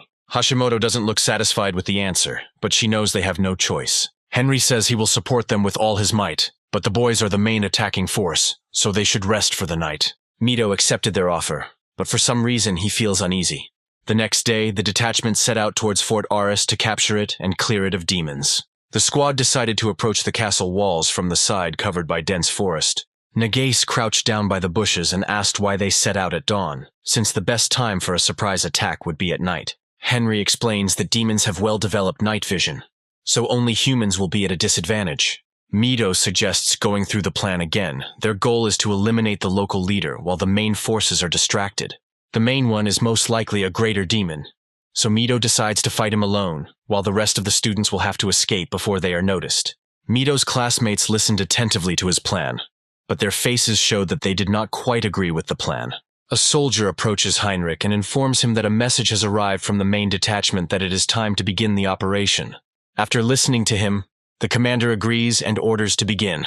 At his command, the hero candidates began to approach the walls of the fort. The main part of the detachment, consisting of soldiers and knights, entered from the central side. They penetrated the walls of the fort unhindered, taking advantage of the fact that the gates were open. The demons became alarmed and, grabbing their weapons, prepared for battle. This part of the squad is led by Amelia, who is the first to rush into battle and shout that they need to destroy the demonic army. From the central tower, through the window, all this is observed. Stongaya, one of the 4 heavenly kings, the king of the earth, watches the battle closely. Meanwhile, a squad of hero candidates successfully manages to get inside the fort from the other side and enter the premises. The demons did not expect the appearance of people, so they turned around in surprise, asking who they were. Mito was ahead of everyone, so he was the first to enter the battle, clearing the obstacle with a few blows. The classmates running behind praise the class president, saying that he can always be relied upon. Heinrich asks Mito not to lose his vigilance, because the enemy leader is most likely in the next room. At the end of the tunnel, they see several more demons who are already ready to attack. It is at this moment that the voices of demons are also heard from the other end of the tunnel. The hero candidates begin to look around and ask Mito how they can get out of this trap. Heinrich says that the 8th squad will cover the rear while the hero candidates continue to move forward. Mito agrees with the captain and asks him to rely on them. The village chief calls Nagase, but the girl is already about to clear the way for them and says that she already knows what to do. The girl calls upon the blessing of flame and directs it towards the demons. The rest of the guys also don't stand aside and help fight back. Blow by blow they make their way. Mito moves in the center of the column and helps clear the way of demons. Hero candidates with the least favorable tunnel combat blessings take the back and middle positions. The strongest guys surround them from the sides and move ahead of everyone. Finally, they manage to get to the gate leading to the demon commander. The boys open the gate and go inside a large room. Mito freezes in place when he sees what they are about to face. In front of him in the center of the hall stands a huge demon, who is unlike anyone he has seen before. The demon stands motionless and says nothing, as if he already knew that guests would soon come to him. Having made their way into the hall, the students all gathered together, with Arashi and Mito standing in front of them. One of the hero candidates asked who was standing in front of them. Arashi decided to address the demon directly and asked if he was the boss in this fort. The demon introduces himself as Stogai, the king of the earth, and says that he is one of the 4 heavenly kings of the Demon King's army. Kanzaki tries to understand what his words mean, and Hashimoto says that it is just a title. Mito, meanwhile, stands silently, because he feels the incredible pressure emanating from this demon. Striking the floor with his sword, Stogai asks if they are candidates for heroes. He's ready for battle and tells the boys to show him what they're made of. Mito also takes out his sword and orders the boys to be ready. The headman tries to calm himself down, because if they lose, then all the participants in the operation will die. Thus began the battle between Stogai, the king of the land, and the candidates for heroes. The battle begins, and Mito jumps to the side to divert Stogai's attack from the boys. However, the balls from the ground move at such a speed that even the headman cannot avoid them. At the very last moment, he only manages to cover himself with his hands. Classmates scream in horror and call out for Mito, asking if he is okay. The headman falls to one knee and tries to recover from the strong blow. Without looking up at the boys, he reassures them that he is okay. Arashi decides to take advantage of the general confusion and attack Stogai from behind. Approaching from behind, the boy thanks the headman for the opportunity provided. A powerful explosion is heard, which Arashi planned to use to destroy the demon once and for all. His classmates froze in anticipation, trying to see if he had succeeded. The dust that had risen into the air from the explosion began to settle slowly, revealing a view. Contrary to expectations, Stogai stood unharmed because an earthen shield appeared behind him, protecting him from Arashi's attack. Before Arashi could even comprehend what had happened, the ground moved and hit the boy in the stomach. Due to the enormous force of the blow, the guy lost consciousness and fell to the floor. Stogai turned to the other boys and said with disappointment that he had expected more from the hero candidates. The boys have been fighting the demon for some time, but have not been able to cause him any harm. Stogai, in turn, had already managed to exhaust them. The demon dropped to the floor and pressed his hand to the surface. A giant pentagram began to form beneath him. The hero candidates looked at what was happening in horror and did not know how to stop it. In place of the pentagram, earth began to appear. The earth covered the entire floor, creating a large mud lake. Figures began to rise from the mud. The hero candidates screamed in horror as they realized that Stogai could summon golems. The golems were larger than even the demon himself, and were now looking towards the boys. Stogai smiled broadly, showing his yellow teeth. A second later, he gave the order to the golems to kill the hero candidates. Mito ordered the boys not to let the golems get too close. Narumi jumped to the side, and with the help of the wind blessing, summoned wind cutters. They proved to be quite effective against monsters, and dealt them a lot of damage. Wind cutters easily chopped off the golems' limbs. However, the cutters were not large enough to completely deal with the monsters. Arashi had already managed to come to his senses and without delay, entered into battle with the golems. The guy dealt one powerful blow with an explosion to the nearest monster. From the force of the blow, the golem crumbled into small pieces. Arashi chuckled and asked what use these slow stone monsters were. Stogai seemed to think about his words for a second, but did not answer. The next moment, the fragments of the defeated golems began to glow and tremble. Slowly they began to be drawn towards each other, uniting into one whole. A few moments later, the hero candidates looked at what had happened in shock. All the golems they had defeated were now back together in pieces and ready to fight again. Only now did Arashi realize that the point of monsters was not their strength, but that they could not be killed. While he was analyzing the situation, the golem next to him raised its hand to strike. Arashi didn't lose control, so he jumped to the side, dodging the blow. With renewed vigor, the hero candidates entered the battle. They dealt more and more damage to the golems. The guys tried to deal with the monsters as quickly as possible. They cut off their limbs before they had time to grow back completely. One of the guys successfully cut off the monster's left arm, but the golem had already swung its right limb at him. The guy froze in place, realizing that he would no longer have time to dodge. Before the golem could harm him, Kanzaki used control on the monster, forcing it to stop. The girl's ability worked on this low-level monster. Another classmate decided to take advantage of this chance. The guy thrusts a spear into the golem's torso. He shouts enthusiastically and is happy that he managed to reach the golem. But he rejoices too soon, because due to his actions, Kanzaki's control has been destroyed. The golem regained the ability to move and hit the guy. The force of the blow sent the hero candidate flying to the side. Hashimoto couldn't watch it anymore, and used her telekinesis on the shards of earth. She directed these particles towards the golem. In an instant, the monster crumbled into tiny pieces, falling at the feet of her classmates. The girl froze in place, watching what would happen next. However, not even a couple of seconds passed before the golem began to recover and acquire its original form. Arashi looks at this and rubs his neck thoughtfully. Suddenly, a voice is heard behind them, saying that he read about this in a manga. Arashi and Mito turn around to see Narumi, who says that in that case, the only way out is to defeat the mage who created the golems. The blonde has no problem dealing with the monsters thanks to his ranged attacks, so he decides to take them on himself. Arashi and Mito agree with him, and decide to fight the demon together. The elder uses his new abilities to quickly get through all the golems. Stogai sighs and says that the guys are seriously underestimating him. The demon touches the floor again, and pentagrams appear on it again, but of a smaller diameter.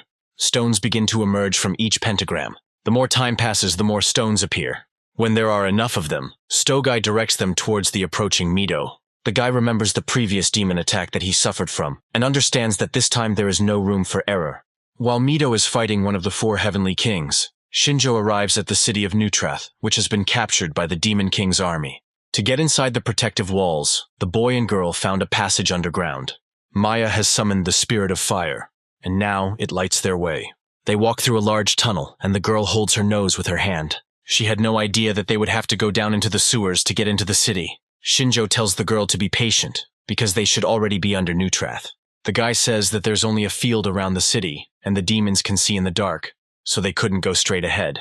Approaching the ladder, Shinjjo grabs it and says that they will soon get to the surface. A couple of minutes later, the guy and the girl find themselves on the deserted streets of the city. Maya still can't get rid of the smell and says that they have finally arrived. As Shinjjo looked around, he heard the sound of approaching footsteps. The guy pointed to the barrel and told Maya to hide there. Even the most remote streets of the city were periodically patrolled by demons. But they found this a very boring matter. One of the demons asks why his friend is complaining, since they ended up in the guard of the witch lady, and such a chance does not come often. His interlocutor replies that even if they came under her command, this does not mean that they will achieve any military merit.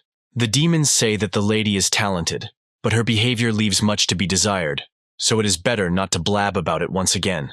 The demons are so engrossed in their conversation that they don't notice Shinjjo and Maya hiding there. When the sound of footsteps fades, the girl tells Shinjjo that they have left.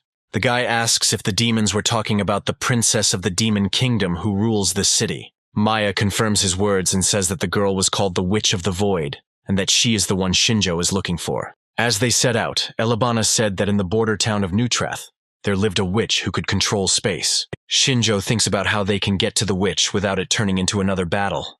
Maya asks what they will do, and the guy replies that she should follow him and do as he says. The girl agreed and began to listen carefully to their plan. A large city that was once filled with people is now overrun with demons. They walk freely on the streets and act as if it were their home. They laugh and talk to each other. Some have sat in a circle and are now drinking their drinks, chatting quietly. Shinjjo and Maya were able to sneak into one of the houses and are watching this from the window of the house. Looking closely at the monsters, the girl says that they lead the most ordinary life, so Maya is a little disappointed. Shinjjo says that they have sufficient intelligence to understand human speech, so their habits will be human. The guy points at something, causing Maya to turn back to the window. The boy points to a cart being unloaded by people in chains. The demon hits one of the people on the back and orders him to carry the things faster. Maya screams in horror when she realizes that these are people who have been taken into slavery. Shinjjo asks why the girl is so surprised. Watching the man being beaten, the guy reminds her that the girl had known about it for a long time. The girl agrees with this, but knowing and seeing in real life are completely different things. Demons mock the man, beat him, and laugh at his helplessness. Maya grits her teeth in anger and says that she didn't think demons were so twisted. Shinjjo looks at the girl and realizes that she is starting to lose control of herself. Before he can distract the girl, he hears a noise from behind. Behind them stands a girl with black hair and says that they are not demons. Shinjjo is scared that even he couldn't hear her footsteps. The guy takes out a dagger and thinks about how the girl was able to approach them so unnoticed. The stranger says that there is no need for a weapon, because she did not come here to start a fight. Shinjjo asks what her intentions are and how she knew they were here. Looking at the girl yawning from boredom, the guy thought that some kind of magical technique or some other trick was involved. The girl said that strangers had passed through her barrier, so she went to look for them. Maya asks what barrier they are talking about, because during the entire journey, the girl did not notice anything strange. The brunette explains this by the fact that no one is able to detect her spatial technique. After her words, some guesses come to Shinju's mind, causing him to activate his blessing of appraisal. The guy learns information about her, but she introduces herself as Isabel, the fifth princess of the demon kingdom of Wardor. She says that if the boy and the girl do not answer her questions immediately, she will call the soldiers. Isabel asks what the human and the elf needed in this city because they do not look like scouts. Shinjjo doubts that they will be able to survive the fight with the demoness, so he replies that he would be happy to tell. But it is a long story. The girl sits down on one of the boxes and says that she is here anyway to pass the time. Some time passes and Shinjjo tells the girl about the purpose of his journey. She says she understood what the guy was talking about. Shinjjo was told that spatial technology could help him move. Isabel says that he was not lied to, and that she can indeed transport him back to her world. Shinjjo asks hopefully if this is true. The guy couldn't even imagine that he could communicate so easily with this witch, and unlike other demons, she doesn't show any hatred towards people. Isabel says that in order to move him to the original world, the guy must tell her the exact coordinates. Shinjjo only had time to rejoice at the news when, after the girl's words, he froze in place. The witch says that there is no difficulty in the transfer spell, but without the coordinates, she will not be able to move him. All of Shinjo's hopes seem to have been dashed in an instant. The boy activated his blessing again and his eyes turned red. He asked the demoness how he could find out the coordinates. Isabel replies that there are countless worlds, and finding one specific one is very difficult. Shinjjo uses a new truth assessment technique on the girl and is convinced that she is not lying. Isabel says that it would be possible to use Shinjo's body as a navigator, but it has the blessing of the creator god, so it won't work. Looking at Shinjjo, the girl says that her technique won't be able to penetrate the blessing. The guy says that in that case, he has no choice but to follow the will of God and kill the Demon King. Isabel shrugs and replies that she can't say there is no other way. Shinjjo is upset that the easy way was not found, so he will have to take the hard way. The only way out of this situation is to kill the Demon King. Isabel sighs and says that the guy has probably already made his decision. Shinjjo says that he originally planned to return home using a magical technique, but it didn't work out. Maya asks why the girl, being the princess of the Demon Kingdom, is so willing to help them. Isabel replies that the Demon Kingdom is not eternal either, so she has her own interests. As a black hole begins to appear next to the girl, Maya and Shinjjo prepare to attack. However, Isabel had no intention of harming them and entered the dark space, wishing the boys good luck. She disappears from the room, saying at the end that it will be difficult for them to escape from this world. The black hole closes, and Maya and Shinjjo are left alone in the room again. The elf clutched her heart and said that she was very scared and thought that the demoness would kill them. Shinjjo assumes that Isabel is the Demon King's daughter and says that they wouldn't be able to defeat her. Contrary to their expectations, the girl turned out to be kind to them and helped them a lot. Shinjjo agrees with Maya, but also says that such luck usually comes at a price. The girl shudders and asks the guy not to scare her. Their attention is drawn to the increasing noise coming from the street. The demons in the streets were alarmed when they received news that human scouts had entered the city. Maya looks out the window in surprise and asks how they were discovered. Shinjjo also looks around the street and says that this happened right after the witch disappeared. Maya doesn't understand why she did it, because she found them, but she didn't harm them.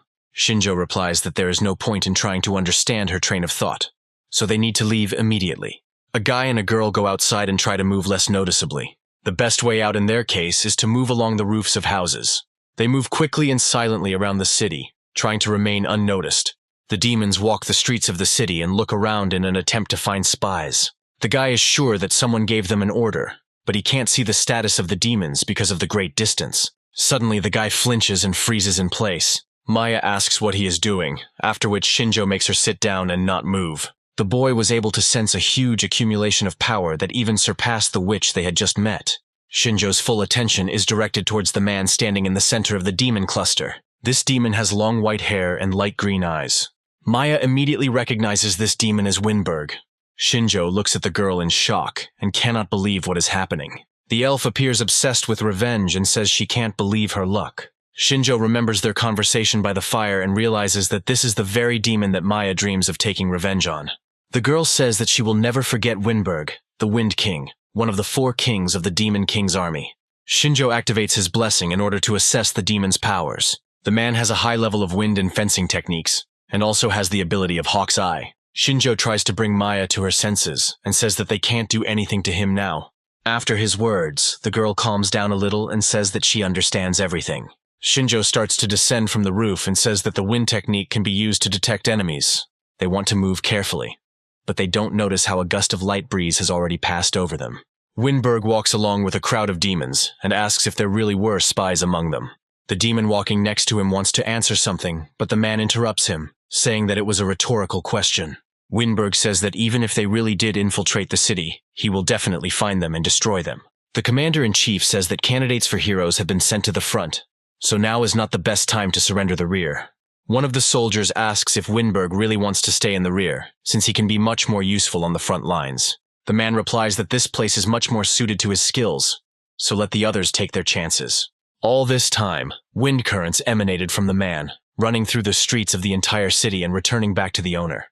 Another wind current brought him information about the location of the scouts. One of the demons asks if the commander has found the spies, and he answers in the affirmative. Winberg plays with the wind in his hands as if it were alive and says that no one can escape his search technique, even if they are very careful. The soldier says that wind techniques are very difficult to master, so he is genuinely amazed by Winberg's skills. The blonde says that flattery is good, but it would be better to prepare a search party. Winberg realizes that he has discovered the people the witch was trying to hide, and this makes him want to have some fun. Meanwhile, Shinjjo and Maya descended from the rooftops and began moving through the dark alleys. The guy is very wary and is trying to figure out how to get out of the city. Suddenly he orders Maya to stop. Demons walk and look for them on the next street. Shinjjo watches them and realizes that they know where they are going, but not their exact location. Maya draws the guy's attention to the fact that the wind currents began to move somehow unnaturally, which began to disturb the spirits.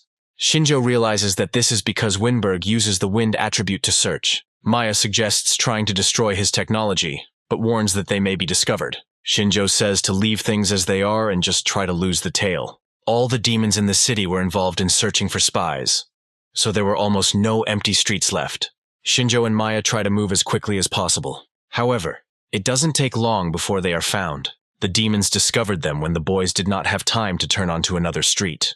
The girl apologizes since it happened because of her, but Shinjjo reassures her, saying that the advantage is still on their side. In addition, the guy plans to make bait out of the girl. The girl looks at her fellow traveler in shock. At some point, Shinjjo jumps into the air. The guy easily pushes off the walls of the houses standing opposite each other and jumps onto the roof. Maya continues to run on the ground and says that she can't do this. Shinjjo looks at the girl and asks how she plans to take revenge on Winberg if she can't even escape from pursuit. After this, the guy disappears to the roof of the building, leaving Maya alone. The demons run after the girl and say that the spies have split up. The girl is shocked by how Shinjjo treated her. The demons decide to split up and pursue each one separately. Maya is hurt by the guy's words, so she decides that she will not run away anymore. She stops and turns to face the demons. The girl raises her staff up and summons a giant fireball. The demons freeze in place, as they did not expect the scout to be a magician. They are trying to figure out what they should do in this situation. But while they stand still, the fire reaches them. The intense flames cause a nearby house to catch fire, attracting the attention of demons on other streets. Demons from all over the city begin to approach the battlefield, but while they were focusing their attention on just one point, a shadow was creeping up on them from behind. The demon moving behind everyone has his throat slit. It falls to the ground with a loud sound. However, the demons walking ahead pay no attention to this. This allows Shinjjo to kill them one by one without worrying about being discovered. The demon walking ahead begins to get irritated by the same sound coming from behind him. He turns back and asks what's going on. However, instead of his squad, he sees that all the demons have been killed by someone. He himself did not have time to understand how a dagger was pressed to his throat. The last thing he manages to say is that the killer is acting like a coward. At this time, Maya's battle with the demons does not stop. The girl is already exhausted, but continues to fight to the last. She summons the spirit of water and floods the street, preventing the demons from getting any closer. The girl manages to stop them, but they don't move. Maya tries her best, but despair begins to creep into her mind. Suddenly, the girl's attention is drawn to a strange splash. She looks at the approaching demons and sees another splash behind them. The more time passes, the fewer demons there are. Someone sneaks up behind them and kills them one by one. By the time the last demon notices, it's too late. The same fate befalls him as the others. The girl sees a blood-drenched Shinjjo. The guy killed every demon in cold blood. Shinjjo looks at Maya and says that she was good bait. Thanks to her, he was able to kill them all without any problems. The guy continues on his way and the girl follows him, saying that she almost died here alone. Meanwhile, Winberg walks down the main street and asks if the scouts have been caught. The soldier apologizes to him and says that they are waiting for reinforcements. The man raises his hand up, thereby interrupting the demon's speech. Winberg says there's no point in doing so, as it will only increase the death toll. With a smile on his face, the Wind King says that he will deal with this problem himself. At this time, Shinjjo and Maya already thought that they had managed to fight off the enemies. However, a powerful gust of wind soon catches up with them. Maya squints and thinks about how there is mana in this wind. They manage to notice how wind spikes are rushing towards them. The girl calls upon the spirit of the wind to carry out the attack. A stream of wind rises around them and turns into a tornado. Thanks to this, the enemy's spikes fly in different directions. Shinjjo looks up and realizes that they are out of luck, as it was Winberg who came for them. The boys see that a stream of wind is moving in their direction. Following him, they notice a man standing on the roof of one of the buildings. Winberg says he found not just rats, but invaders. Maya begins to lose control again when she comes face to face with her worst enemy. Shinjjo says that now is the time to take his revenge and asks if Maya is ready for it. The girl steps forward and says that she has been preparing for this moment for decades. Shinjjo and Maya realize that they have no choice but to fight. The guy tells the elf that they have no chance of winning if the fight drags on, so they need to finish quickly and preferably with one blow. Maya also understands this and agrees. The girl summons the spirit of the wind and directs its power at Winberg. The demon stands on the roof of a tall building and doesn't seem to be about to dodge the attack. He looks at the girl's attempts with a smirk and reminds her that he is one of the 4 heavenly kings. Besides, he is the master of the wind, which means that her attempts to defeat him with the help of the wind spirit cannot have any effect. A pentagram appears behind Winberg, causing the air around the man to move, forming an air shield. Maya's attacks bounce off in different directions when they hit the protective field. The shield slowly turns into a tornado and rises upward. Soon, due to the density of the air shield, Winberg disappears from Shinjjo and Maya's sight. The brunette realizes that this could be a good chance for them, since the demon blocked his own view. However, before he can get close to Winberg, air spikes rush towards him. Shinjjo manages to jump to the side in time, causing the spikes to crash into the ground. The guy looks up in surprise, because he didn't expect an attack at that moment. Winberg realizes that Shinjjo wanted to take advantage of the opportunity while he was out of sight. Playing with the flow of wind with his hand, the demon says that his spell of searching wind will not miss even the slightest movement. Shinjjo realizes that Winberg has no blind spots, which automatically makes all of his killing techniques useless. The guy's attention is drawn to Maya, who raises her staff up. The girl reassures Shinjjo, saying that she can handle everything herself. Using her powers, Maya summons a powerful gust of wind. When the gusts reach Winberg, all the small search wind currents fly away. The man looks at the girl in surprise. Maya tells him that the search technique is effective, but if she constantly interferes with the wind currents, her technique will destroy Winberg's technique. The demon thinks that the girl knows well how his wind magic works, but does not understand how she can know this. Shinjjo, meanwhile, is amazed that Maya's thirst for revenge is producing surprising results. Deciding that Winberg was distracted by Maya, Shinjjo decides to get closer to the demon. However, the demon continues to watch him closely, but he does not understand why the guy would come so close. When Winberg gets close enough, Shinjjo draws his dagger and swings it. The demon manages to rise up faster than the dagger can get closer. Shinjjo looks at Winberg with anger as her next attempt to defeat the enemy ends in defeat. Floating in the air, the demon says that the guy most likely can't fly. While observing Winberg, Shinjjo notices that his flying technique is very similar to Narumi's. The guy is pulled out of his thoughts by Maya, who tells him to jump. The guy acts immediately, pushing off with his foot from the airflow created by the girl. Using her power, Maya gives Shinjjo a boost of speed, allowing him to quickly reach the demon. Winberg cries out in surprise and tries to dodge. Shinjjo has already set his mind to killing the demon while it is confused, so he activates his ability to display weak points. A phantom of Winberg appears at his side, with the indicated weak spot in the neck area. However, a moment later, the weak spot begins to fade and quickly disappears. Shinjjo doesn't understand what this could mean, since he has never encountered this before. At this point, Winberg forces himself to pull himself together and takes out the hilt of his sword. A moment later, a glow appears from the empty hilt, forming an air blade. Shinjjo and Maya's actions made the demon take the situation seriously, so he had to draw his sword. With one swing of his sword, Winberg sent a multitude of small wind currents towards the brunette. Shinjjo tried to fight them off with his dagger, but there were too many of them. One of the streams broke through the brunette's defense and cut his cheek. Winberg continued to strike with a smile, and said that it was he who taught Hector how to fence. However, the demon became too focused on attacking Shinjjo and became distracted from Maya. The girl did not waste time at this moment, and threw a large boulder at Winberg, larger than the demon. However, the demon noticed the approaching threat and managed to dodge. Meanwhile, Shinjjo took advantage of the moment and moved away from the demon, moving closer to Maya. Despite their previous attempt being unsuccessful, Shinjjo and Maya are not about to give up. As he floated in the air, Winberg assessed the size of the stone and realized that it would be very difficult to remove it with wind magic. The demon thinks that Maya cannot be an ordinary elf, because she knows not only wind magic, but also earth magic.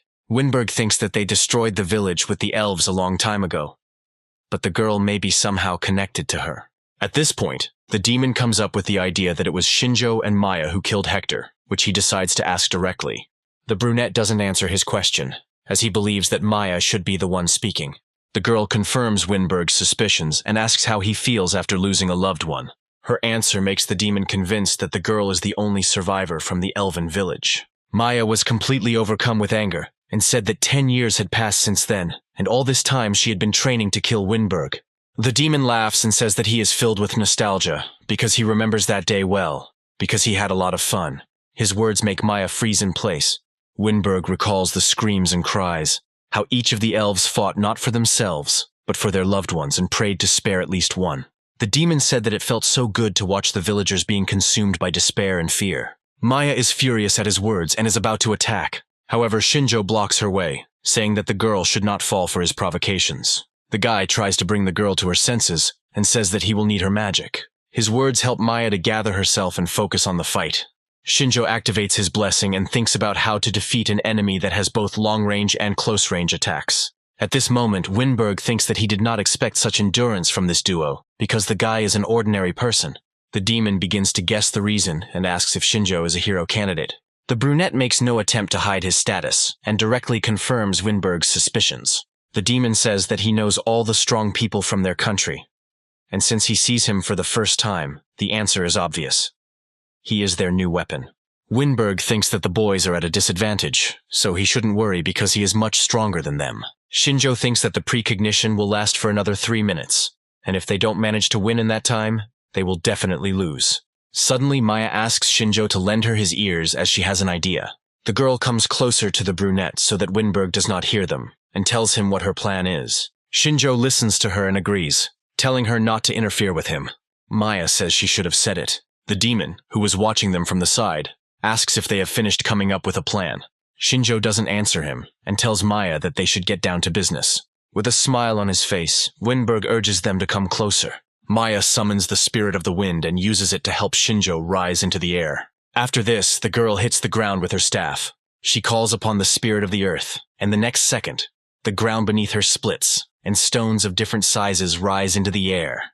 With a wave of her staff, Maya directs the rocks towards Winberg with the order to knock him down. The demon is not going to change his position, and is going to repel the attack. Winberg waves his hand, causing a powerful gust of wind to emerge. The stones, under the force of the wind, bend around the demon and rush behind him. While the demon was fending off the attack, he was forced to turn his back on Shinjjo and Maya, causing him to temporarily lose sight of them. When he turned back, he managed to block Shinjo's attack at the last moment, who was right next to him in the blink of an eye. Maya meanwhile shouted that they were not finished yet and waved her hand. The stones that Winberg had previously redirected changed their trajectory again. This time they began to approach the demon from behind. The demon first wanted to dodge, but realized that nothing would work, so he erected a wind wall. Noticing this, Maya once again summoned the spirit of air. The wind force rushed from her towards Winberg. Under the influence of her power, the demon's wind wall was destroyed. Because of this, the stones were able to destroy the pentagram behind Winberg without hindrance. The demon became restless, feeling threatened from all sides, and it was at this moment that he opened himself up to attack. By the time Winberg returned his attention to Shinjjo, it was too late. The demon tried to block the attack with his sword, but there was too little space. Shinjjo delivered several quick slashes with his dagger at the demon's hand. Due to his arm being injured, Winberg let go of the sword. The demon looked at Shinjjo in shock, because only now he realized that the guy's goal was not his heart, but his sword. The hero candidate caught the falling sword. Before Winberg could recover, Shinjjo jumped back with his sword in hand. The brunette landed on a large boulder sticking out of the wall. At first, Winberg didn't understand why the guy had to step aside instead of delivering the finishing blow. However, as soon as he remembered Maya's second attack, it was already too late and the stones caught up with him from behind. For a moment the sounds died down, after which Winberg's voice was heard, surprised that the boys were able to break through his defense. Contrary to Maya and Shinjo's expectations, the demon was not harmed and said that they did not have enough strength to hurt him. However, from the look in his eyes, one could tell that their actions had made him very angry. Maya looked at Winberg in shock and couldn't understand why he wasn't hurt, despite the fact that the attacks had definitely hit their target. Standing from above, Shinjjo thought that, for now, everything was going according to their plan. As they were preparing their plan, Maya informed the boy that the wind technique was strong, but she also had her weaknesses. The girl said that heavy rocks are difficult to knock back with a wind flow, so Winberg is weak against the earth attribute. Maya said that if the earth attribute was low, then she would use wind magic to weaken the demon's defense. Shinjjo thought that Maya's thirst for revenge was not an empty phrase, since the girl not only had the power to kill him, but also a pre-prepared plan of action. Then the guy said that the girl's plan was good, so the girl should do anything to make Winberg open up. Meanwhile, Shinjjo will attempt to take the sword from the demon. Returning to the present, we see that everything went according to the pre-prepared plan, because the sword really did end up in Shinjo's hands. Despite this, Maya still didn't understand why the guy needed Winberg's sword. While healing his cuts, the demon said that Shinjjo would not be able to defeat him with his own sword, since the hero candidate was definitely not a swordsman. The hero candidate does not deny this, but proceeds to his next attack. Winberg once again erects a pentagram behind his back and summons wind spikes, directing them towards the brunette. Using the demon's sword, Shinjjo easily repels all of his attacks. Using his blessing, the brunette quickly approaches Winberg. The demon blocks his own sword attack with his hand. Winberg is clearly confused and wonders who Shinjjo really is, since he suddenly seems to be moving better and faster. Meanwhile, the guy continued to strike with his sword one after another. Winberg fights back, unable to understand what is happening, as Shinjjo manages to force him to retreat back. Maya takes this opportunity and calls upon the spirit of the wind, ordering it to bring down the demon. A gust of wind blows away the wind support under Winberg's feet, causing him to lose his balance. As he fell down, the demon realized that Shinjjo was using his flight magic. Towering over Winberg, the boy raises his sword for the finishing blow and says that his end has come. The demon tells him not to hope for victory and gain strength again, causing his horn on his forehead to become energized. The wind force is concentrated in one point and directed towards Shinjjo. However, before the attack reaches the hero candidate, it is interrupted by a green flash from the sword strike. Shinjjo lands on the ground, and behind him, Winberg's body falls to the ground with his head severed. The boy's eyes return to their natural purple color, and the boy thought that he had run out of strength. Shinjjo hears Winberg's voice, saying that he never thought he would lose like this. The demon can still speak, so he asks the guy why he suddenly started moving differently. Shinjjo replies that he has acquired the blessing of copying, which allows him to copy the skill of a person he has personally seen. The hero candidate used this power to copy the demon's swordsmanship style, but this power had never been used in practice, so Shinjjo did not want to use it until the very end. Winberg said that apparently it is not for nothing that candidates for heroes are called the trump card of humanity. Shinjjo said that he received this blessing after killing Hector, which is why the boy now has 4 blessings. Winberg chuckled at his words and said that his stupid student had helped their common enemy survive. Shinjjo sits down on the nearest large rock to catch his breath. The boy looks at the defeated Winberg and reflects on his powers as those of one of the 4 heavenly kings. There are 3 more like him, then the Demon King, who is the strongest of all. Besides that, there are also the children of the Demon King, like Isabel. The guy sighs and thinks that it's too early for him to fight them now. Shinjo's attention is drawn to the sound of approaching footsteps. A thoughtful Maya walks towards him and looks towards Winberg. The girl stops next to the guy and asks if the demon is dead, to which she receives an affirmative answer. Looking at Maya, Shinjjo asks how she wants revenge. The girl replies that she still cannot comprehend this, because she thought that she would have to sacrifice herself for its implementation. Despite this, Maya feels rested. After Winberg's death, her parents and village will not return, but now she feels free from the past. Shinjjo says that the girl helped him a lot, because without her help, he would have definitely lost. Maya turns to him and says that she should have said that. The girl trained for 10 years to kill Winberg, but it was not enough. A smile appears on Maya's face, and she thanks Shinjjo for helping her avenge her family. The guy says there is nothing to thank him for, since he had no other choice anyway. Maya says she's still glad she decided to go with him. Sooner or later, the girl would have run out of patience and would have run away, dying for no reason. And the mentor most likely guessed about this. Shinjjo asks Maya what she plans to do next. The girl replies that she hasn't thought of anything yet, and that she has run out of important things to do.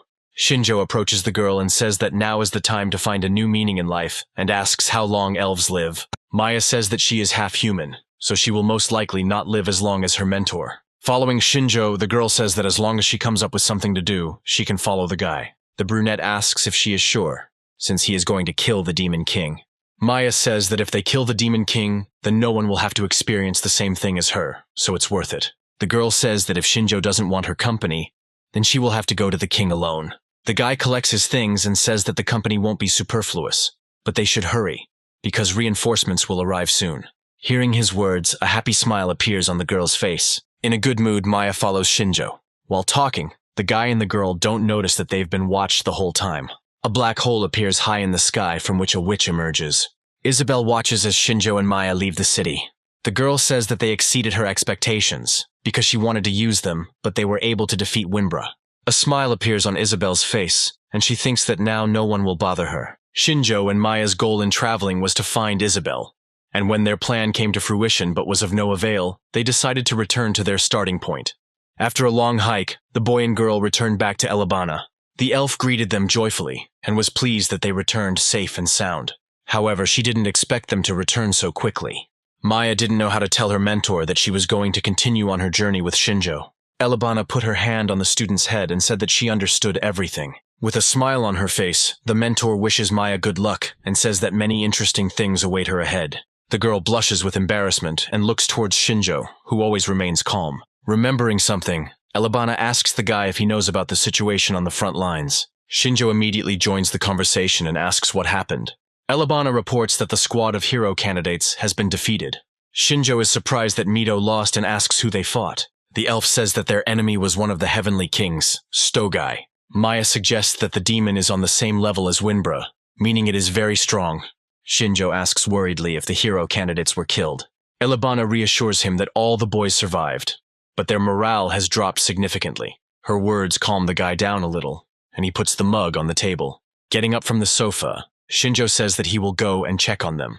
The guy's goal is to kill the Demon King, and the best solution would be to team up with his classmates to kill all the Heavenly Kings faster. Maya asks if the other hero candidates are as strong as Shinjjo. The guy can't say for sure, but he says it doesn't matter what power they have, what matters is how they use it. Meanwhile, we are transported to Fort Thors, and deep night has already fallen on the streets. In one of the large halls there is a hospital. The wounded lie on mats and their wounds are treated by nurses.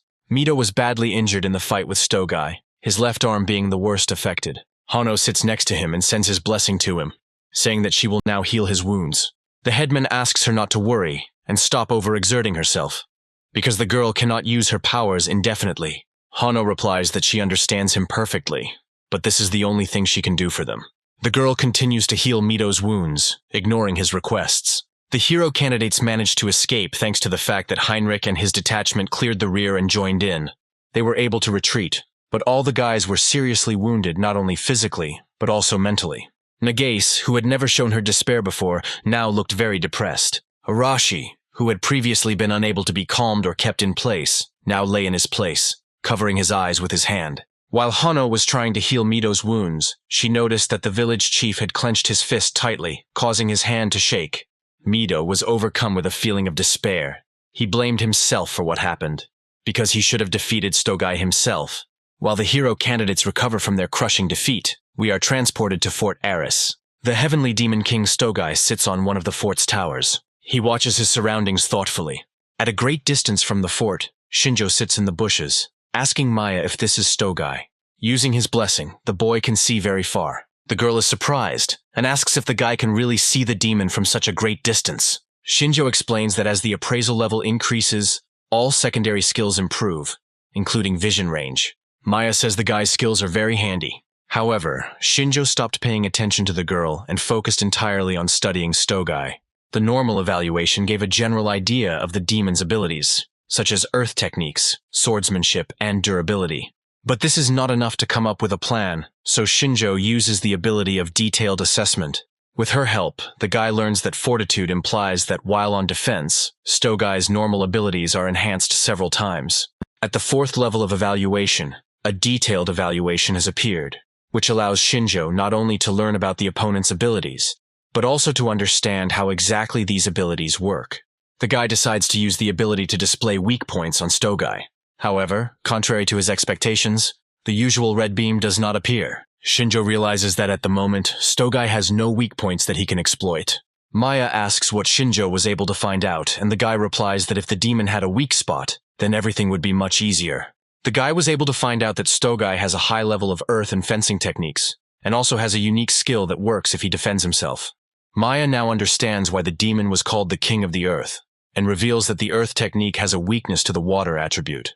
Shinjjo asks if there is compatibility of attributes, and the girl replies that it is not that simple, and depends on what the person wants to get as a result. Maya says that a demon can't have all the earth's techniques, so they need to find out what the technique is and find its weaknesses. Shinjjo says that they need to talk to the hero candidates at least once, and asks what Maya thinks about it. We return to Fort Thors, where Mito has recovered enough to walk along the wall. He looks into the distance, as if trying to find answers to his questions there. The village chief remembers Shinjjo and thinks that everything could have turned out differently if the boy had been with them. Mito begins to shake his head from side to side, driving away bad thoughts. He tells himself that Shuji Mito will never run away. He is distracted from his thoughts by Nagase, who came with the rest of her classmates and asks what Mito is doing.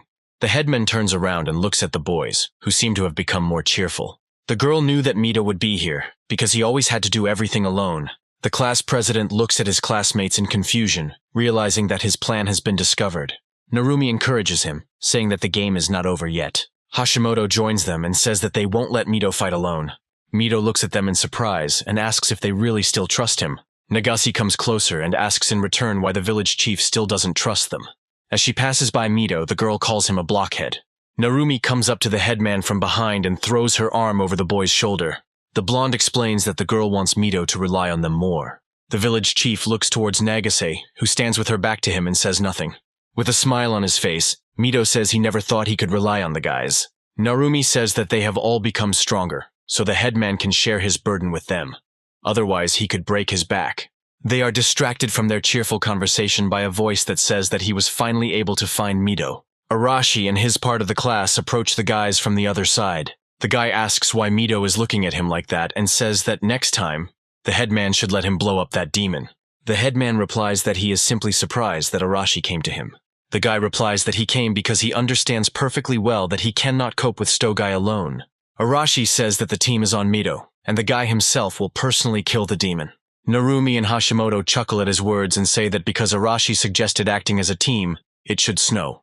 In response to their joke, the guy says he will kill them if they don't shut up.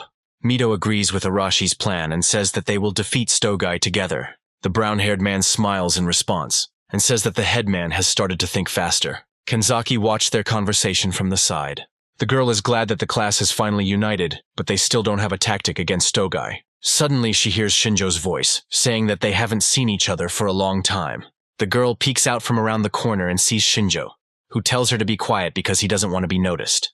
The girl covers her mouth with her hands, but still cannot contain her joy at the long-awaited meeting with the guy. Shinjjo asks if it's true that the boys fought one of the 4 heavenly kings and lost to him. Kanzaki tries not to look at the guy and says that it is true, after which the guy asks what kind of spells the demon used. The girl thinks for a second, and then begins to talk about the battle. After some time, Shinjjo learns that Stogai used a golem creation technique. Kanzaki says that she saw this technique with her own eyes, so she is 100% sure. Shinjjo thinks about it, then says that Maya was right in her guess. Kanzaki becomes worried and asks who Maya is. The girl indignantly turns her head towards Shinjjo and waits for an answer. However, the guy says not to pay attention to it, because it was just thoughts out loud. Kanzaki asks if Shinjjo would like to fight with them. Watching the class come together, the boy replies that he will help them. But if he acts openly, he will only create discord in the team. The guy says he will operate from the shadows, as always. Finally, the team of hero candidates is fully assembled, although most of them don't even know it. Once the boys manage to come up with a plan of attack, they return to Fort Eris. After their attack, the fort's security increased, and now demons were on duty at each watchtower. Just like last time, the hero candidates decided to come from behind. They gathered in the forest near one of the fort's walls and discussed their next plan of action. One of the girls said that together with Yumi, there would be only 100 of them. Nagase looked at the girl with a smile and said that she was glad that the girl was feeling better. Yumi recently joined the combat squad after recovering from Leonora's bullying. Nagase was surprised that she decided to join them, so she asked what prompted the girl to take such a step. Yumi heard that the guys had a hard time, so she decided to support them. The girls laughed together and jokingly called Yumi a heroine. The girl herself thought to herself whether everything would really be okay. She remembers what happened 5 days ago, when she had not yet joined her classmates. The girl was busy with her usual work in the castle in the rear, and after completing her duties, she returned to the room. She said that she was very tired and heard Shinjjo, who said that they had not seen each other for a long time. At first, the girl didn't realize what had happened, so she agreed with the guy with a smile on her face. However, the next second it dawned on her who exactly was standing in front of her, so she stepped back and asked what he was doing there. Yumi froze in place and asked if it was really Shinjjo in front of her. The guy remained calm and replied that she understood everything correctly. The girl blushed and asked why the guy entered her room without permission. Shinjjo reported that her classmates were currently fighting on the front lines, and they really needed her water manipulation power, so the boy was looking for Yumi. The girl was surprised by his words and said that she was not in a combat unit. Shinjjo said that the girl has the guts to become a fighter, so she should join Mito and help them. Yumi didn't like his words and asked why she should do what he said. The guy replied that she should do it because she could fight. On that fateful day, Leonora instilled fear in the girl, subduing her actions and forcing her to kill. However, Leonora is now gone because Shinjjo personally got rid of her. Therefore, Yumi is no longer restricted by anything, and enough time has passed for her mental wounds to heal. Shinjjo says now is not the right time to play the awkward waitress. His words made the girl embarrassed, and she began to justify herself by saying that she accidentally fell and broke all the plates recently. Shinjjo looks at her and asks if she really doesn't want to help her friends, Nagase and Chinami. His words make Yumi freeze in place. She said that Shinjjo always knows what to say, but she is surprised that the boy cares about his classmates. The guy explains his actions by saying that he simply doesn't want to lose the pieces he can use. Yumi remembers that Shinjjo is wanted and asks if he wants to join the fighting force himself. The guy says he has no chance of joining them because they are still looking for him. Turning towards the window, Shinjjo says that he will act from the shadows and move the figures to the right place, as this is part of his job. Back in the present, Yumi clenches her fist and thinks that she will try her best if her power can really help her classmates. Kanzaki, as usual, keeps his distance from the boys and watches them. She remembers her conversation with Shinjjo when he explained the plan of action to her. The guy said that he found Yumi and sent her to help, and asked if Kanzaki had any questions. The girl understood why Yumi was involved in his plan, but she wasn't sure if his plan would work. Shinjjo says he hasn't fought Stogai himself, but he's confident the boys can come up with a plan of action. The boy asked Kanzaki to relay the plan to Mido, and to say that Shinjjo wanted to see how much the boys had grown while he was away.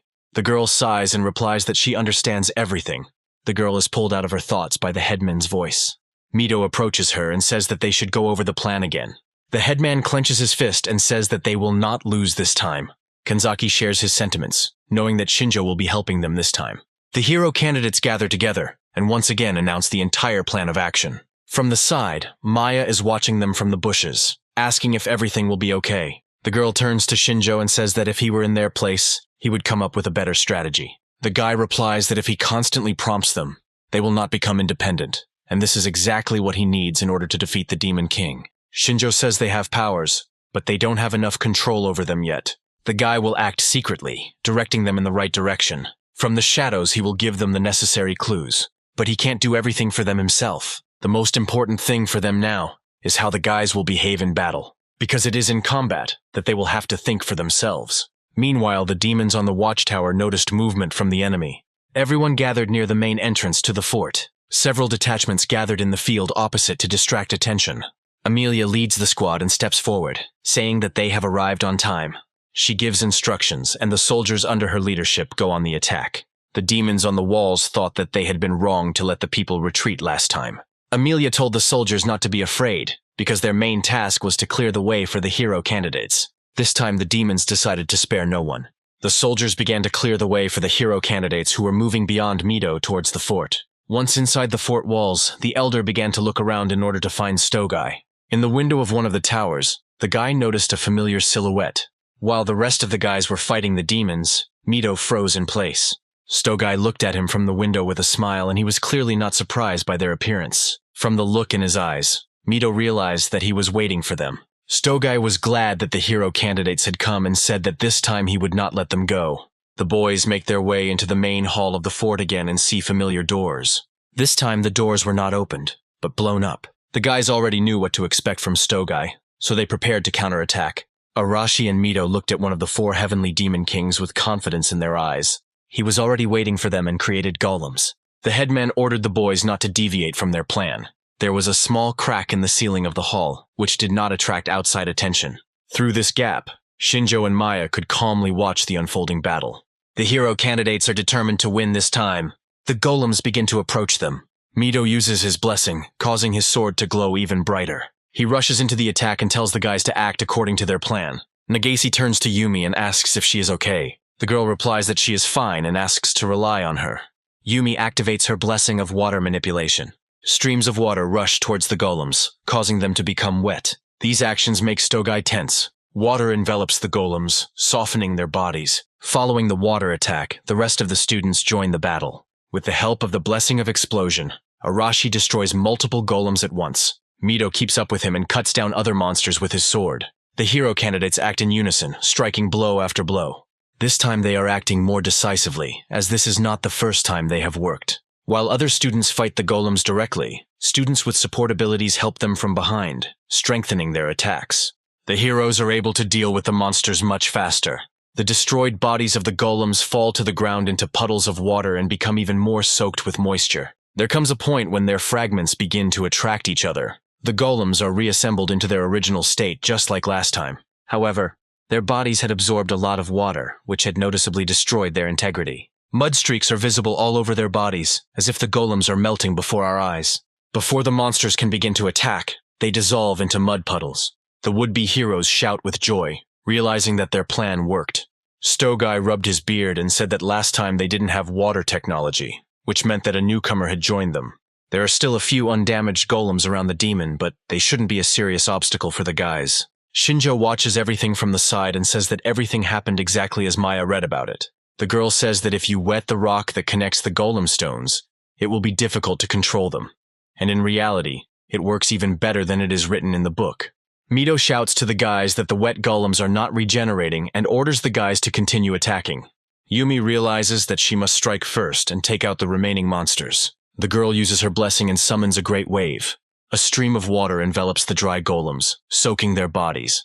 The remaining candidates follow the wave. Without delay, they continue to attack the enemy. Stogai understands that this time the hero candidates decided to destroy their golems, which means they now have an excellent strategist with them. The demon places his hand on the ground and summons another technique. Red pentagrams appear all over the floor. Large stones begin to emerge from them. Stogai praises the boys for their ingenuity, but thinks that the golems are just soldiers. And this technique is the real power of the earth. Stogai directs stones towards the hero candidates. Before they can catch up with the boys, Hashimoto stands in front of them. The girl uses her telekinesis ability and stops the stones. Stogai looks at the girl thoughtfully, thinking about how she managed to break his control over the land. The demon loses his guard due to the unusual behavior of the hero candidates and loses sight of Kenzaki. The girl uses her control abilities and stops Stogai. The demon feels that his whole body no longer obeys him. He realizes that the blessing of submission has been applied to him. While Stogai is frozen in place, Arashi decides to take advantage of the situation and strike. Despite his immobility, the demon manages to summon a mud wall. Arashi uses his blessing, causing an explosion to occur in the room. However, just like last time, the attack was completely absorbed by a wall of earth. Stogai smiles and tells Arashi that his defense cannot be penetrated. The guy realizes that his attack was unsuccessful, but that was not his original plan. Mito at this time used the blessing of shortening the distance and appeared behind Stogai. The elder raised his sword and dealt a powerful blow. The demon finally managed to break free of control and gripped his sword tighter. At the last moment, he managed to block Mito's blow and said that he couldn't be stopped like that. But don't relax, because Hashimoto uses telekinesis on the rocks again. She returns the stones that were previously used by Stogai. Narumi uses the blessing of wind manipulation. Having created many wind spears, the boy directs them towards Stogai. Thus, attacks are directed towards the demon from all sides. Stogai thinks that the guys tried hard this time, but it was still not enough to break through his defense. The demon expands the stone wall, thereby repelling most of the attacks. Yumi understands that the guys won't be able to cope without her blessing, so she summons water. A large stream of water crashes into the stone wall, causing it to become wet. Stogai sees that a wet spot has appeared on the other side of the wall and thinks that things are bad. The wet ground was losing its firmness, so Hashimoto directed another attack of rocks towards the darkening in the wall. Mito also prepared to deliver the finishing blow and said that this was the end of the demon. Arashi is also not going to stand aside and strikes. By combining their efforts, the hero candidates managed to break through Stogai's defenses. Taking a double hit from Mito and Arashi, the demon is sent flying. The hero candidates managed to break through the demon's defenses and wound him in the stomach. Looking at his wound, Stogai thought that for now it was bearable. However, if the heroes continue to act in the same spirit, sooner or later they will achieve their goal. Stogai's eyes become more red, and he decides to use all of his power, which he previously used to defend himself. The demon changes his tactics and now invests not in defense, but in attack. It is at this moment that Shinjjo finally finds a weak spot in the demon's defense. In the blink of an eye, the dagger reaches its target and crashes straight into Stogai's head. The demon freezes in place and a shudder runs through his body. The next moment, he falls dead in front of the hero candidates. The boys had not yet had time to understand what exactly had happened, but they were already slaves to the fact that they had managed to defeat the enemy. The class began to jump happily and celebrate their victory, shouting that Arashi and Mito had defeated Stogai. Meanwhile, Arashi and Mito did not share their mood and approached the demon's body. As they got closer, they saw what had killed the demon. The headman said to himself that it wasn't them who did it. They managed to wound Stogai, but it was not he or Arashi who dealt the final blow. Arashi saw a dagger lying next to the demon's head. Having picked it up from the ground, the guy examined in detail what kind of weapon it was. Arashi immediately recognized the dagger and clutched it angrily, saying that this could not be. Mito also understood everything and began to look around in an attempt to find where the dagger had come from. A crack in the ceiling caught his attention.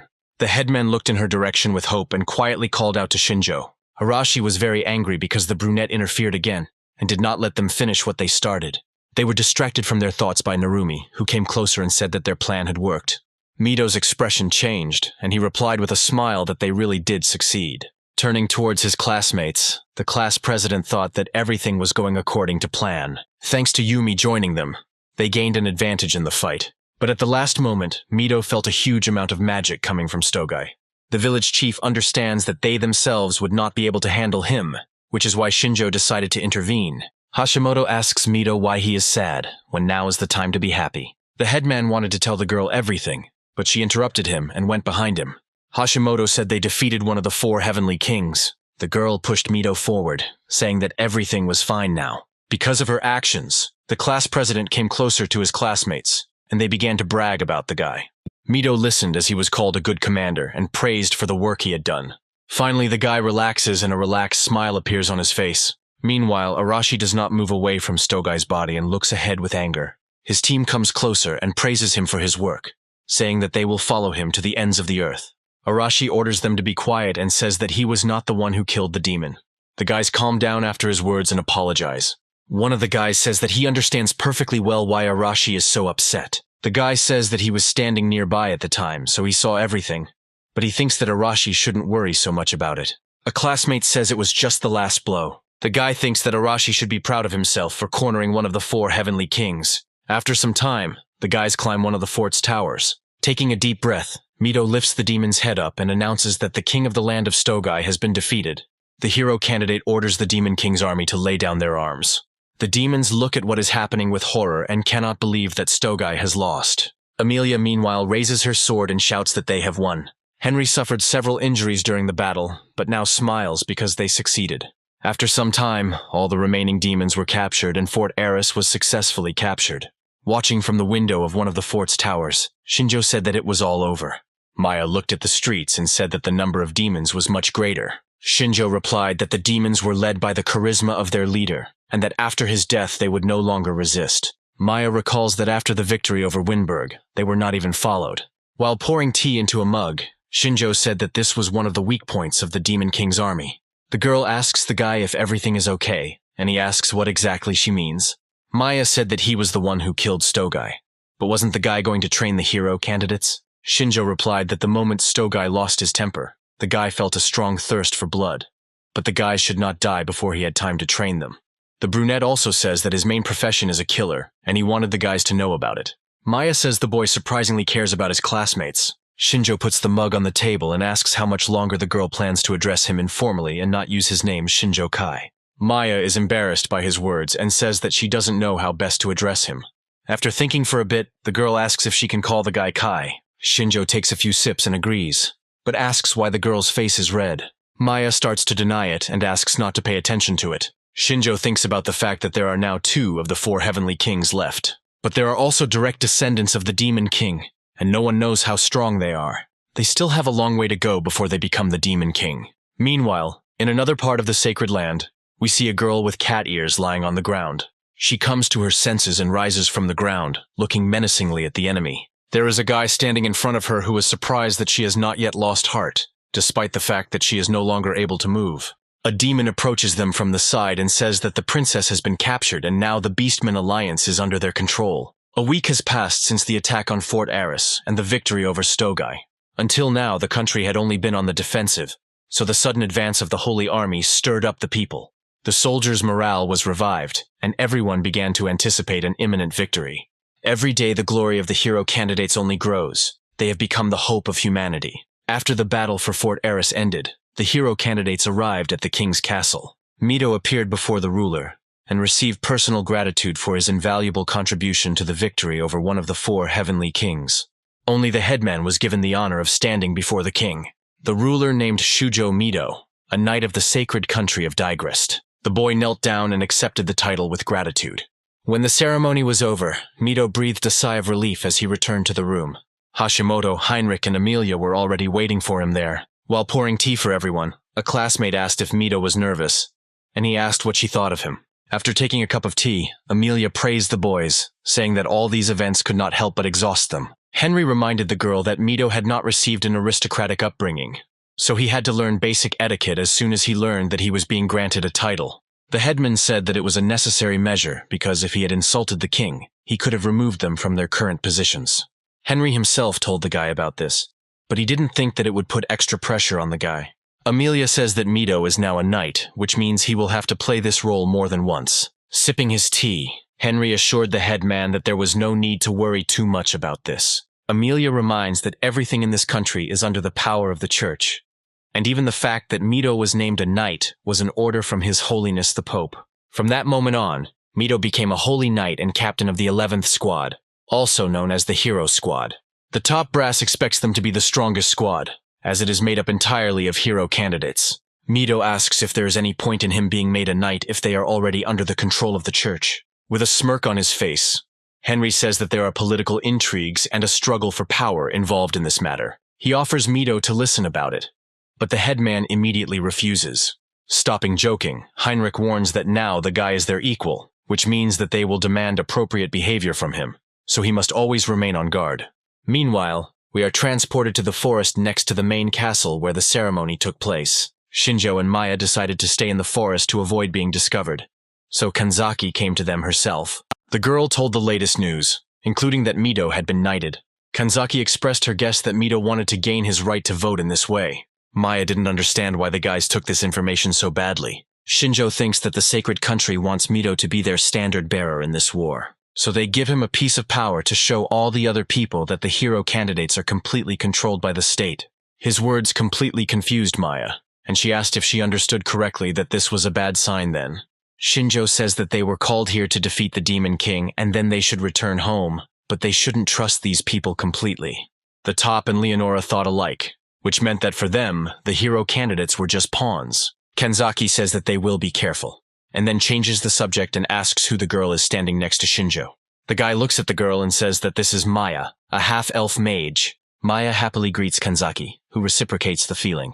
However, the girl is not very happy that Shinjjo has a travel companion, so she asks how this happened at all. Maya was a little upset by her words, and said that they were just traveling together, and asked in response who the girl herself was for Kai. Kanzaki noticed that the girl was calling the guy by his name, and quickly replied that they were friends with each other. Shinjjo immediately asked in what sense they were friends, to which the girl immediately became upset, and began to make excuses. The guy closed his eyes and said that Kanzaki was her comrade. His words made the girl even more embarrassed. Maya asked Shinjjo if they were this close in their world too.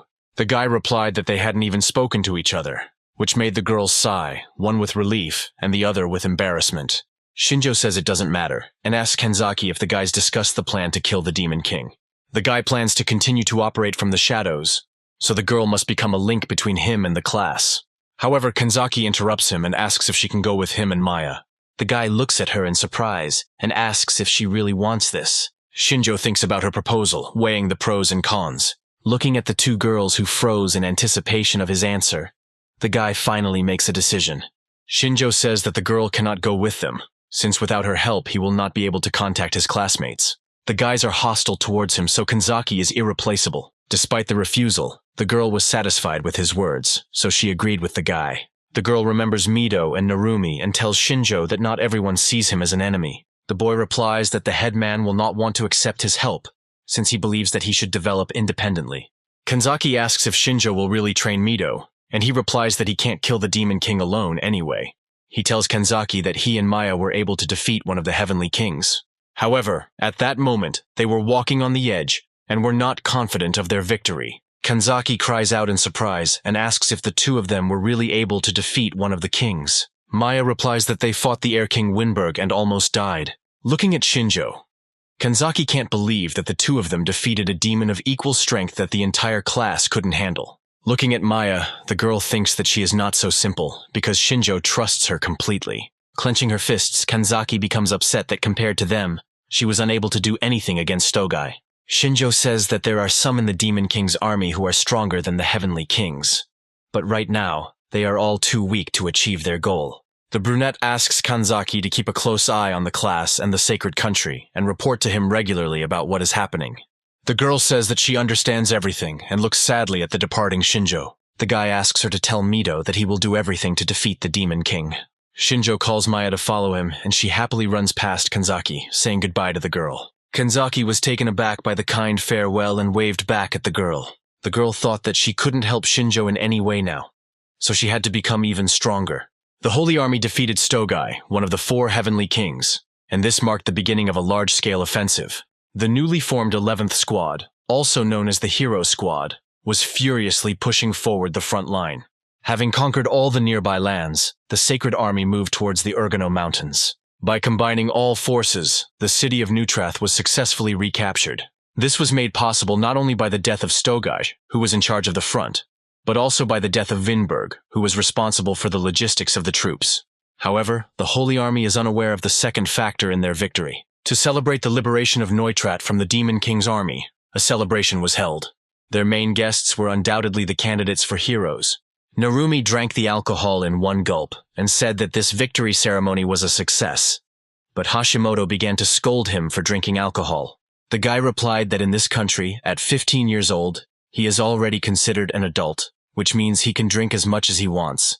Hashimoto hit him on the head and asked if he was going to continue drinking like this after returning to his world. The girl took the alcohol from Narumi and left, listening to the boy's plaintive cries. Classmates watched what happened with laughter, but were in no hurry to help the boy. Nagase told Hashimoto that she was still stubborn, even though she could turn a blind eye to it on a day like this. However, with these words, she only drew the girl's attention to herself and the glass of wine in her hands. Nagase took a sip from the glass, saying it was juice, but even Mito didn't believe her words. Watching from the sidelines, the class leader heard his classmates expressing surprise that everything had gone so smoothly. The boys think that there is something wrong with the Demon King's army, since defeating one heavenly king couldn't have such an impact. Mito also thought about his words. He was convinced that he was not the only one who felt this way. Amelia thought it was some kind of trap, but some time had passed, and they still hadn't found anything. Nagase responded to this by saying that the guys were thinking too much, since the Demon King's army was just a bunch of fools. Mito voiced his suspicion that Shinjjo had somehow influenced the army from the shadows. Nagase just laughed at his words, saying that this guy was incapable of anything. Her words angered Kanzaki, and she, putting the glass on the table, said that Mito was right. The girls said that while they were fighting at the front, Shinjjo was attacking the rear of the Demon King's army. Her classmates were very surprised by her words. Kanzaki explained that Shinjjo had killed one of the 4 heavenly kings responsible for these lands, which is why the enemy had such poor defense. The guys couldn't believe the girl's words that Shinjjo had killed such a strong enemy single-handedly. Mito said that if all this is true, then Shinjjo is amazing. Narumi guessed that the guy was secretly muddying the waters, but he didn't expect this from him. Nagase continues to claim that all of this is nothing more than lies. She turned to Arashi to confirm her words regarding Shinjjo. The guy turned to her, not looking up from his food. He thought about her words, but immediately remembered the dagger with which Stogai was killed. Arashi turned back to the table and said he didn't know anything, which only made Nagase even more angry. Hashimoto slammed the table and said that even if it was all true, she still had no intention of forgiving Shinjjo. While Nagase and Hashimoto found solace in each other for their anger, Mito approached Kanzaki and asked what Shinjjo was doing now. The girl replied that she herself did not know the answer to this question, but his goal was to kill the Demon King. Originally, the lands of the Demon Kingdom were located to the west of Neutrath. Meanwhile, we are transported to a forest near the city, where Shinjjo is fighting monsters. The orcs surrounded the guy, and one of them raised his mace to strike. Shinjjo deftly jumps to the side, dodging the blow. However, from the other side, a second monster is already approaching him. The guy crouches down and picks up some dirt in his hand, throwing it at the orc's face. The monster becomes disoriented due to dirt getting into its eyes and retreats back. Shinjjo summons the lightning attribute and commands it to pierce the target. But before his attack reaches its target, the boy notices a hand reaching out to him from the side. Because Shinjjo was focused on mastering the new technique, he lost sight of the other monsters. The enemy took advantage of this moment and began to strike at the guy. However, the blow never reached Shinjjo, because Maya summoned the spirit of fire and burned the enemy. The brunette remained sitting motionless on the ground, waiting for the girl to finish and the flames to die down. As Shinjjo rose to his feet, he told Maya not to imitate him. The girl jumps out of the tree and says that she would not have wanted this if the guy had not been in danger. Shinjjo says that he is still not very good at even the basic techniques, despite the fact that he has improved his control. Maya says that Shinjjo has a rare thunder attribute. His attacks are fast and powerful, but they are much more difficult to control. The girl is already surprised that the guy can already use basic techniques. She asks him not to look back at his friends because they have gained control over the attribute through the blessing. Shinjjo said he spent a lot of time practicing the thunder punch, but still couldn't use it properly in real combat. Maya says that the guy was distracted by the enemy and did not imagine in his head how exactly the technique works, which made it difficult to master. The girl said that this technique was suitable for long-range combat, but Shinjjo said that he needed it for close combat. Otherwise, it was of no use. Maya says that it might work in his case, but she doesn't understand why he wanted to learn the techniques in the first place. Shinjjo replied that he himself did not like all this, but he needed strength in order to defeat the Demon King. The guy believes that with techniques, he will have a better chance of winning, and thanks Maya for her help. The girl gets embarrassed and says that there is no need to thank her. She just knows a lot of things and shares it with the guy. However, the good atmosphere is interrupted in the blink of an eye. Distracted by the conversation, the guys do not notice that they are surrounded by a crowd of orcs. Although Shinjjo looks tense, he sees this as a good opportunity to practice. Maya says that in this forest, there is always material for practice, and no matter how much you kill, there will never be less of it. This forest is truly filled with monsters of different sizes and types, which will help the kids hone their skills. The monsters began to approach the boy and girl in a dense stream. Shinjjo decided to take advantage of the opportunity and use the thunder technique. The guy concentrated the power in his hand and used the power on the nearby monsters. Lightning ran through the monsters' bodies, causing them to scream in pain. However, other than that, it had no effect, and the monsters soon recovered from the effect. Shinjjo has trained for a long time and can now use the technique in combat, but its power is not enough to cause significant damage. On the other hand, an orc began to approach the guy and raised his hand to strike. Shinjjo managed to jump to the side in time, causing the mace to hit the ground where the boy had previously stood. The brunette decided to climb higher so that close attacks would not come as a surprise to him. Climbing a tree, Shinjjo was able to assess the situation from above. Pushing off from the branch he was sitting on, the guy began to quickly move between the trees. The monsters were confused because the guy was moving too fast. When their guard was down, Shinjjo threw several daggers in their direction. Each of them reached their target, killing one monster with one blow. The other monsters that weren't within Shinjo's range watched from the side in shock. This time, the guy used daggers enhanced with magic. Despite the fact that they required Shinjjo to form an image right during the fight, the effect was worth it. While the guy was thinking about his next steps, a monster that could also move through trees crept up on him from behind. Shinjjo managed to notice him in time, so he began to act immediately. Pushing off from the tree, the guy took out another blade and cut off the monster's head. Grabbing one of the branches with his free hand, Shinjjo looked down, assessing the situation. However, he was attracted by a sound coming from above. This monster turned out to be not the only one capable of carrying out attacks in the air. Shinjjo realized that he would not be as effective in an airborne battle, so he descended to the ground in preparation for a counterattack. As the monsters approached him, the guy neutralized them with a few precise movements. Having regained the advantage in the air, Shinjjo jumped onto a tree branch, but at that very moment, the tree beneath him began to shake, which made the guy look down. Seeing the man climb up the tree, the huge red orc began to hit the tree with his mace, trying to throw Shinjjo down. The guy started to get angry about this. Even though he wanted to train, there were too many monsters and he couldn't focus on one thing. Soon the orc managed to knock down the tree on which Shinjjo was sitting. Before this, the guy managed to jump to the ground on the other side, after which he looked around. Other monsters of different sizes began to approach Shinjjo. The guy's attention was drawn to the largest monster, which the guy had never seen before. This monster interested Shinjjo, and the guy thought that he was most likely their boss. The brunette uses his blessing and wants to use his new powers on this monster. At this time, Maya continued to fight off the attacks of monsters with the help of the spirit of fire, but she got tired of it, and the girl began to complain. The monsters scattered in different directions from her attacks, not having the slightest chance to get closer to the girl. Maya turned to Shinjjo and said that it was time for them to leave, since they couldn't go any further anyway. By that time, the guy had already managed to deal with most of the monsters, so he agreed. Shinjjo turned around and headed towards Maya to retreat together. The boy and the girl continued on their way, and the girl said that she was very tired. Shinjjo says that there are too many monsters here, and they are all strong, so there shouldn't be any people in this area. Maya said that demons can control monsters with low intelligence, so it was not a problem for the Demon King's army. Shinjjo came to the conclusion that only demons could live in this area. However, the guys had to stop in front of a cliff that emanated dark energy. This is where the territory of the Demon Kingdom began. Below the cliff, a huge army of the Demon King, consisting of many monsters and demons, was moving.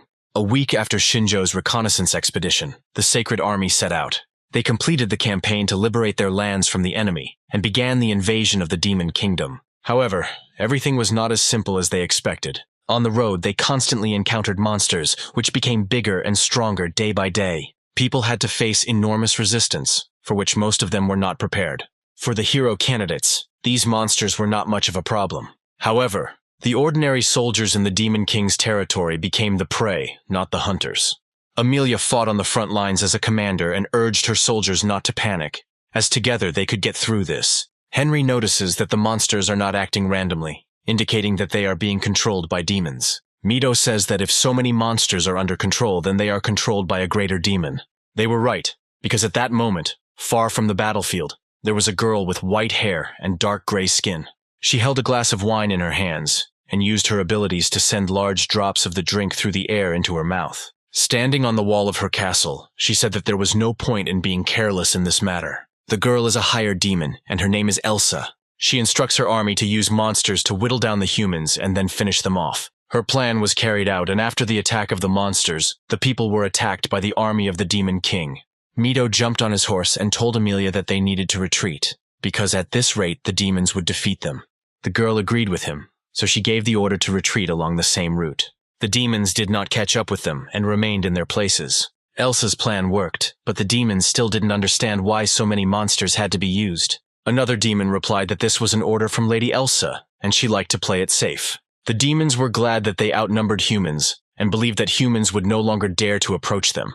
They talked about how the Beastmen Alliance would soon be under their control. The demons are confident that the hero candidates will not be able to overcome such an opponent, even if they have already managed to defeat 2 of the 4 heavenly kings. Shinjjo and Maya watched their conversation from the bushes. The girl asked what their words about the Beastmen Alliance could mean, because the girl had never heard anything about it before. Shinjjo said that this was interesting information, so he asked Maya to help him find out more about it. Sometime later, the Holy Army returned to Neutrath to recuperate. Hano did her best to help the nurses treat the wounded. The knights and squad leaders gathered in the common room to discuss further strategy. Amelia said that they managed to get their lands back, but as soon as they entered enemy territory, they were defeated. They found themselves in a difficult situation, so now they needed to come up with a plan of action. Their main problem is the endless stream of monsters, so they won't be able to move forward until they find a way to overcome this obstacle. The commanders began to comment that they had never seen the enslavement technique work on such powerful monsters before. Henry says that up until now they have simply moved forward without much of a strategy. But now the demons have begun to take them seriously. Mito says that the enemy has a good commander, who is most likely a greater demon and has experience in fighting. One of the commanders sent out reconnaissance and learned that the largest concentration of demons was in the forest near the border, so they should head there. Amelia was against the idea, as the forest was still unknown to them, so the army would not be able to pass through it unnoticed. The others agree with her and say that the first thing to do is to stay calm. One of the commanders is concerned that they have already lost many soldiers when they were retaking their lands, and because of the retreat, there are even more casualties. Everyone came to the unanimous opinion that at the moment their main goal is to return their lands and maintain their positions. Some people say that they don't necessarily have to move forward even if the morale of the soldiers is high. Hashimoto raises his hand and says that it doesn't make sense since their main goal is to defeat the Demon King. The elders agree with her, but remind her that everything is not so simple. Amelia turns to the girl and asks if she has any ideas. Hashimoto feels uneasy, but says it would be good to increase the troops. Amelia says that it will be very difficult because this way they will create more targets. Mito thinks that the strength of people in this world can vary greatly, so increasing the troops can only lead to more casualties. The elder suggests focusing on increasing the elite troops. Amelia says that this is impossible, because the strongest soldiers are already fighting on the front lines. The only way to increase your troops is to recruit regular soldiers and train them. But this will take a long time. Despite the length of time it takes to implement this plan, it remains the only possible one, so everyone agrees with it.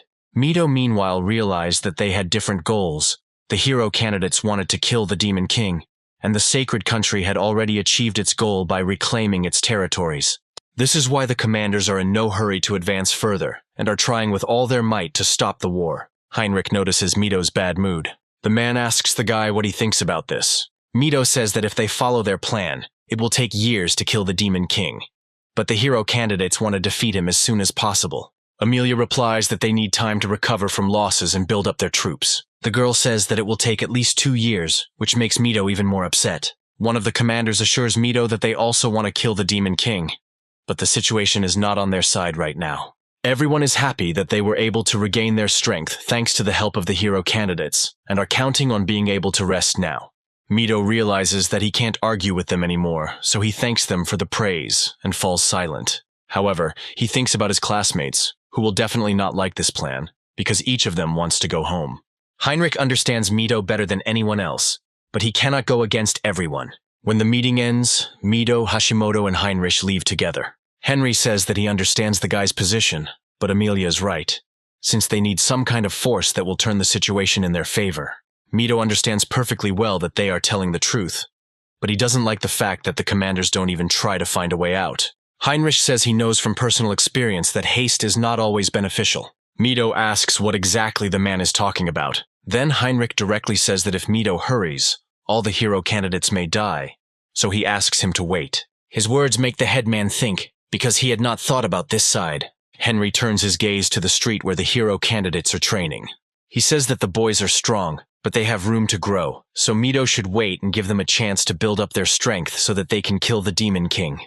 Hashimoto agrees with him, but says that all the guys really want to get home as soon as possible because they almost died. In that battle against Stogai, if Henry had not arrived in time, they would all have been dead. The man says that demons have a clear hierarchy, meaning that the Demon King will be stronger than the 4 heavenly kings combined. Henry didn't want to say it, but he believed that the hero candidates now were not capable of defeating the Demon King. Mito understands him and says that they should discuss this with the rest of the guys. The headman understands that Henry is right, so they should not rush. Mito won't be able to forgive himself if he loses even one of his classmates. The elder doesn't care how many years it takes. The most important thing for him is that they all return home together. After some time had passed, all the candidates for heroes were gathered in one hall. Mito and Hashimoto told them what happened at the meeting. Classmates were upset by the news and could not believe it. Mito said that everything had already been decided, and there was nothing they could do about it. The boys start asking how long it will take them to get home in that case. Hashimoto hangs his head and says that this will not happen for at least 2 years. Her words make all the boys feel despair. Mito tries to calm them down and explains that if they rush, they will only die in vain. Arashi has been sitting with his back to the headman all this time, but he can't stand it any longer. The guy attracts Mito's attention and asks if he's gone crazy. Mito says he also wants to return home as soon as possible. But the military has a different point of view on the situation.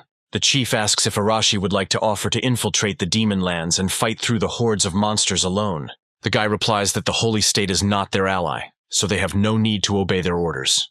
Mito says that if they do this, they will die for nothing, so they need the support of the Sacred State. Arashi says they don't necessarily have to attack head-on, as small groups have their advantages too.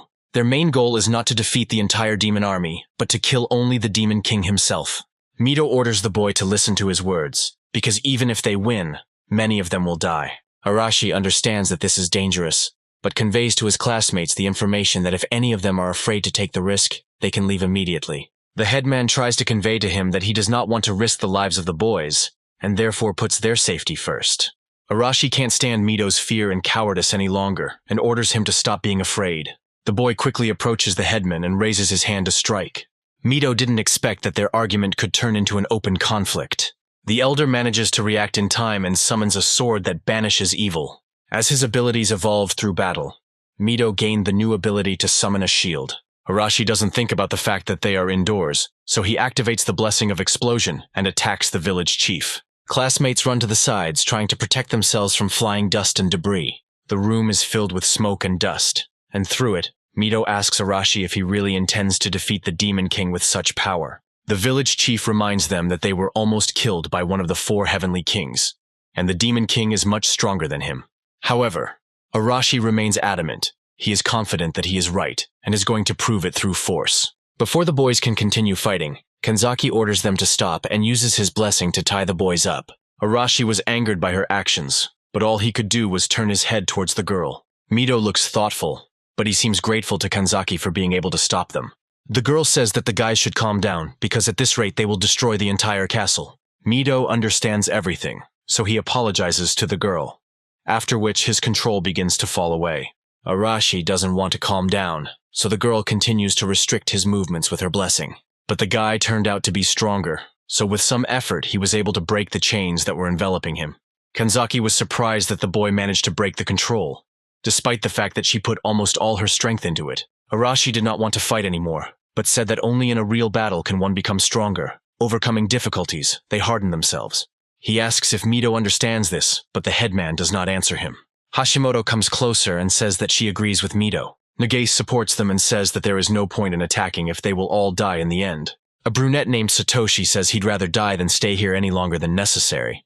A guy named Hideki says this world isn't that bad. Kaori, a girl with short hair who is one of Nagase's friends, says that she agrees with Arashi's opinion. Her words cause Nagase to ask why the girl took his side. Kaori replied that she understood Mido's concerns perfectly well, but she needed to return home as quickly as possible. Yumi interrupted the girl and reminded her friend that they all wanted to go home.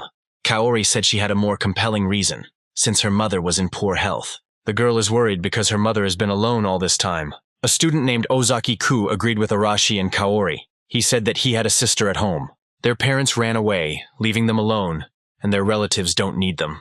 Therefore, the guy must return to his sister as quickly as possible. Hano said that they had harsh arguments because she herself was very worried about her family. They are all interrupted by Narumi, who says he can't wait 2 years. Mido starts to worry that all the guys will side with Arashi.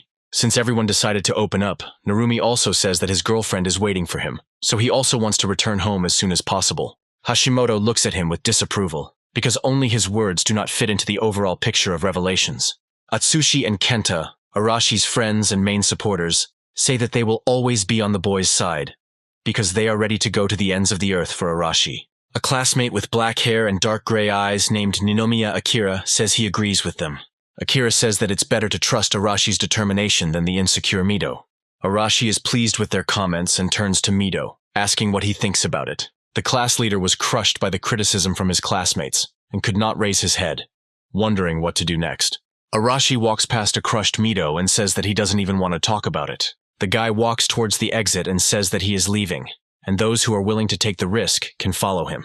More than half of the class follow the guy without thinking. Some people stick to their opinion and remain in the room with the headman. Some stand for a while, deciding what is the right thing to do, but then follow. Kaori is determined to get home as quickly as possible, so she heads out to pick up Arashi. Yumi and Nagase shout after her, trying to stop her from doing something risky. The girl freezes for a moment and closes her eyes. Gathering her courage, she apologizes to Nagase and leaves after Arashi.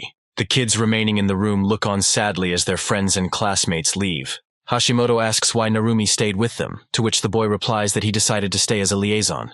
Kanzaki doesn't know what to do since her feelings are with Arashi, but Shinjjo told her to stay close to Mido. It was deep night outside. The sky was a little cloudy, but the stars and the moon continued to shine. Arashi and his squad chose this time so that they would not be noticed. When his squad was fully assembled, the boy asked if everyone was ready, as it was time for them to leave before they were noticed.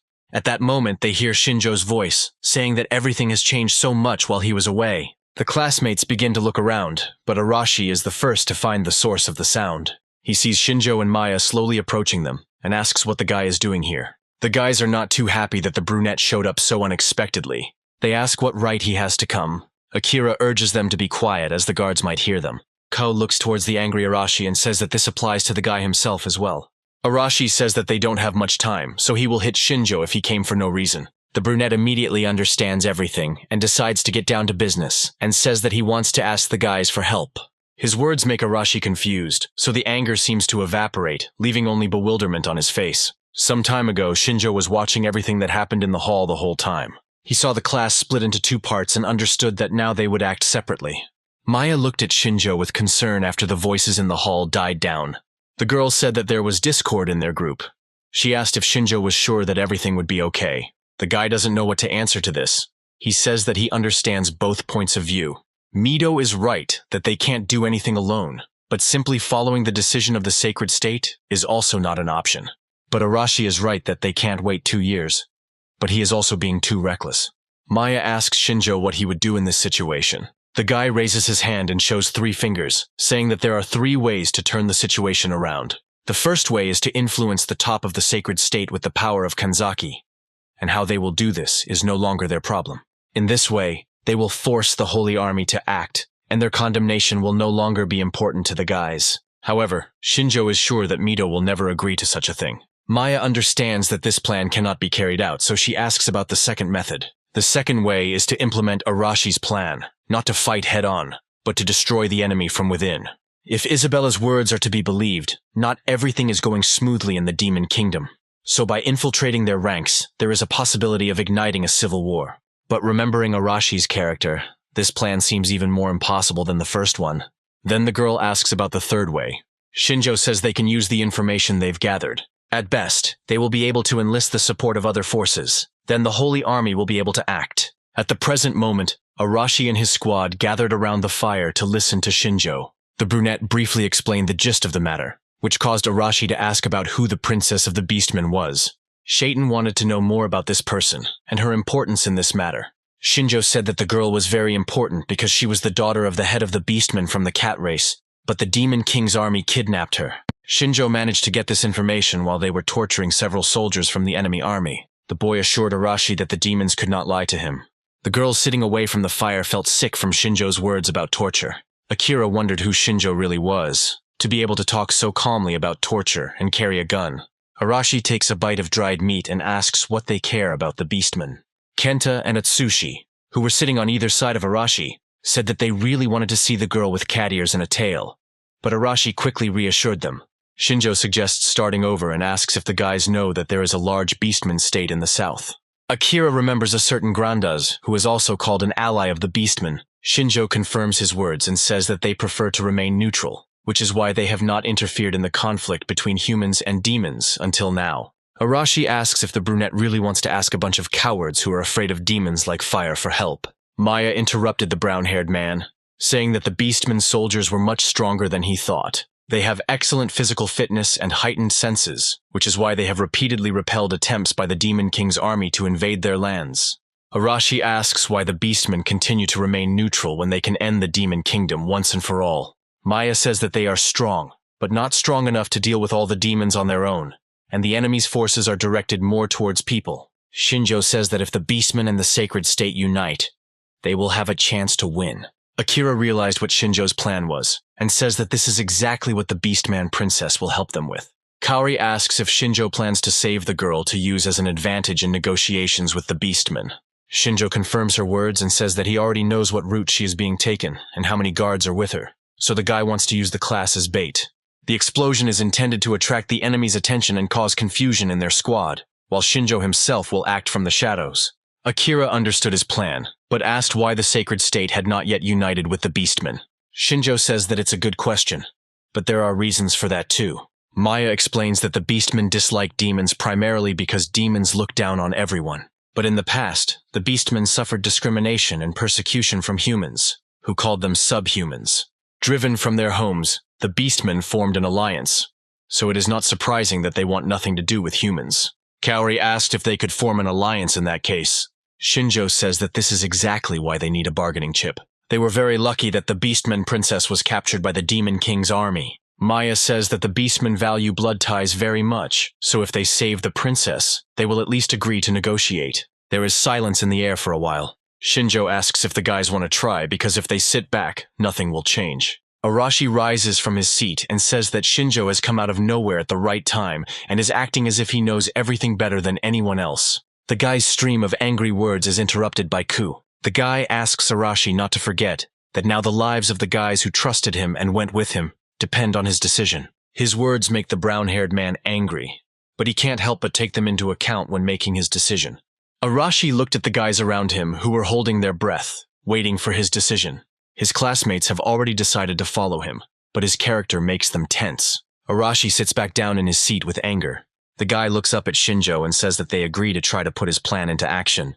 In the morning, Arashi's detachment set out on their journey. They were able to take one cart for things and several horses. Shinjjo led the procession, showing the way. Kaori noted that they had been walking south for quite some time now, and asked if Shinjjo had indicated the correct route.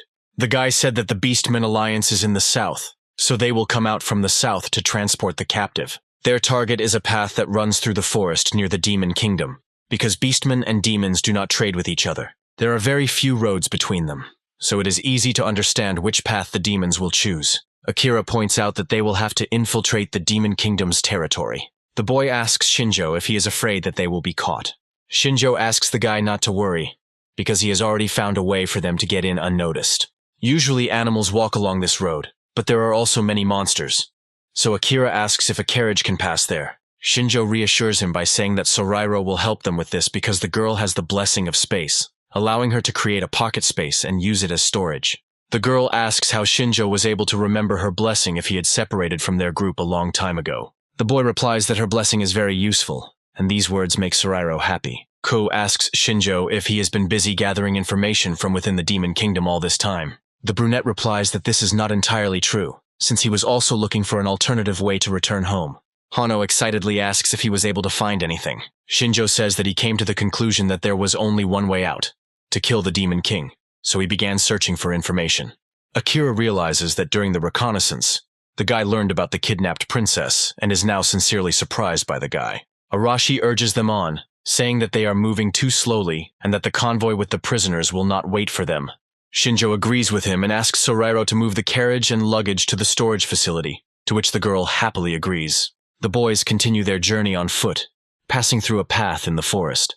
Arashi had been on guard the entire time, so he was the first to notice the monsters, informing his classmates about it. Immediately after his words, wolves began to emerge from the bushes surrounding the boys. Hano was walking behind everyone, so the wolf chose her as the first target, causing the girl to become scared.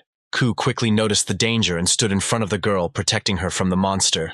The wolf bit his hand with his teeth, but they crumbled in an instant when they collided with the steel. With a smirk on his face, Ku apologized, saying that such attacks would not work against his blessing. With a blow from his other hand, the monster was thrown aside. Akira told everyone to form a circle with the support squad in the center, while the rest would attack. Standing in the center, Akira used his blessing of support on all the boys to strengthen their attacks. Feeling the familiar support in their bodies, the guys happily rushed into battle. One by one, they dealt with the wolves with ease. Kaori used her blessing to hinder the enemies from getting close to the support squad. Her vines easily wrapped around the wolves' bodies and threw them aside. The monsters were confused by such work and did not have time to get their bearings.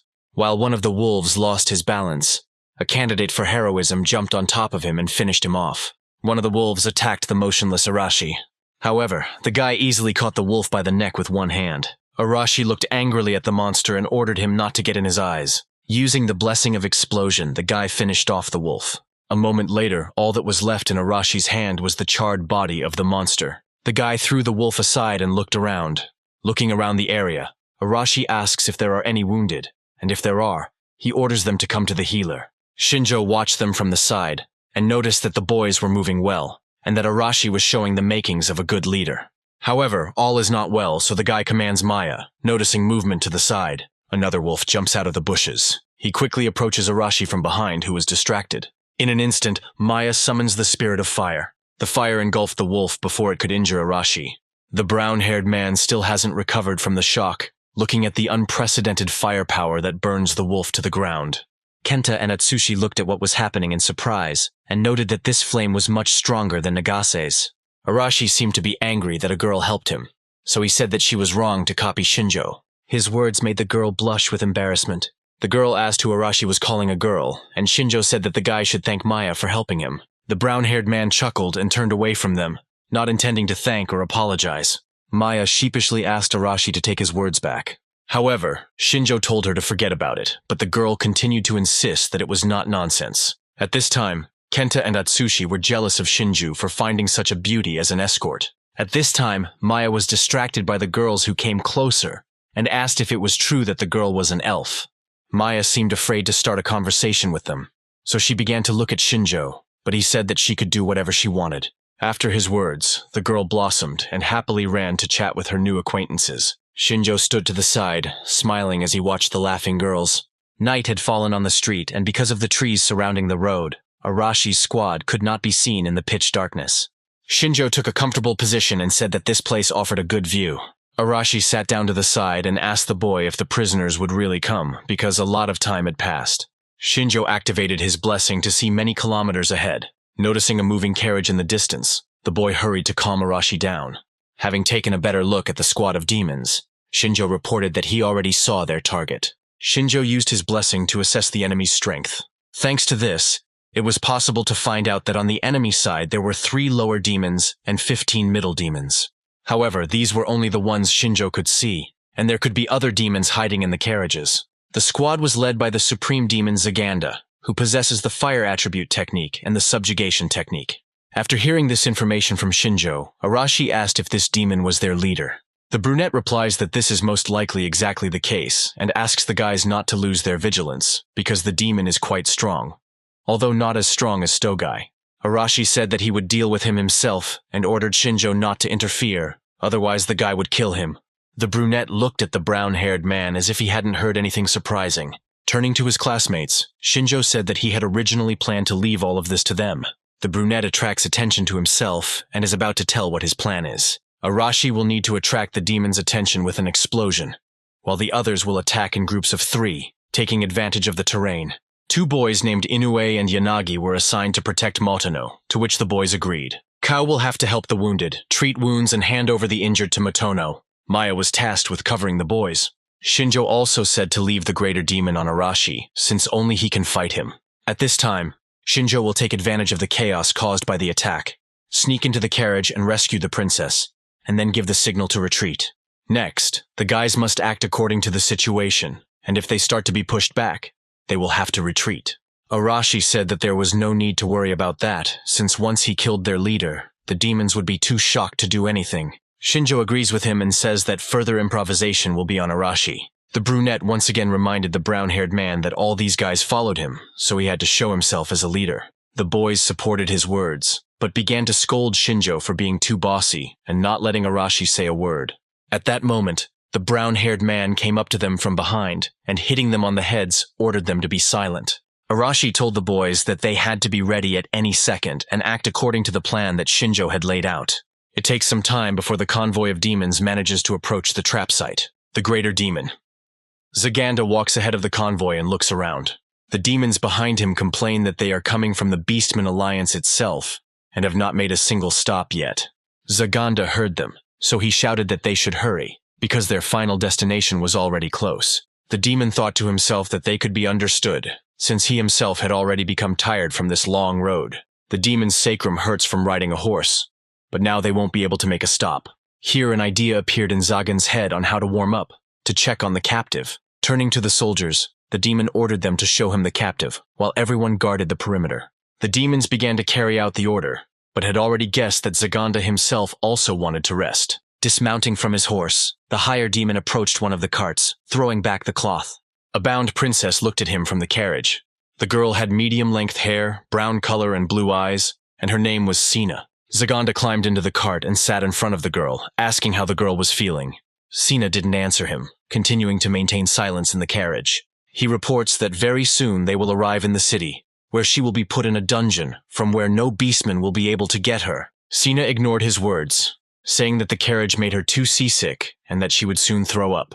Zaganda did not respond to this and said that the girl had nothing to worry about, because if the beastmen agreed to their conditions, the girl would be released quickly. Sina shook her head and replied that they were in vain, hoping that by kidnapping her they would be able to form an alliance with the Beastman Alliance. The demon said that the girl did not fully understand how valuable she was, being the daughter of the leader of the cat race. The brunette wished him luck, since he so strongly believed that she alone could solve something. Zaganda was angered by her words, and he decided to teach the girl a lesson. Reaching forward, he grabbed the collar of her dress. The demon pulled the fabric with such force that it tore, revealing the girl's chest in her underwear. The horns on the demon's head grew longer, and he said that it wouldn't be a big deal if he had a little fun. Sina blushed with shame and looked angrily at Zagand, not expecting help from anyone. The demon had already extended his hand to touch the girl. Zaganda stopped the bright lights behind, and a loud explosion sound. The demon immediately looked out of the cart and asked what was going on. The soldiers guarding the cart reported that they were attacked by people. Zaganda was taken by surprise by their words because he expected that they might be attacked by beastmen, but people have nothing to do here. At that moment, another powerful explosion was heard, scattering several small demons to the sides. Zaganda jumped out of the cart and climbed onto the horse. He ordered the demons to capture the people and not allow any of them to escape. Obeying the orders of their commander, the demons rushed into battle. They immediately encountered people who jumped out of the bushes on the sides of the road. The hero candidates were no less powerful than the soldiers of the Demon King's army. The guys easily dealt with ordinary demons. Zaganda watched what was happening and could not believe his eyes. These people easily push back his elite soldiers, and they can do nothing about it. At that moment, his attention was drawn to a guy walking straight towards him, who asked if Zaganda was the one in charge. Arashi is determined to defeat the demon as planned in advance. Zaganda began to materialize a spear and asked who the guy was. Arashi, flexing his fists, replied that the demon didn't need to know that, since he was only here to have fun. Zaganda became enraged by his words and rushed at the guy, saying that no man could defeat him. The demon's forces rushed towards Arashi, blocking their view. Zagan's attack was instantly repelled by another explosion from Arashi. The demon managed to cover himself from the guy's blow at the last moment, putting his hand forward.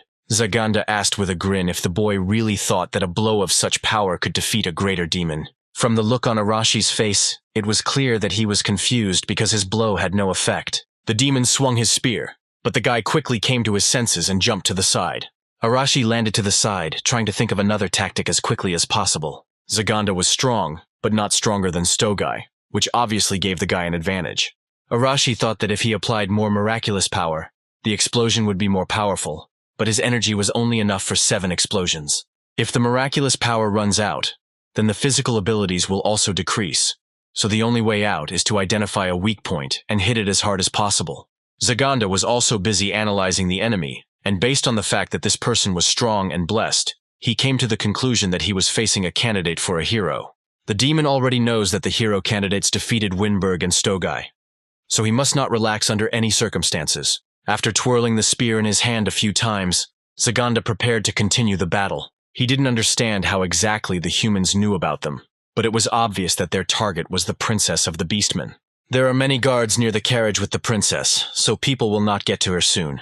Zaganda sees his soldiers being pushed back by the rest of the guys, and thinks that he needs to help as quickly as possible. The demon assumed that Arashi was their leader, and therefore the sooner he got rid of him, the better. In the blink of an eye, Zaganda finds herself very close to the guy. He decides to get rid of Arashi in one hit, so he uses his maximum speed. However, this was not enough to injure the guy. He managed to dodge, causing the spear to hit his jacket. Arashi quickly rolled to the other side, noting that the demon's speed was very high. But distracted by his thoughts, Zaganda did not notice the actions of the hero candidate himself. Unsuspecting, the demon steered his horse towards Arashi. Realizing that his plan had worked, Arashi smiled, saying that it was now his turn to be happy. Not noticing anything, Zaganda approached the boy, but his horse stepped on the mines placed by Arashi. The horse was instantly engulfed in flames and threw its rider off its back. The demon, who had been injured by the explosion and found himself on the ground, thought that the guy, it turns out, knows how to set traps. There was a solid smoke screen in front of the demon's eyes, blocking his vision. Arashi decided to take advantage of this situation, because now Zaganda would not be able to find out where exactly he was. Sneaking up from behind, the guy decided to put as much effort into the attack as possible. As soon as Arashi appeared from the smoke screen, Zaganda immediately noticed him. Without turning around, Zaganda struck back. Arashi was too close to avoid the collision. Because of panic, the guy did not attack the enemy, so he took the blow himself. Arashi flew to the side and fell to the ground. This attracted the attention of the worried boys who continued to fight the low-level demons. Arashi rose from the ground and stroked his bruised stomach, telling the boys not to be distracted from their studies. Zaganda realized that the boy did not attack, because he concentrated his miraculous power in one point to minimize the damage from the attack. Despite the fact that the guy has good intuition, the demon already knows his fighting style, and that he can set traps by touching a certain place. Zaganda also realized that Arashi could activate an explosive strike upon contact with the opponent's body. The demon decided that one spear would be enough to keep the guy at bay, to wear down the hero candidate and see where he would set his traps. From his gaze and smirk, Arashi could guess what the demon was thinking. Zaganda quickly approached and began to deliver multiple rapid attacks with his spear. Arashi had a hard time keeping up with his speed, but still hadn't missed a single punch. The demon thought that now the guy would not be able to get closer to him. At some point, Arashi got tired of playing catch-up and changed his position, moving to the side. The guy deliberately said that Zaganda understood how his blessing works. The demon was pleased with his words, and he boasted that, unlike the guy, he had a lot of experience in battles. At that moment, Arashi extended his hand forward and said that this was precisely the demon's main mistake. The guy took advantage of Zagan's confusion and used a new shooting technique. The demon froze in bewilderment, as he thought he had calculated everything in advance. He was so shocked that he didn't have time to come up with another plan. Arashi used maximum power in his shot. The explosion was much stronger than any the guy had ever used. After this, dust from the road and smoke from the explosion rose into the air. When the curtain lifted, the body of the defeated Zagand appeared before everyone. Realizing that his plan had worked, Arashi breathed a sigh of relief. Using the appraisal ability, Shinjjo learned that the boy now had 3 blessings: explosion, mine, and shot. Maya turned to the guy and said that he was cool, since he was actually able to defeat a higher demon on his own. Zagan's soldiers were stunned and could not understand how their leader could lose. Akira said that Arashi defeated the supreme demon, and their formation was destroyed, so the guys should make every effort and finish off the remaining demons. The boy used his blessing of support, enhancing the abilities of his classmates. Meanwhile, near the cart, Shinjjo had already managed to get rid of the demons guarding it. The guy slowly approached his target, walking around the corpses of the guards. The guy is sure that it is in this carriage that the princess of the beastmen must be. Shinjjo carefully pulled back the fabric and looked inside, so as not to frighten the girl with abrupt actions. Inside the cart he saw Sina, who was looking at the stranger with fear and confusion. The girl was surprised to meet a man here and asked if they had come to save her. Shinjjo said that was roughly what they had planned. The guy came closer and took a dagger out of his bosom. He approached Sina from behind and quickly cut the ropes binding the girl's hands. Finally, the rope released Sina's hands and fell to the floor of the cart. The girl raised her sore hands to her face and asked what people were planning to do to her. Shinjjo replied that they wanted to use her in the same way as the demons. Sina says that's fair enough, and then Shinjjo asks if she would believe him if he said they decided to save a damsel in distress. The girl answers negatively, but asks if he really thinks that she will stand and do nothing. In an instant, the girl's hands became like the clawed paws of a beast because the girl used partial conversion. Shinjjo didn't expect the girl to rush into attack and be so fast. At the last moment, the guy manages to jump out of the cart, avoiding the blow. Shinjjo arms himself with a dagger and prepares for his next attack. The girl doesn't keep you waiting and jumps out of the carriage after him. She strikes with her clawed paw but only hits the air as Shinjjo managed to jump. Even without analyzing her abilities, the guy was able to notice that the girl was moving very quickly.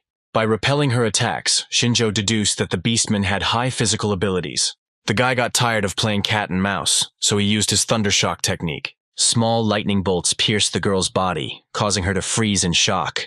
The girl's body was shaking, but she was able to see small lightning bolts and came to the conclusion that it was witchcraft.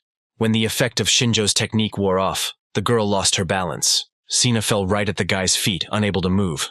In the blink of an eye, Shinjjo jumped onto the girl's back and pulled her arm behind her back, restricting her ability to move. The thundershock technique is not the most powerful, but it helps to distract the enemy and gain an advantage in close combat. Sina glanced over her shoulder at Shinjjo, not understanding why the boy was so strong. The brunette asked if the girl understood the difference in their abilities, and offered her to calmly follow them, or he could tie her up. Sina lowered her ears and agreed to his terms, saying that humans were better than demons anyway. Meanwhile, the battle between Arashi's squad and the remaining demons was almost over. Looking over his fallen comrades, the demon realized that he was left alone on the battlefield. The demon looked around in panic and could not understand what to do next. He didn't understand who was standing in front of him, but he knew that he couldn't defeat them because they were real monsters. Arashi ordered Kaori to act, and the girl happily began to conjure vines. Bright green vines first appeared on the branch of a nearby tree, and then rushed downwards. They wrapped tightly around the demon's leg and pulled it towards themselves. Because of this, the demon lost his balance and fell face down on the ground. Before he could do anything, he heard Arashi's voice from the side. The guy came closer and grabbed the demon by the jaw, lifting him off the ground. Arashi ordered the demon to deliver his message to the Demon King. The boy told the Demon King that they were coming to kill him, so he should sit quietly and wait for them to arrive. Sometime later, the hero candidates gathered in a circle near the fire, in the company of the Beastman Princess. Atsushi and Kenta ate and were happy that the demons had food, and everything was edible. Kaori sighed and said that she felt like a bandit, and her classmates said that they were bandits. Sin was given things to cover her nakedness, and hot soup with bread and dried meat was placed before her. Shinjjo looked at the thoughtful girl and asked why she didn't start eating. Sina's mouth began to water, and she asked if she could really eat since they had given her such good food. Arashi said that it was barely decent food, and it wasn't even close to the food from their world. Shinjjo said that they needed the girl, so if she died of hunger, they would be in big trouble. Besides, they had already given her food. Sina thanked them and immediately began to eat the bowl of soup. After taking a couple of sips, the girl admired its taste. The girls laughed and said that it was Hono who cooked it, and her food always turns out the most delicious. Maya carefully asked Sina how she ended up captured by the demons. The girl's gaze became sad, and she looked thoughtfully into the flames of the fire. Sina said that while she was hunting in the forest, she was suddenly attacked by a group of demons. The hunting grounds were very far from the Demon King's territory. Sina didn't understand what the Demon Squad was doing in this place, because they weren't supposed to be there. Because of this, the girl thought that they knew in advance where to look for her. Shinjjo explains that their plan was to subjugate the Beastmen Alliance. Capturing the princess was part of their plan, so they tracked her down. Kaori didn't understand why they needed this, and her classmate assumed that since the demons had already invaded the Sacred Kingdom, it meant they wanted to conquer the whole world. Sina said that it is more than similar to demons, but she does not understand what people want from her. Shinjjo replied that they wanted to use the girl as a bargaining chip to gain the Alliance's support and defeat the Demon King. Sina looked at the guy seriously and asked if they were really going to defeat the Demon King. Arashi intervened in the conversation, saying that they had their own reasons for this. The guy said that until they kill the Demon King, they won't be able to return home to their world. From their words, the girl understood that they were candidates for heroes, the main trump card of humanity. Shinjjo asked Sina what she thought about this, and said that they too would help the Beastmen in turn. The girl nodded her head and agreed with their plan, considering it gratitude for saving her. Shinjjo reminds her that it wasn't a rescue, but the girl insists that the result was the same, and they even shared hot food with her. In addition, Sina believes that the Beastmen will need outside help to fight the demons that are operating behind their backs. The girl says it's just a theory, but she suspects that there are traitors lurking among the top ranks of the Beastmen. The day after the hero candidates recaptured the Beastman princess, Shinjjo and the rest of the boys left the Demon Kingdom's territory. The boys overcame difficulties together, helping each other, and the princess followed them of her own free will. The guys followed the same path and reached Neutrath without any problems. The full force of hero candidates returned to the city with good news. Meanwhile, in one of the castle halls, intensive training was taking place. Blue flashes from the evil banishing sword flickered throughout the room. Mito performed all the movements with precision. The boy was distracted from his training by Nagase's voice. The headman turned towards her and asked what had happened. The girl slowly approached when Mito stopped. Nagase reported that Arashi and the others had returned, and were currently standing at the main gate. Her words shocked Mito, as he didn't expect them to return so quickly. Despite the fact that the boys were candidates for heroes, they made victories from the Sacred Army. Therefore, they were not greeted with open arms, but with weapons pointed in their direction. The soldiers did not let them into the castle, calling them deserters who had violated military regulations. Arashi said he didn't care because he wasn't obligated to follow their rules. His words angered the leader of the guards, and he was about to attack the boys. Arashi looked back and said that they were no use, and he needed to talk to Emilia. The soldier asked the boy if he really thought he would let them meet the captain, and ordered the deserters to be captured. Arashi rubbed his head in frustration, and Ko told him that it was the result of his behavior, because if it had been Mito in his place, the soldiers would have let him through, even if he had deserted 3 times. Before the soldiers could begin the fight, they were stopped by Kanzaki's bonds. The girl walked forward and ordered the soldiers to return to their places. The soldiers looked at the girl angrily and asked if she was going to betray them too.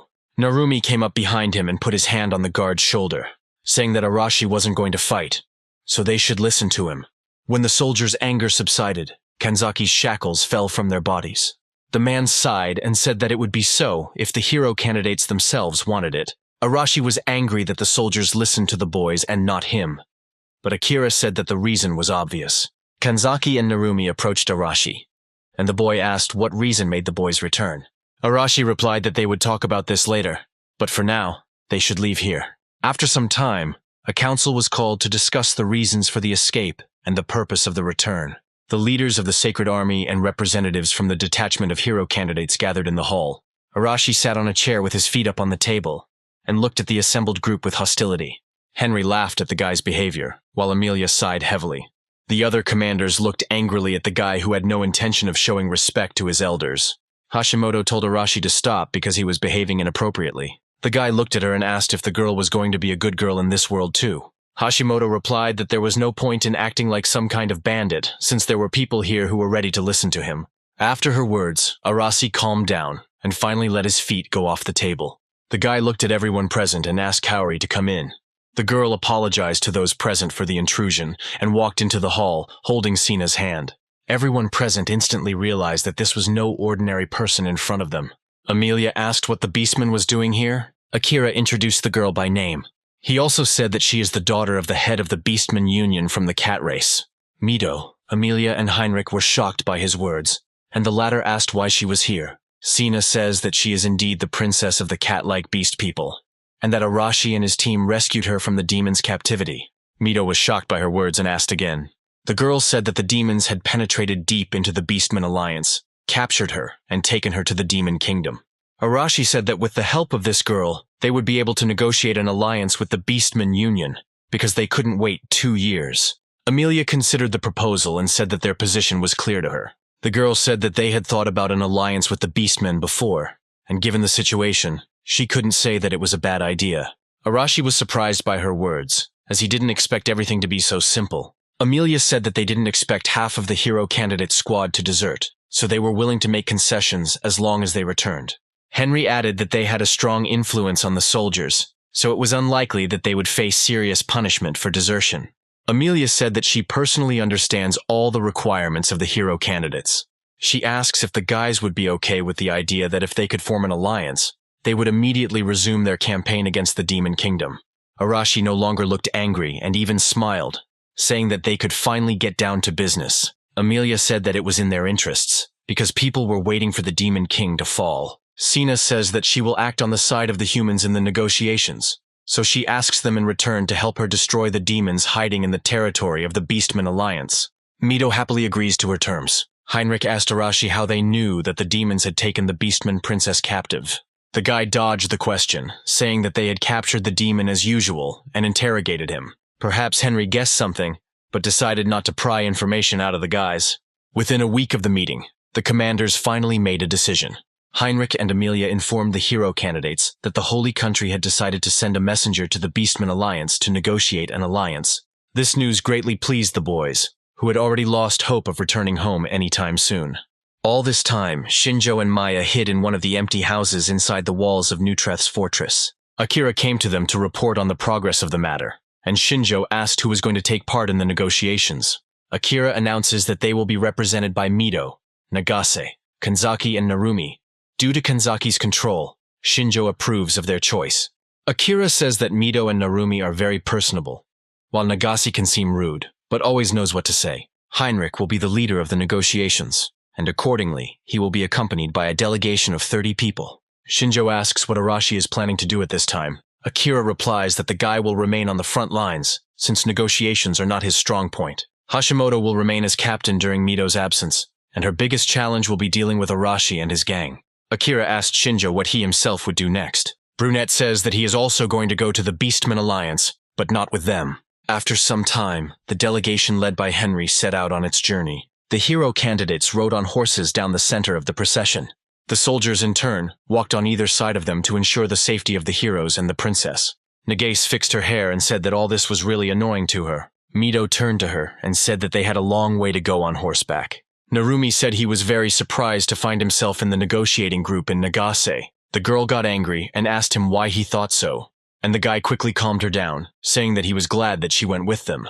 The guy pointed his finger forward and said that without Nagase, Mito would do something stupid again. The headman realized that they meant him, and turned to ask why Narumi was saying that. The blonde turned his gaze back to Nagase and asked if he was right. The girl said that the guy made it sound like Mito couldn't be trusted, and her personal presence wouldn't change anything. Kanzaki walked behind and watched their squabble. The girl sighed, thinking that she would like to be in silence, but the guys were making too much noise. The girl looked around because Shinjjo said that he would also go to the Beastman Alliance, so he might be somewhere nearby. Henry noticed her strange behavior, but said nothing. Shinjjo and Maya watched the procession from behind the bushes. The guy said that it was time for them to set out, to which the girl agreed. Maya followed Shinjjo and asked if they were going to follow the delegation the whole way. The brunette replied that he knew the way to the Beastman Alliance, but was not familiar with the area, so it would be easier to follow them. Some time passes and the delegation enters the forest. During all this time, they never changed their formation, continuing to move forward. Kanzaki began to look around more often, hoping to notice a shadow or some movement. Heinrich couldn't take it anymore and decided to ask Kanzaki directly why she was constantly looking around. The girl was taken by surprise by this question. Kanzaki turned to face Heinrich and said that she was very afraid that they might be attacked by monsters. Narumi winked at her and told her that they had nothing to worry about since Mito and Heinrich were with them.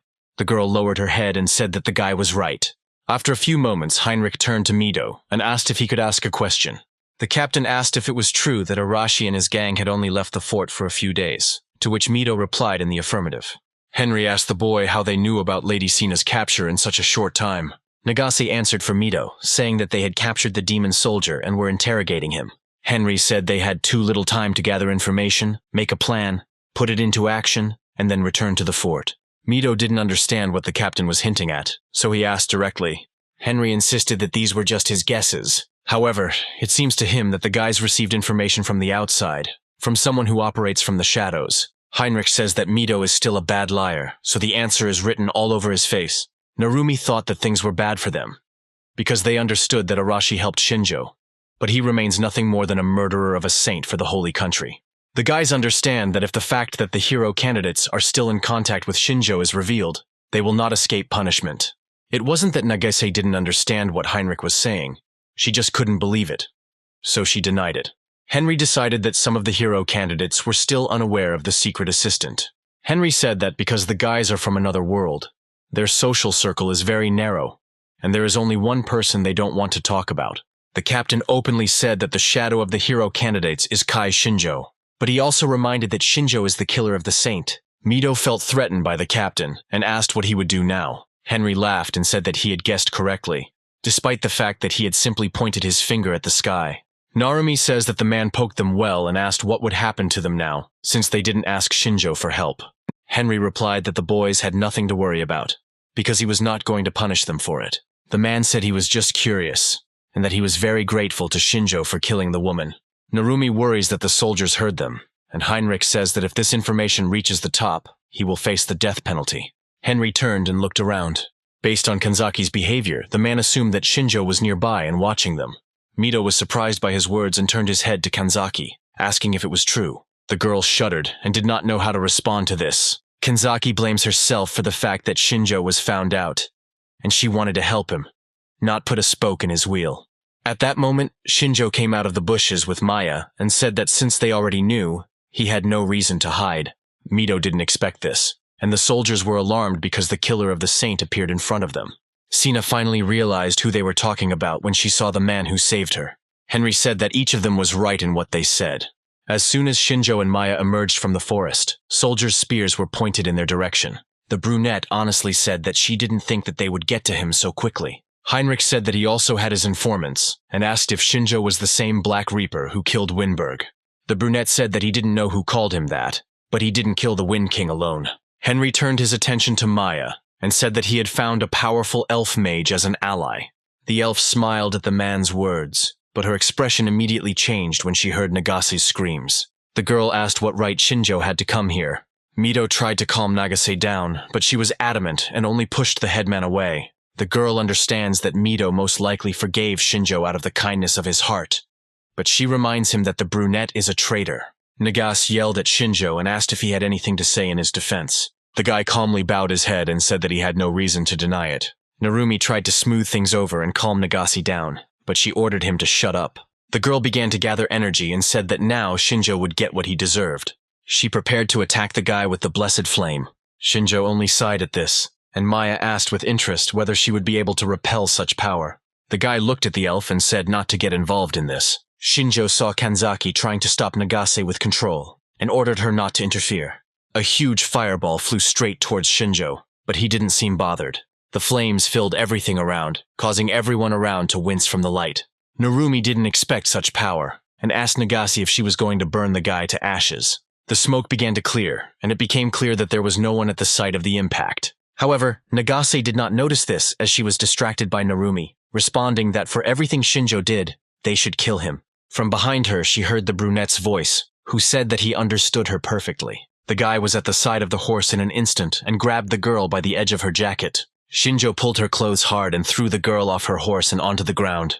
Nagase quickly came to her senses and jumped a few steps away from the guy. The girl formed several small fire spheres and directed them towards Shinjjo. The guy stood calmly in front of her, not intending to dodge, and used the thunder technique. Numerous small lightning bolts pierced Nagase's body in an instant, causing him to scream in pain. The girl fell to the ground exhausted. Her fire technique vanished in an instant, as if it had never existed. Shinjjo did not stop using the technique on the girl, despite the fact that she could no longer move. Shaking in pain, Nagase asked what kind of power it was, since Shinjjo had never possessed anything like it before. The guy confirmed that this power is not related to his blessing, but with practice, one can learn this too. The guy also noted that the girl's blessing power was weak and asked if she had missed training. Narumi was truly amazed that Shinjjo was able to defeat Nagase in an instant. Mito thought that Shinjjo was very fast and could find his opponent's weak points, and with his new strength, even he was no match for him. When the brunette stopped his technique, Nagase rose from the ground and said that she would not allow him to return to them. Shinjjo says that he doesn't need the girl's approval, and if she wants, she can attack him again, and everything will end exactly the same. Nagase became even more angry at his words, and was about to attack again. However, she was stopped by Kanzaki's voice, which ordered her to stop and calm down. Nagase's movements were now bound by the chains of the blessing of control. Shinjjo joined their detachment, and as night fell, a camp was set up. Heinrich, Mido, Narumi, Maya, Shinjjo, Kanzaki, and Nagase gathered around the fire to tell the story of what really happened on the day of Leonora's murder. The man listened carefully to the candidate heroes, and came to the conclusion that the saint had driven them into a corner. Henry was not surprised that Shinjjo decided to kill the saint, since her demands would continue to grow and destroy the entire class. Mido said that they were all at a loss, while Shinjjo took full responsibility. Nagase doesn't think his actions were justified because the boy cared about them. Shinjjo said that she was right, because if Leonora remained alive, it would bring a lot of problems in the future. Narumi said that anger did not suit Nagase, but the girl replied that Shinjo's explanation did not make her trust him anymore. Despite her words, the girl didn't look so angry anymore. She asked if it was true that Shinjjo was looking for another way to get home and where he was able to pick up Maya. The brunette replied that he could not find another way to return, and Maya herself decided to go with him. Mido said that their goal is to form an alliance with the Beastman Alliance, and Shinjjo can help with that, so he should join their journey. Henry doesn't mind this, but they can't tell the higher-ups about it, so they have to come up with a plausible lie. Heinrich and Mido looked towards Nagase, as if asking if she was going to interfere with them in this. The girl said that they could do as they saw fit, and she, in turn, would quietly hate him. Shinjjo says that he was planning to go to the lands of the Beastman Alliance anyway, and since no one is against it, he will join them. Some time passed while the team was coming up with a plausible lie for the top brass of the sacred state. At some point, Shinjjo and Mido moved away from the fire. The headman stepped aside first to think about everything that had happened today. He was distracted by Shinjjo, who snuck up behind him and asked if they could talk. Mido said that Heinrich had learned the whole truth about the incident with Leonora, so everything was fine since the man could be relied upon. However, Shinjjo said that this did not mean that he could trust him, but what was said could not be undone. Mido says that in any case, all responsibility will fall on him, and Heinrich would have guessed everything anyway. Shinjjo says that in that case there is no point in hiding anything, because in this way, Mido shows that he trusts Heinrich. After this incident, the detachment spent several more days traveling. They continued moving according to plan, despite Shinjjo joining them. Heinrich reported that they should already be on the territory of the Beastman Union. Looking out of the carriage, Sina confirmed his words, saying that they were very close to the border town. Shinjjo suggested that they should congratulate the girl on her return home. However, at that moment, an arrow struck right in front of Mido's horse's hooves. The boys were confused and began to look around. Only then did they notice that they were trapped. The beastmen surrounded them from all sides, blocking the road. Henry reported that they had been ambushed, and the soldiers began to prepare for a counterattack. A blonde cat girl stepped forward and asked why people had come to their lands. There was an oppressive silence for a few moments. Neither side dared to start a fight. Mido jumped off his horse, raised his hands up and said they did not come to fight, but to make an alliance. His words made the girl think and ask again. A wave of indignation arose among the beastmen, because it was humans who had driven them out.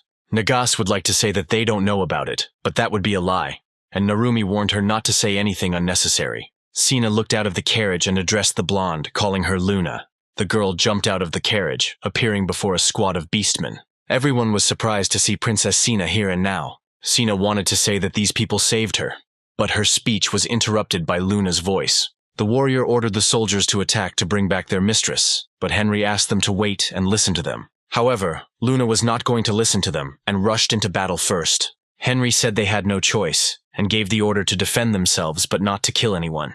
The human soldiers had not seen a single beastman for a long time. Now they met, but had to fight with the unknown, which frightened them greatly. Shinjjo turned to Sina and asked if she would like to clear up the misunderstanding. The girl replied that until Luna calmed down, it was useless. Sina said that Shinjjo was capable of capturing Luna, but he shouldn't kill her. The brunette asked if the girl really thought so and told Mito to show them what he was capable of.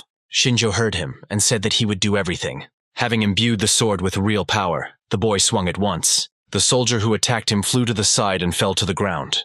Mito looked around, searching for his next target. He deftly dodged all attacks without using force. At one point, one beastman came too close to him, but Mito hit him on the back of the head with his hand. The soldier immediately fell to the ground unconscious. This made his supporters afraid, but this only attracted Mito's attention, whose eyes were already flashing blue lightning. A second later, the elder appeared behind the soldier and knocked him out in the same way as the previous one. The soldier fell to the ground, losing touch with reality. The two beastmen watched this, but they couldn't understand what happened, because Mito was moving too fast. The elder, in turn, began to slowly approach the frightened soldiers. Shinjjo assessed the situation and called Kanzaki. He ordered her to deal with the archers and leave the vanguard on Mito. He could handle it alone. The girl agreed and stretched out her hand forward, using the blessings of control. In an instant, all the beastmen on the hill lost the ability to move. Several more beastmen appeared at the side of the delegation, and they were going to rescue Lady Sina. Shinjjo called Maya for help, and she happily jumped out of the carriage, ready to work. The girl used the power of the wind to avoid harming her opponent. A strong gust of wind threw the beastmen into the air. Narumi looked at Maya with admiration, saying that she had the power of wind, just like him. Shinjjo noticed a flash of light to the side of him and turned towards Nagase. He ordered the girl to put out the flame. His words angered her, and Nagase asked why she was the only one who had to stand while the others fought.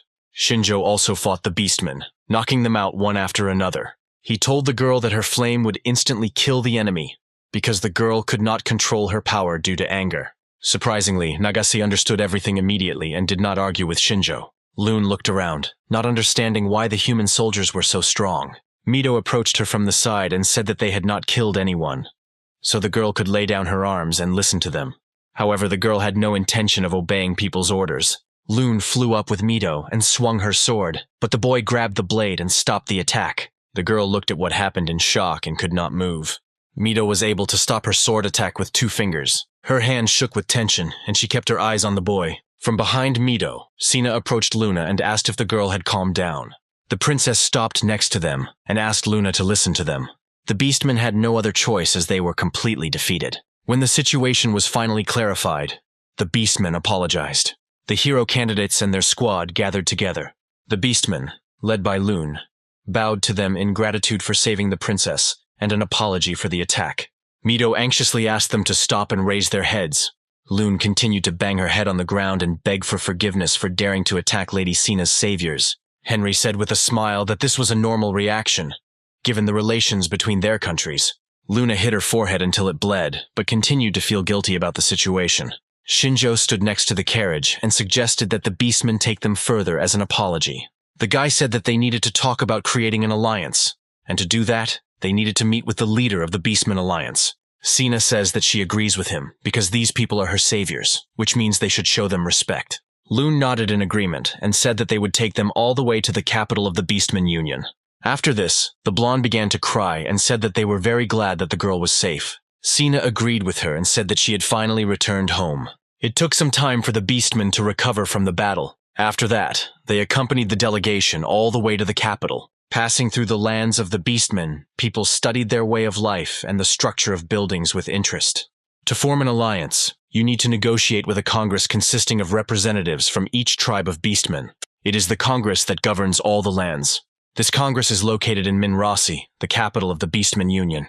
After a long journey, a large and beautiful city appeared before the eyes of the people. Narumi was genuinely surprised by the size of this city. Loon turned to Mito and said that they couldn't take them any further. They are grateful for saving Lady Sina, but the United Congress is responsible for matters of state. Mito understood her and said that now the matter was up to them.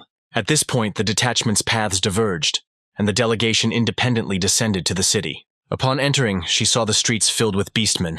Most of them looked at the people with interest and did not understand how they ended up there and what they needed. The delegation moved in an orderly formation along the streets towards the main castle. The procession was led by Sina, riding a horse, and Luna walking beside her.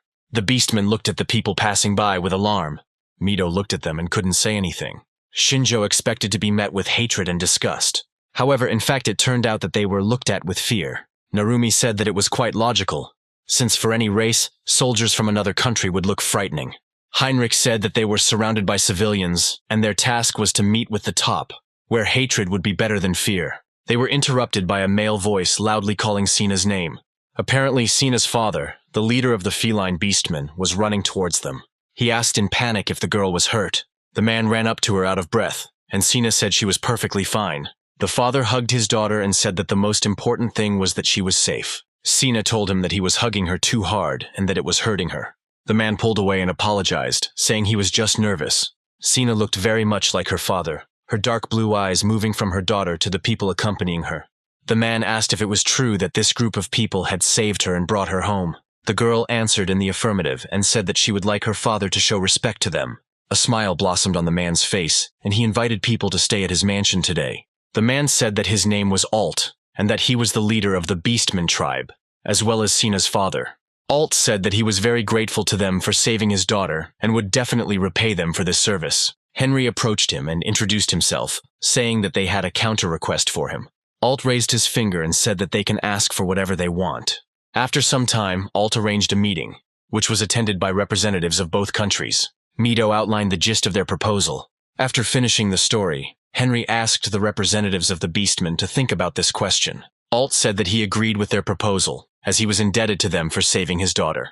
The leader of the wolf tribe of Beastmen, Edgar, agreed with him, as the threat from the demons was growing every day. The head of the bird tribe, Camila, said that this should not happen, as people had treated them badly in the past. The head of the fish tribe, Max, supported Camila, since his father died as a slave to humans, and such grievances are not easily forgotten. The leader of the dog tribe, Niels, was on the side of Alt and Edgar, as he believed that the people should receive their reward for saving Lady Sina. However, he noted that this should not be equated with forgiveness for all their previous actions. His words made Alt turn towards him.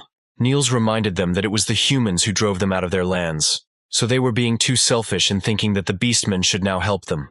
Max and Camilla supported his words, saying that they would never agree to an alliance. They were interrupted by Henry, who said that he understood perfectly well that their request was selfish. However, he says that the Beastmen themselves also want the war with the Demon Kingdom to end. Max exclaimed that Heinrich was being too arrogant, since the Beastmen could resist the demons without their help. Edgar stopped the leader of the fish, wanting to ask the people something. He said that they had heard that the humans had driven the demon army back into their territory, so he didn't understand why they needed the Beastmen's help. Henry realized that he was not the one who should answer this question, so he fell silent. Mito replied that they wanted to infiltrate the Demon Kingdom and take the Demon King's head. The leaders of the Beastmen froze in surprise. They couldn't believe their ears and looked at the guy in shock. A few moments later, the silence in the hall was broken by Edgar's laughter. The man said that the guy has an honest look, and that's interesting. Camilla did not understand Edgar's change of mood, and he explained that according to his data, people were no longer in such a disadvantageous position as before. This means that people turned to them for help, not out of despair. Mito said that they want to defeat the Demon King, so they need the help of the Beastmen. The hero candidate's attention was drawn to Alt's voice, which reminded him that demons were harming them too. The man wanted to know the true intentions of the people, but he did not expect that everything would turn out exactly like this. Edgar raised his fist in the air and said he was for the alliance. He said that if the Demon Kingdom completely switched to them, then the Beastmen alliance wouldn't stand a chance. Edgar realizes that if the Holy Kingdom falls, they will be next, in which case it would be best to unite and defeat the common enemy. His words made the hero candidates relax and smile. Camilla flapped her wing and said that despite Edgar's arguments, she was still against the alliance. She said that it is unknown when people will turn from allies to enemies and want to stab them in the back. Max said that even if it was a good offer, people couldn't be trusted. Niels also spoke out against it.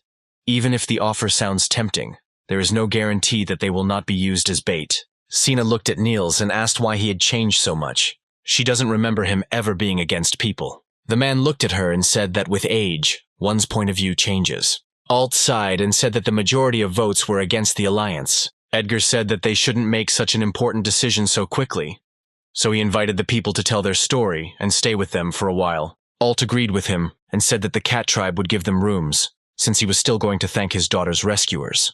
Max and Camilla said that no matter what, they would not change their minds. Shinjjo sat quietly to the side the entire time and watched the negotiations. He used his blessing to study the Beastmen. His first target was Niels, who according to Sina had changed a lot recently. As a result of the meeting, a decision was made that people needed to live among the Beastmen. The delegation of people was received by Alt, the head of the cat tribe. Sometime after the meeting, everyone gathered in a large building to have lunch. The beastman sat to the left of Alt, while the humans sat to the right. Raising his glass of drink, the chief thanked the people again for saving his daughter, and said that they could drink and eat as much as they wanted. Mito politely thanked Alt for his hospitality. Kanzaki and Nagase looked at the dishes served in horror and could not understand what was in front of them. Shinjjo was the first to start eating, taking one of the large beetles from the table, which his classmates were looking at strangely.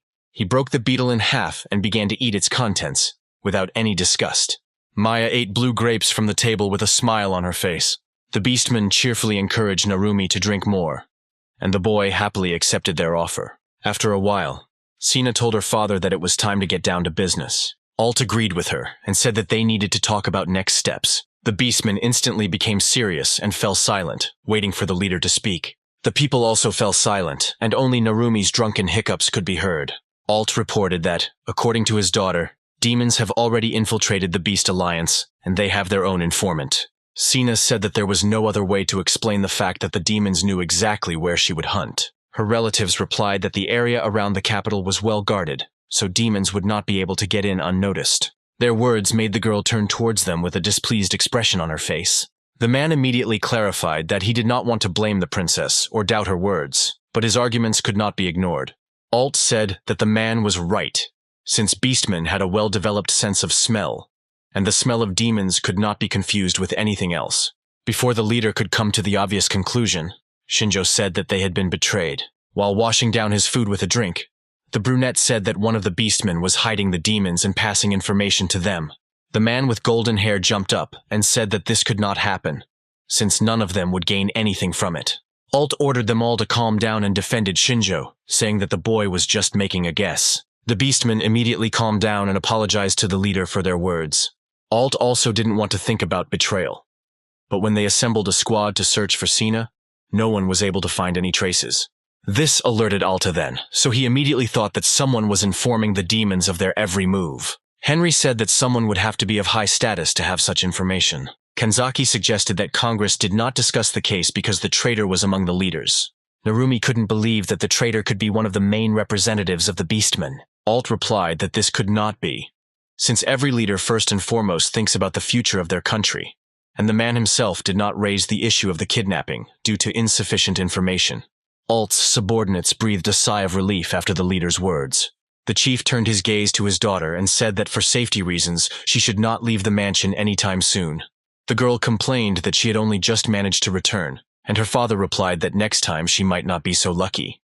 Mito got Alt's attention and asked what he and his team should do with the alliance. There was silence in the room for a while the leader decided how best to answer this question. Rubbing his head, Alt apologized to the people, saying that he expected a more positive reaction to the proposal. Sina reminded that Alt's proposal was only supported by Edgar, and if after some time no one else joins them, then the alliance proposal will be rejected. Their words made Mito feel despair, as the alliance was their last chance to speed up their return home. Alt said they have no choice but to try to convince them otherwise, and he hopes for people's support in doing so. Henry happily accepted his offer. At this pace, the day came to an end, and night fell on the city streets. Shinjjo went out onto the terrace of the mansion and watched the beastmen from above. After a while, Sina joined him and asked what the guy was doing at such a late hour. Shinjjo replied that he wanted to gather more information, but he couldn't act rashly and draw too much attention to himself.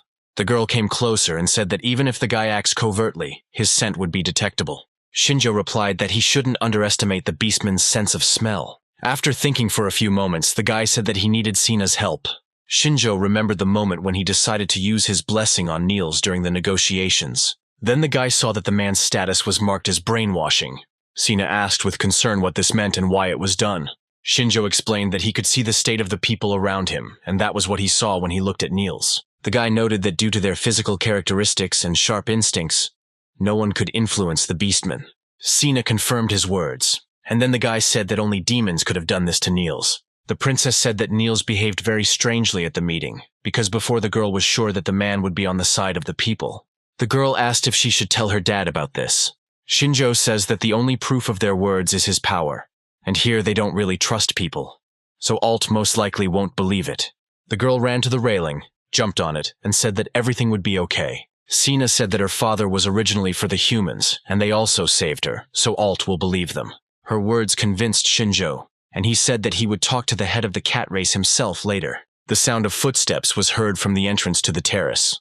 Alt came out onto the terrace and said that the hearing of beastmen should not be underestimated either. Sina and Shinjjo turned to look at the newcomers, and the guy asked if Alt had heard everything. The brunette assumed that the man had saved him the trouble of explaining himself. Alt smiled and told the boy not to worry, as he would not question the words of his daughter's savior. A moment later, the man frowned and said that he himself felt that something was wrong with Niels. Alt said that he would do everything to ensure that the alliance was approved, and in return, people would help them get rid of the demons that had infiltrated the capital. Shinjjo said that starting tomorrow he would begin collecting information on Niels, while Mido and the others would negotiate with other members of Congress. Alt nodded his head at his words and accepted the offer. Meanwhile, we are transported to the other end of the Beastman's capital. It is still deep night outside, but people are no longer visible on the streets. We see the residence of the head of the dog race, Niels. In his own home, Niels bowed the log before the unknown. Opposite him sits the greater demon Bright, shaking a glass of wine. The demon rubs his chin and says that now they have problems.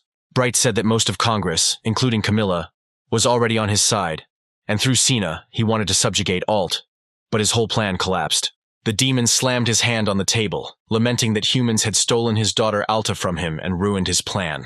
Bright shamed Zagand for failing to complete one simple task. Niels said that people have no sense of shame at all. The man is angry that the humans sent them here, and now they are proposing an alliance, so he will never agree to this. Bright smiled and said that Niels was right, so people needed to be gotten rid of before they had a bad influence on them. Rising from his knees, Niels said that people were their enemies. When the day came, people began to put their plans into action. The first in line was the fish tribe of beastmen. It was to the mansion of the head of the tribe, Max, that the delegation of people went. Mido, Heinrich and Nagase, accompanied by Alt, asked for an audience with Max. The leader agreed to the meeting, but immediately warned that their words would in no way change his decision regarding the alliance. Mido said he insisted that Max listen to them again. The elder looked at the head of the fish tribe with force, and had no intention of retreating. Max saw it in the young man's eyes and decided to give him another chance to explain. A smile appeared on the faces of the people, and Henry made a speech as a representative of the sacred state, talking about the current situation. At this time, Kanzaki and Narumi went to the mansion of the head of the bird tribe of beastmen, but their way was blocked by guards. The guards insisted that the people leave, because the leader made it clear that he did not even intend to talk to them. Narumi was upset by the current situation, and the representative of the cat tribe said that Alt himself had arranged this meeting. The guards said that despite the requests of the leader of the cat tribe, Camilla's answer remains the same. She does not intend to unite with people. Kanzaki considered whether to use control on the guards, but she was wary of the fact that doing so would only further undermine the bird tribe's trust. While she was thinking, Narumi turned the other way and said that they would retreat for today, since nothing could be done. Kanzaki wanted to object, but the guy said that if things continued like this, they would become enemies in their eyes. When the hero candidates fought Leonora, they had to give it their all, but now the situation is completely different. Kanzaki realized that Narumi was right, and turned around, following him. Meanwhile, Shinjjo was polishing a dagger in his room and was distracted by a knock on the door. After permission was given, Sina entered the room and said that Shinjjo might be right in his suspicions. The guy turned towards her and asked if the girl had been able to find out anything. Sina said that she had spoken to her friend from the dog tribe today, and the situation had only gotten stranger. The girl said that all representatives of the dog tribe openly express aggression towards people, and she feels that someone is behind this. Sina also said that she was concerned about the soldiers' movements and suspected that they were planning to kill the people. Shinjjo realized that their patience was running out, which meant they needed to get some solid evidence as soon as possible. Sina and Shinjjo waited until nightfall to attract as little attention to themselves as possible. Under cover of night, they went out on reconnaissance. Shinjjo said that they needed to investigate, and Sina warned that Beastman had all 5 senses developed, so the guy shouldn't get caught. The brunette understood her warnings, and they headed towards the dog tribe's mansion. The boy and girl moved across the rooftops to remain unnoticed by the guards. Finally, they managed to climb through the open window into Niels's domain. Shinjjo and Sina looked around to decide where to go next. Sina whispered that the head's office should be on the other side and hurried towards it, showing the guy the way. The girl looked through the half-open doors and said that there was no one in the office, so Niels was most likely in his bedroom. Sina said that it would be even better this way and went into the room. Here they will be able to find evidence of the connection between the leader of the dog tribe and the demons. Coming closer to the table, the girl froze in place. The head's chair emitted the same smell as the demon that had kidnapped her. The light came on in the corridor and Niels' voice was heard asking who was there. Sina didn't have time to do anything or hide because she was in a state of shock. Niels burst into the office and shouted that the girl would not get away with breaking into someone else's house just because she was Alt's daughter. Sina stepped back and told Niels to come to his senses. The head of the dog tribe did not understand what the girl was talking about. Sina said that the demon had brainwashed him, and even she could guess that something was wrong with him. Niels shouted that she was talking nonsense and said that they would discuss everything later, but now he had to grab her. A crowd of guards burst into the room, attracted by the noise from the chief's office. Niels shouted that an intruder had broken into their mansion. He ordered the girl to be seized, and the guards immediately began to carry out the leader's order. Sina didn't understand why Niels had changed so much and now treated her like that. She turned around and jumped onto the windowsill. Sina broke the window and jumped out, escaping from the guards. Several men ran to the broken window and looked where the girl had run off to. The others headed for the exit, saying that she wouldn't be able to go far. Bright was in another room at the time, thoughtfully rocking a glass of wine in his hand. He wondered why the intruder needed to come here. The demon suggested that the girl might have found out something about him. Until now, Bright had acted cautiously, and even entered the capital alone, so as not to leave a trace. After Sina was kidnapped, there shouldn't have been any suspicions about the leader of the dog tribe. The only exception would be if the brainwashing could be seen through the skill. Bright chuckled and thought that this simply couldn't be true. While he was thinking about this with a smile on his face, Shinjjo snuck up behind him. The demon only felt his presence when the dagger was pressed against his neck. Bright wanted to turn around to see the man who had disturbed him.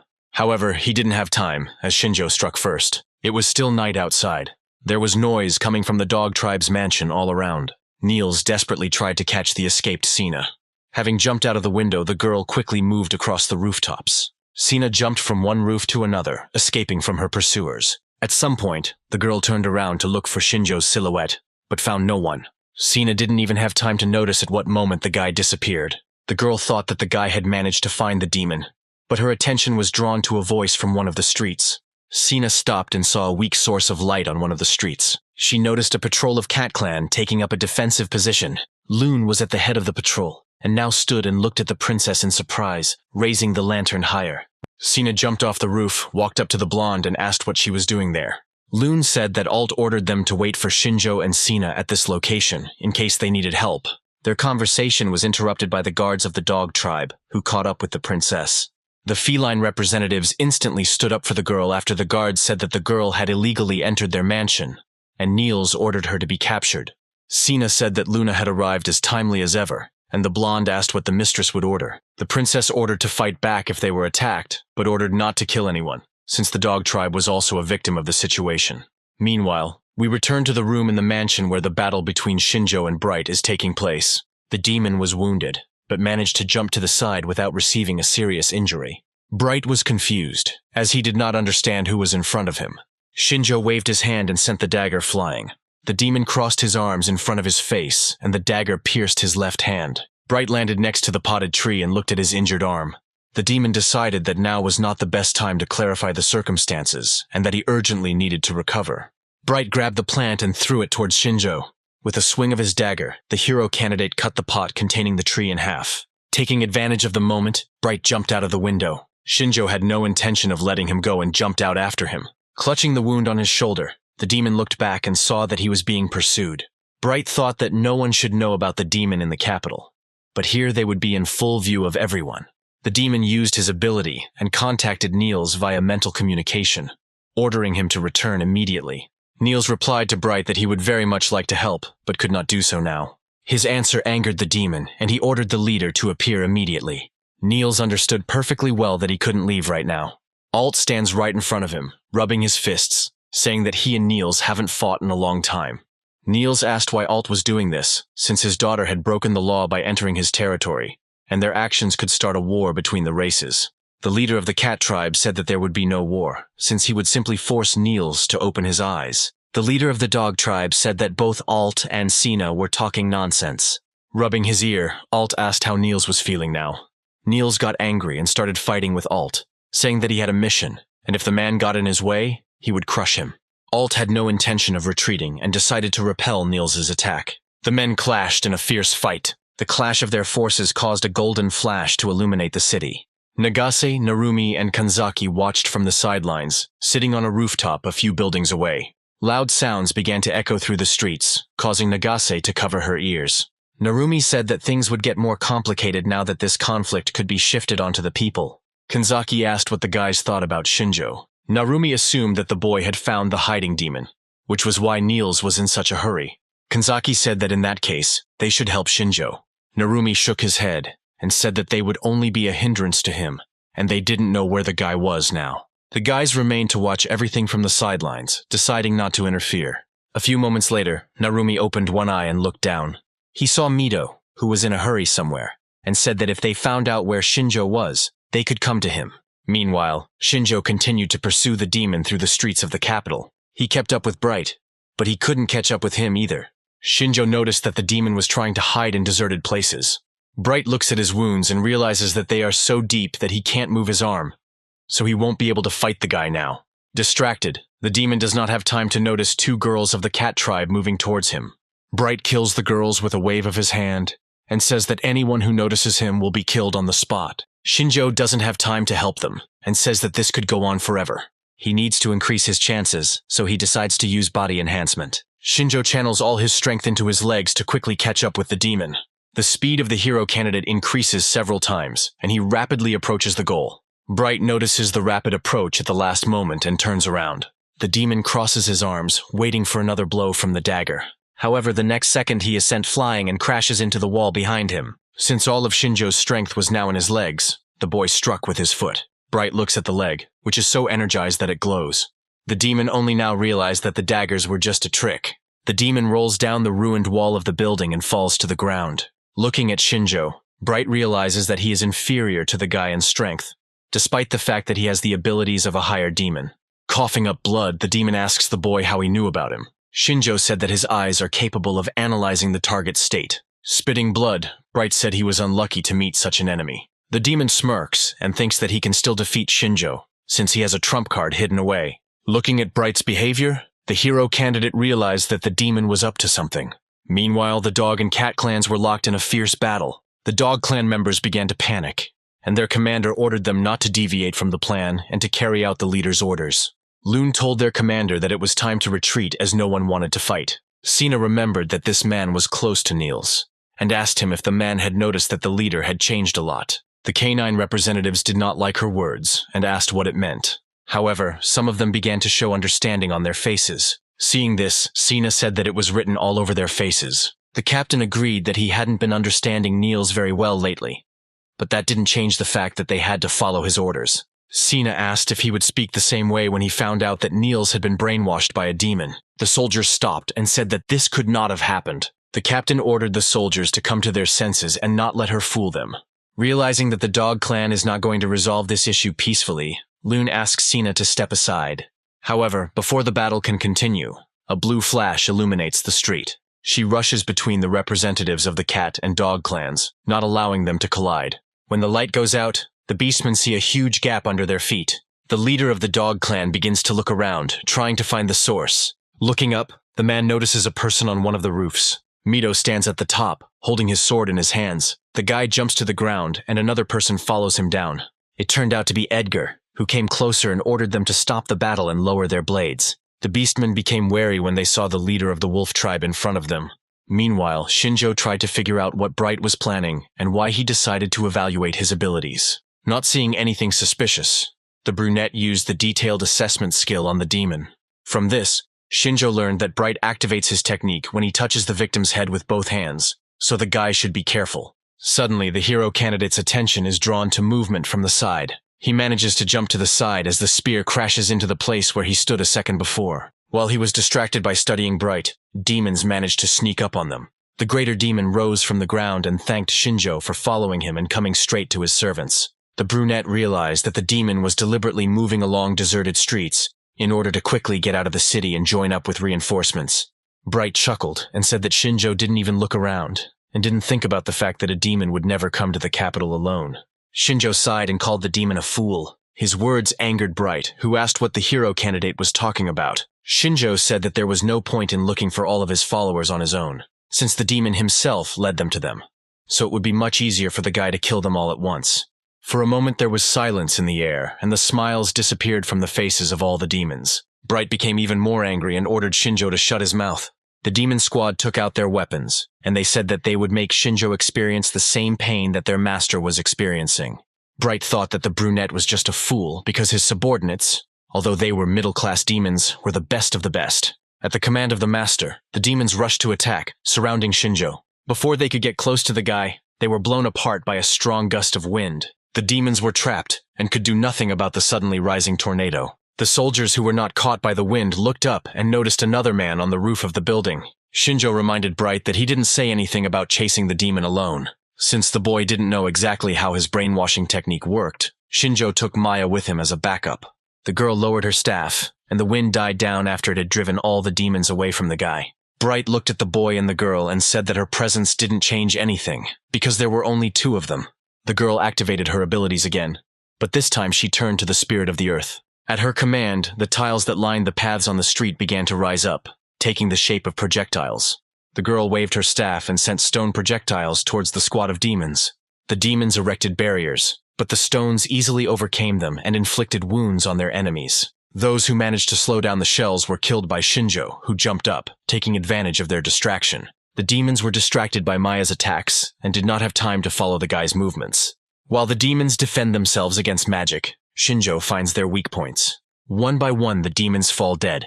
Bright began to panic and ordered the demons to show what the elite warriors of the greater demon were capable of. The soldiers were a little inspired by the commander's words, and he launched an attack. One of the demons approached Shinjjo and used the cloning technique, asking if the boy could now guess which of them was the real one. The dagger unerringly pierced the original's head, thus dispelling all the clones. The demon fell to the ground and with his last breath asked how Shinjjo knew exactly where he was. The hero candidate weakened his abilities and said that demons do not know how to use the information they receive. To the side of Shinjjo, one of the demons created a pentagram. A wind spear began to appear from it at the demon's command. However, before the soldier could send it to Shinjjo, the spear was blown off course by a gust of wind. The demon raised his head up and saw Maya sitting on a staff above them. The girl ordered the wind spirit to interrupt the demon's technique. Seeing how many wedges began to form in the air, the demon became frightened. All of them pierced the body of the enemy soldier in an instant. Maya just yawned and moved to the other side to support Shinjjo from above. After some time, most of the demons were killed. Maya and Shinjjo in turn did not receive a single injury. Bright was bleeding and thought that everything was supposed to go wrong. Suddenly a voice reached them, asking why the demon was in such a difficult situation. Maya asked who it was, after which Shinjjo turned around and looked at the sky. A large detachment of bird-race beastmen was approaching them from the air. At the head of them was Camilla, who looked at what was happening in surprise. Shinjjo looked at the woman and said that he didn't expect her to cooperate with the demons. Camilla tried to justify herself by saying that she hated people more than demons. Maya asked if the woman was brainwashed, but Shinjjo said that she was acting in concert with the demons of her own free will. Shinjjo finally understood Bright's full plan. He brainwashed the leader of the dog tribe with his abilities, and formed an alliance with the leader of the bird tribe. Altum wanted to rule with the help of his kidnapped daughter. Edgar stayed away from everything, and Max was just a fool. With this scheme, the demons could easily control the decisions of the beastmen. Bright meanwhile spat blood on the ground and said that the beastmen were too late. Camilla reminded him that he was a demon, but he couldn't deal with a simple person on his own. Bright said that this time he has nothing to counter, so he asks Camilla to lend a helping hand. The woman smiled and said that the demon rarely condescended to requests. Camilla spread her sharp claws on her feet and said that they could join since they were partners. Based on the fact that there was no brainwashing, Shinjjo realized that the entire bird clan was on the demon's side of their own free will. Maya, frightened, descended to the ground and asked the boy what they should do, to which Shinjjo replied that they would have to fight. Camilla ordered her soldiers to attack and finish everything as quickly as possible, because the other races should not notice them. A multitude of sharp claws headed towards Shinjjo and Maya. Meanwhile, the fight between Alt and Niels continued. The head of the cat clan had already partially converted and was attacking the head of the dog clan. The force emanating from the blows was so powerful that the ground cracked beneath their feet. The gusts of air raised caused the windows of nearby houses to break. The wind made the trees bend under its force. Alt did not lose his composure and seemed to be happily delivering one blow after another. Niels responded to his blows and did not understand the mood of the head of the cat tribe. At some point, Niels managed to stab Alt in the stomach. However, instead of expressing pain, a smile blossomed on the man's face. But in Niels' opinion, it looked more like a grin. After hitting Niels in the face, Alt shouted joyfully that it was too weak. The leader of the dog tribe flew to the side and fell to the ground. Wiping the blood from his face, Niels did not understand what kind of feeling he was experiencing now. Niels felt like his head was in a fog, and he began to feel like he was missing something. Alt noticed that the last blow had begun to bring Niels to his senses, and realized that he needed to be kept close to him until the people dealt with the higher demon. The people's priority is to bring Niels back and make peace with the dog tribe.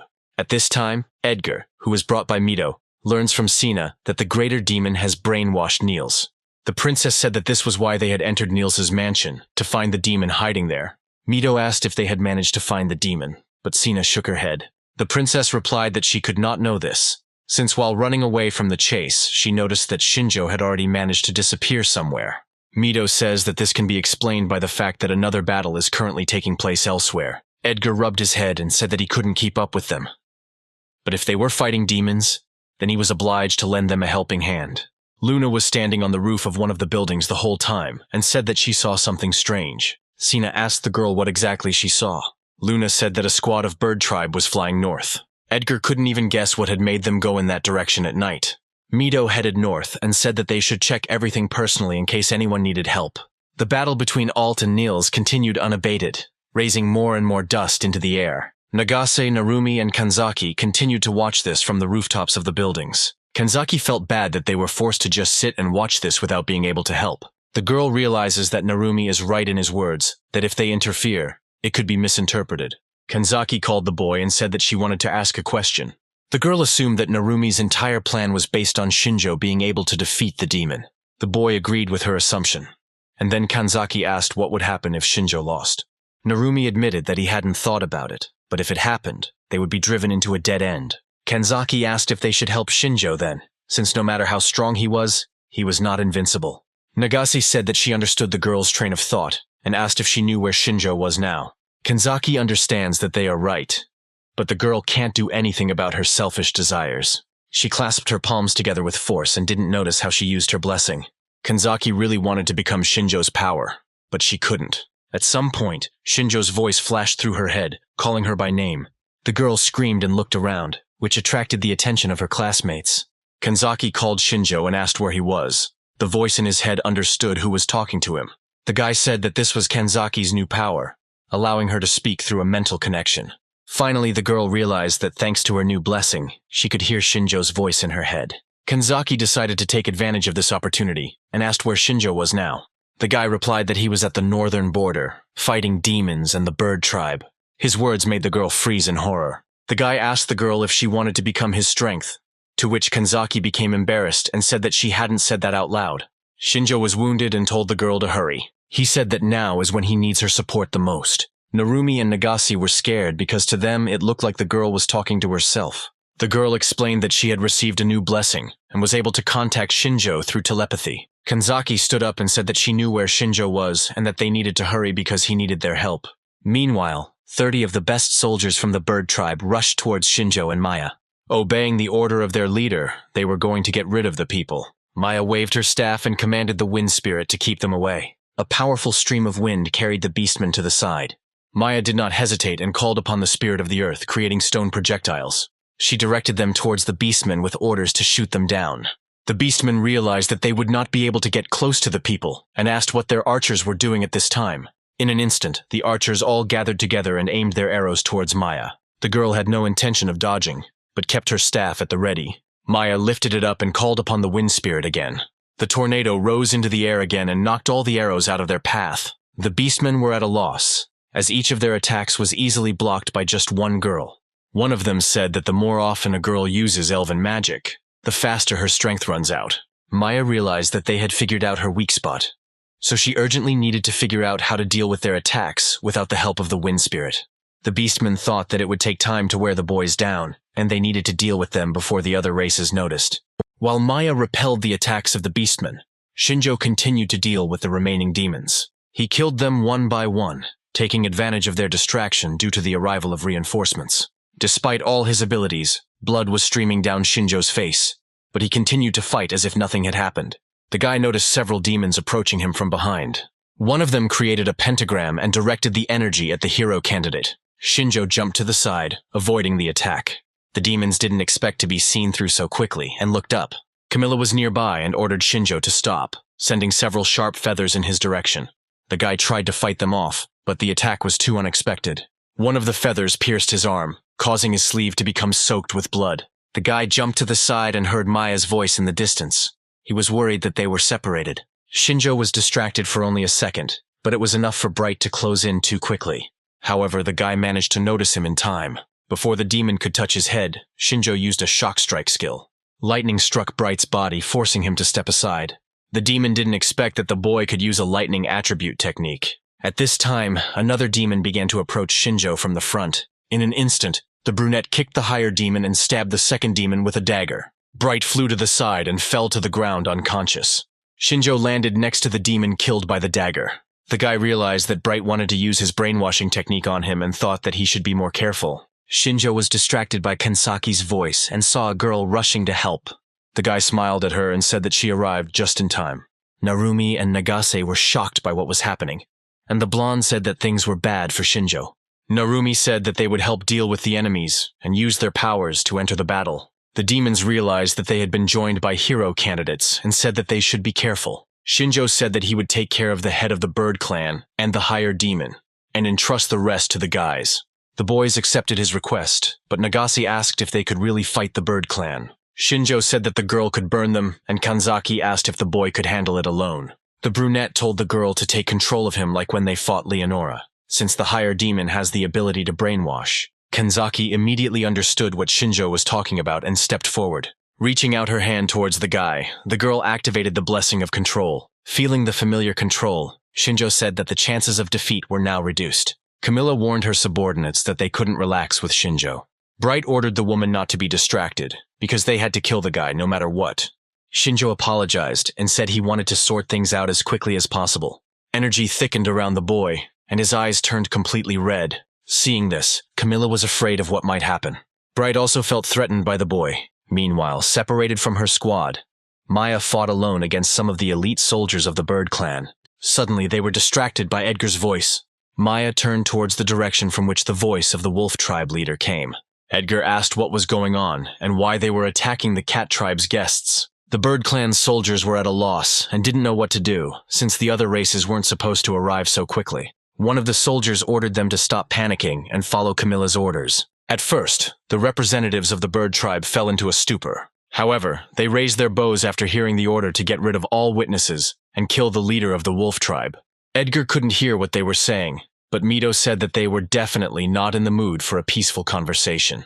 Maya decided to clarify the situation and said that the Bird Tribe had entered into an alliance with the demons. Her words shocked both Edgar and Mito. The girl pointed to the side and said that Shinjjo was fighting demons there right now. Edgar said it was very bad and told Mito to go and help as soon as possible. Mito declined the offer and said that the guys were already helping Shinjjo, and he should stay and help Maya. Edgar agreed with him and said that he could not believe that the Bird Tribe had united with the demons. The man believes that the soldiers are only following the orders of their leader, so he would not like to kill them. Edgar was already preparing for battle, but he was stopped by Mito, who agreed with the man's idea. The elder smiled and said that he could help with this. Meanwhile, we return to Shinjjo and see that Camilla and Bright feel the oppressive atmosphere coming from the guy. Camilla's face twisted at the feeling she felt when she looked at the hero candidate. The guy seemed to blur into many images before her eyes. Bright didn't have time to realize when Shinjjo was next to him. The demon didn't have time to react, which is why the blow wounded him. In an instant, Shinjjo jumped away from him again, increasing the distance for safety. Bright looked at the cut hand and realized that the guy had done something to their eyes. Camilla warned the demon not to look into Shinjo's eyes, as he might be using some kind of illusion. Shinjjo was surprised that the woman noticed it so quickly. The guy received the blessing of illusion after killing Winberg and has already practiced it on other monsters. To activate the ability, you must make eye contact with the target. This power is very effective for close-range combat. Camilla shook her head from side to side, trying to shake off the illusion, and said that Shinjjo was very problematic. Bright understood what the woman was talking about, and decided to take advantage of her hint. All he had to do was keep his eyes down to his neck. Having tried to put this into practice, the demon realized that it worked. Shinjjo decided to speed up, since one of his trump cards was revealed. Bright deliberately avoids looking him in the eye, because that is the most obvious countermeasure. However, this was not all that Shinjjo could use against them. Quickly approaching the demon, the boy asked if he really thought it would help him. Bright didn't have time to notice how Shinjjo was behind him. When the demon turned towards the voice, the blade of the dagger cut across the cross on his face. Feeling the strength leaving his body, Bright said it was impossible. Shinjjo replied that with the help of eyes one can get more information about the enemy. Bright could not keep track of the guy before, and having lost the source of information, he completely lost all chances. The guy stopped his moralizing and said that the demon couldn't hear him anyway. And Shinjjo was right, because the demon had already fallen and breathed his last. Camilla was angry at how helpless Bright was. Shinjjo turned his attention to the head of the Bird clan and said that she was next. The woman screamed in rage that people and their human tricks only caused suffering. She ordered the guy not to dare look down at her and rushed to attack. Shinjjo stood below and prepared to counterattack. Camilla landed on the ground where the guy had been standing a second ago. She flapped her wing, sending a few sharp feathers towards the hero candidate. However, this time, Shinjjo was able to block all of them and avoid the blow. When all the attacks were repelled, Camilla felt at a disadvantage. She decided to take to the skies again so that Shinjjo wouldn't have an advantage over her. Because Camilla had risen into the sky, it became more difficult for the guy to look her in the eyes. But he had already figured out how to solve this problem. The woman said that she did not need eyes to fight, because Beastman had all 5 senses well accented. Shinjjo asked what she was going to do, because just because she was in the sky didn't mean that victory was on her side. The guy reminded Camilla that the longer she messed around with him, the worse her situation would become. Shinjjo looked to the side and saw how the boys successfully repelled the attacks of demons and beastmen. While Narumi and Nagase fight the beastmen, having the advantage over them, Kanzaki deals with the remaining demons. Each of the hero candidates fights with all their might. They understand that the alliance with the beastmen is at stake. Each of the 3 of them wants to get home as quickly as possible, and they are doing everything possible to do so. Camilla is even more angered by Shinjo's words and actions. She says that people always get in her way, time after time. Camilla enters a state of rage and completely turns into a beast. Shinjjo knows that beastmen have beast-like traits and unique powers. Full transformation into a beast dramatically reduces the level of intelligence. However, in return, the beastman receives explosive power. Camilla's face completely transformed into a bird's, as did her voice. The woman's speed increased several times. Shinjjo watched calmly as Camilla darted from side to side. The guy decided to deactivate the illusion and activate foresight. Here he sees Camilla herself, who is high in the sky. At the same time, he sees how her silhouette changes, and the shadow shows the exact route of further movement. Shinjjo moves to the side a little, causing Camilla to fly past him. Using foresight, the guy knows with precision every next step of the woman and repels her attacks. This makes Camilla even more furious. She flaps her 2 wings and sends several times more feathers than before towards Shinjjo.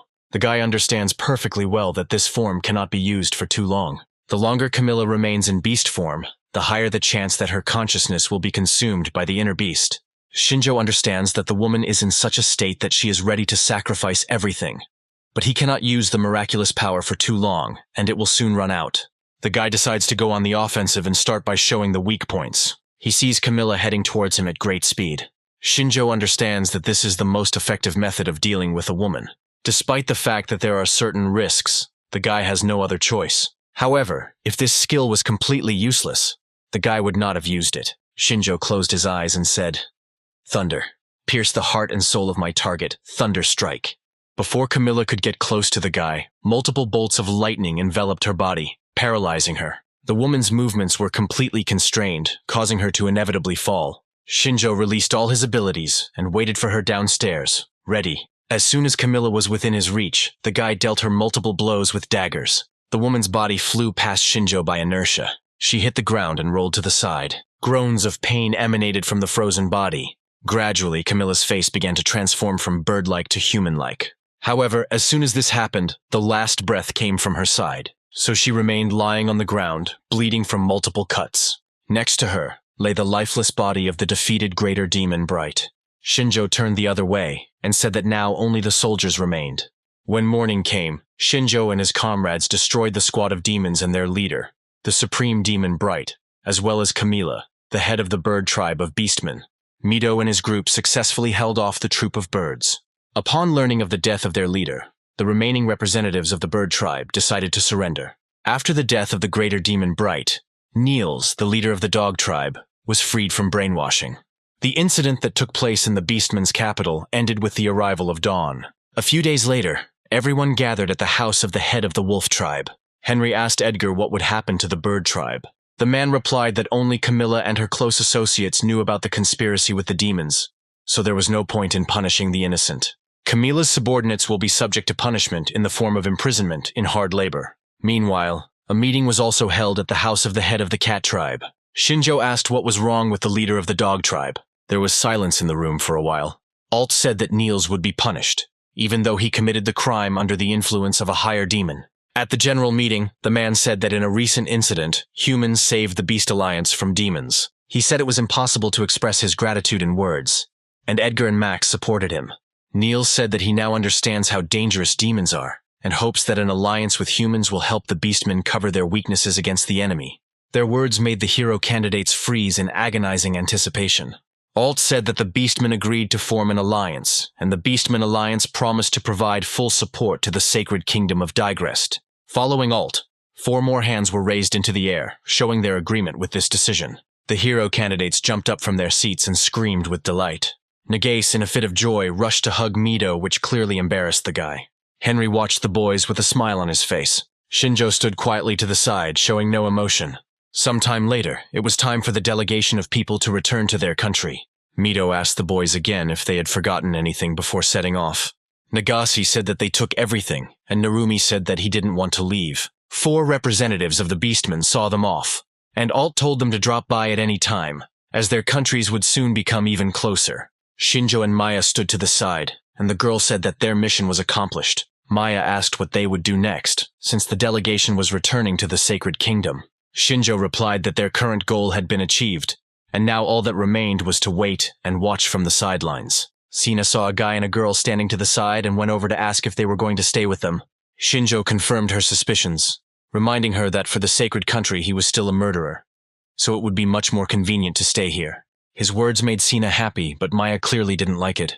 The princess asked if Shinjjo would continue his journey after this. The guy says that his goal is to kill the Demon King, and if nothing changes, then they will move to the Demon Kingdom. Sina put her hand to her chest and asked to take her with her. Maya didn't like it, and Shinjjo asked why the girl needed it. Sina says that she is the only heir of the cat tribe, and before taking her father's place, she would like to achieve her own success. Shinjjo said that she would only be able to gain recognition on the battlefield, while the guy always acts from the shadows. The girl reminded that the guy was going to kill the Demon King, and this would definitely not go unnoticed. Their conversation was interrupted by Alt, who asked Shinjjo to take Sina with him. The man stroked his daughter's head and said that this way he would worry about her less. Shinjjo said that the journey would be dangerous, and what would the girl do if she was kidnapped? Sina says that soon the war will reach them too, and then there will be no safe places left, and in hothouse conditions, she will not be able to prepare for it. Alt supported his daughter, and said that if she was ready for anything, then he did not dare to resist her. Sina says that she is ready for anything, which is why she asked to join Shinjjo. The boy gives in to the pressure of the father and daughter, and says that they will start training, after which they will hit the road. Shinjjo asked if the girl would agree to undergo a test, during which he would find out whether she would be useful to them on the expedition. Meanwhile, we are transported to the kingdom of the demon Wardora.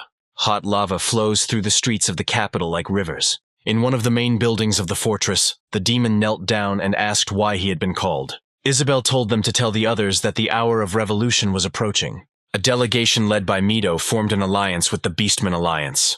After that, they returned to the fort, their main base. Edgar arrived with them as a representative of the Beastman Alliance, and upon arrival, the man greeted Amelia.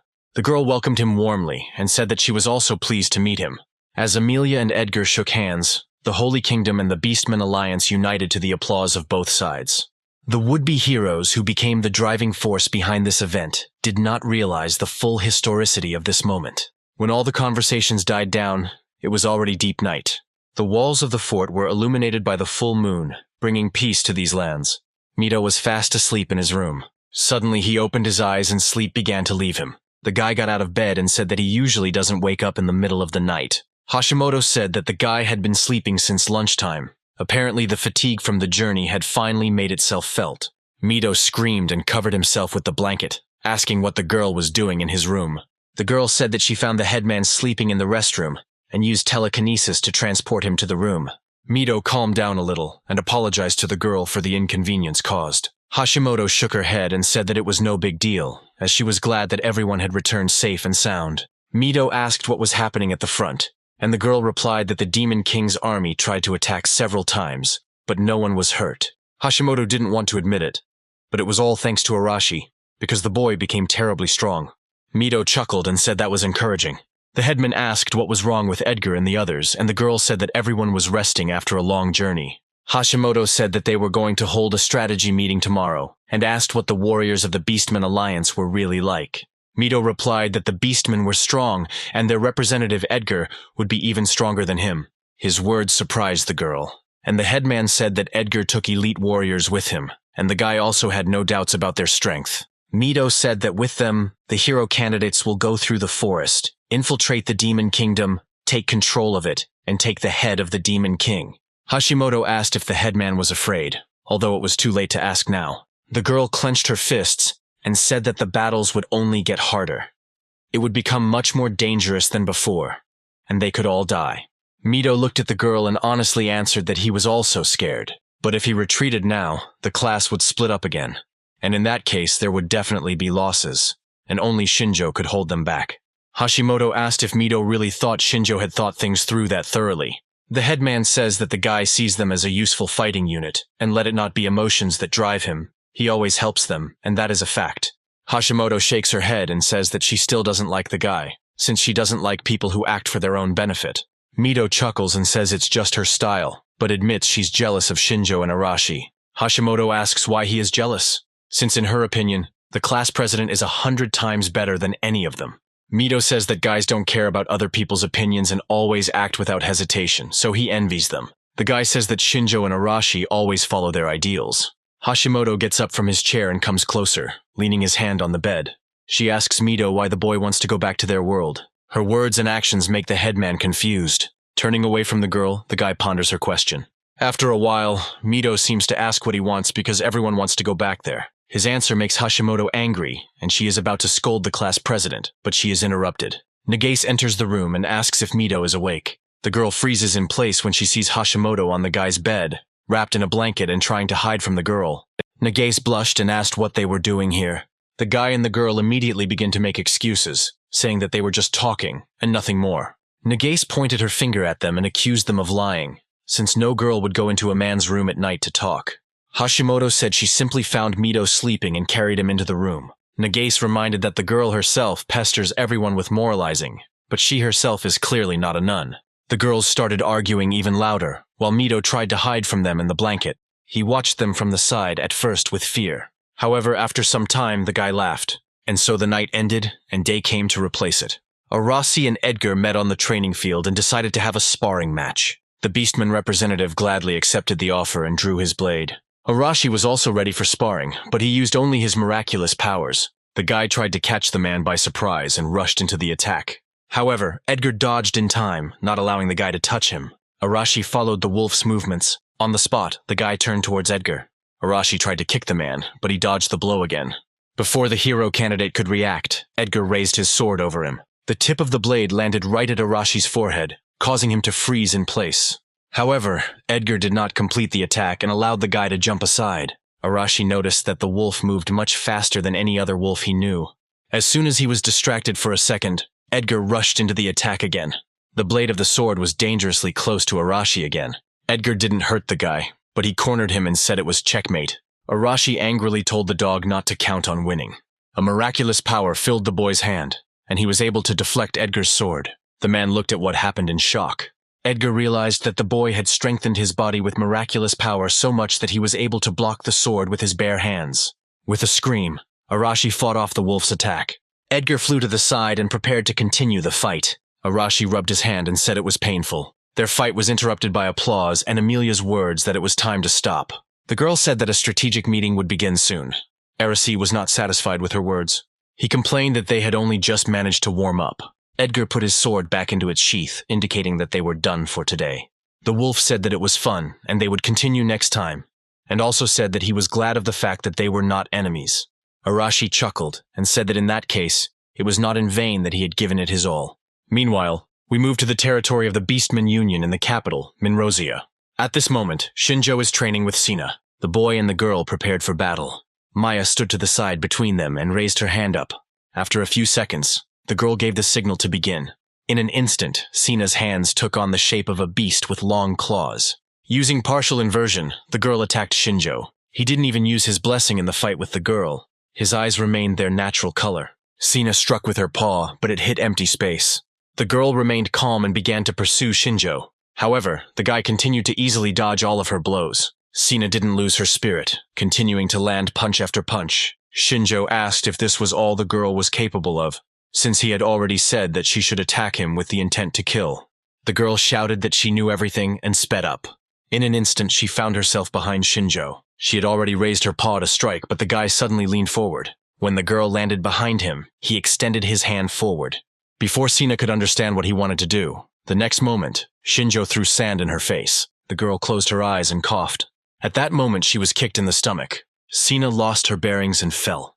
Maya immediately ran up to the girl huddled in a ball on the grass and asked if everything was okay with her. Sina sat on the ground, rubbing her stomach, saying that it hurt and calling Shinjjo ruthless. The guy said that it is very easy to fool a girl, so she should learn to adapt to any situation. Sina looked at Shinjjo sadly and asked if she still hadn't passed the test. The guy said she was right, because she was doing more harm than good right now. Loon approached them and asked if all of Sina's training was done like this. The princess replied that she wanted it that way herself, so Luna should not object. The blonde wanted to ask Shinjjo to behave more gently with the mistress, but if that was what she wanted, the girl would not insist. The guy realized that the girl wouldn't come just like that, and asked why she was there. Loon reports that the main forces of the Beastmen Alliance are moving out, and are about to join the army of the Holy Kingdom. Shinjjo is happy about this news, because it took much longer than he expected. Loon said that even though the alliance was in place, there were still minor issues that needed to be settled. Sina asked if Loon was going to join the expedition, to which the girl said that she had been appointed captain of the Cat Clan squad. Maya turned to Shinjjo and asked what they would do next. The guy said they would wait and see because Sina still had a lot of training to do. So another whole month of training passed. In addition to training Shinjjo, Shinjjo also honed his own skills. His next idea was to create bullets for a pistol from the miraculous power. When the guy found another victim in the area, he decided to try to apply the technique in practice. He imagined in his head bullets of miraculous power and imagined loading them into his pistol. The monster did not wait long and began to quickly approach the guy. Shinjjo concentrated his power into the gun, and its barrel began to glow. The next second, the gun fired. The glowing bullets headed toward the shocked monster. The bullets hit their target with precision. Maya, who was watching what was happening from the height of a tree, began to applaud the guy. However, the bullets did not kill the monster but only wounded it. Shinjjo fired a few more shots. This time, the bullets hit the monster's head and heart. After this, the ogre fell to the ground dead. Shinjjo said that they were still too weak to fight monsters, and the girl asked if that was really not enough for the guy. The guy was taught this technique by a girl. She came up with it based on Shinjo's requests. The guy says that to create a technique, you need to imagine an image, so he had no problems with bullets or lightning, since both exist in his world. But the problem is that there are no miracle bullets in their world, so it still remains difficult for the guy. By using an analog from his world and applying it with a real gun, the guy made his task easier. At some point, a large shadow loomed over Maya. The girl wanted to call Shinjjo, but he told her not to make noise, since he himself could see everything.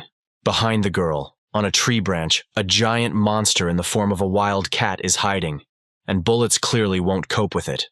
Shinjjo rushed towards them and ordered Maya to jump. The girl obeyed his order without hesitation and jumped from the tree. Shinjjo imbued his hand with miraculous power, and lightning began to emanate from it. The boy created a large thunder spear and pierced the giant cat with it. The monster, fried by lightning, lost his balance and fell from the tree. Meanwhile, Shinjjo managed to run up to the tree and catch Maya. The guy said that he was more or less good at mid-level spells, but he needed to work on high-level ones. Maya said that Shinjjo was too hard on himself, since no one had ever mastered high-level spells in such a short time. After looking at the monster, the guy asked where Sina had gone. Some time later, they found the girl standing on the defeated monster. The girl licked her wounds and noticed a guy and a girl approaching her. Sina jumped off the monster and ran towards the guy, saying that she defeated the monster and asked if she passed the test. Shinjjo examined the defeated monster. After that, he turned his gaze to Sina, who did not emerge from this fight unscathed. But still, Shinjjo said that the girl passed the test, after which a smile appeared on her face. The guy turned around and said that they would soon be heading to the Demon Kingdom. The combined forces of the Holy Kingdom and the Beastmen Alliance have resumed their invasion of the lands of the Demon Kingdom. The first barrier was the Demon Forest, the number of demons in which gave the Holy Army no peace. The soldiers mixed among themselves and moved cautiously through the forest. Everyone looked around, expecting an attack at any moment. At some point, Edgar's keen sense of smell caught the scent of monsters. The man immediately reported that several creatures were approaching them from the right. With this phrase, he surprised the soldiers from the human side, and they began to take a closer look. However, people never managed to notice anything. Mito felt the soldiers relax for a moment. But that shouldn't have happened. Now Heinrich also felt that there was definitely someone in that direction. Sometime later, a horde of monsters of various levels ran out of the forest into the clearing. Edgar gave the signal, and the Beastmen soldiers rushed into battle. Without a trace of fear, the Beastmen launched a powerful counterattack. One after another, the monsters fell dead under their onslaught. The Beastmen acted quickly and in a coordinated manner. Not a single monster could pass by them. The human soldiers were genuinely impressed by their abilities.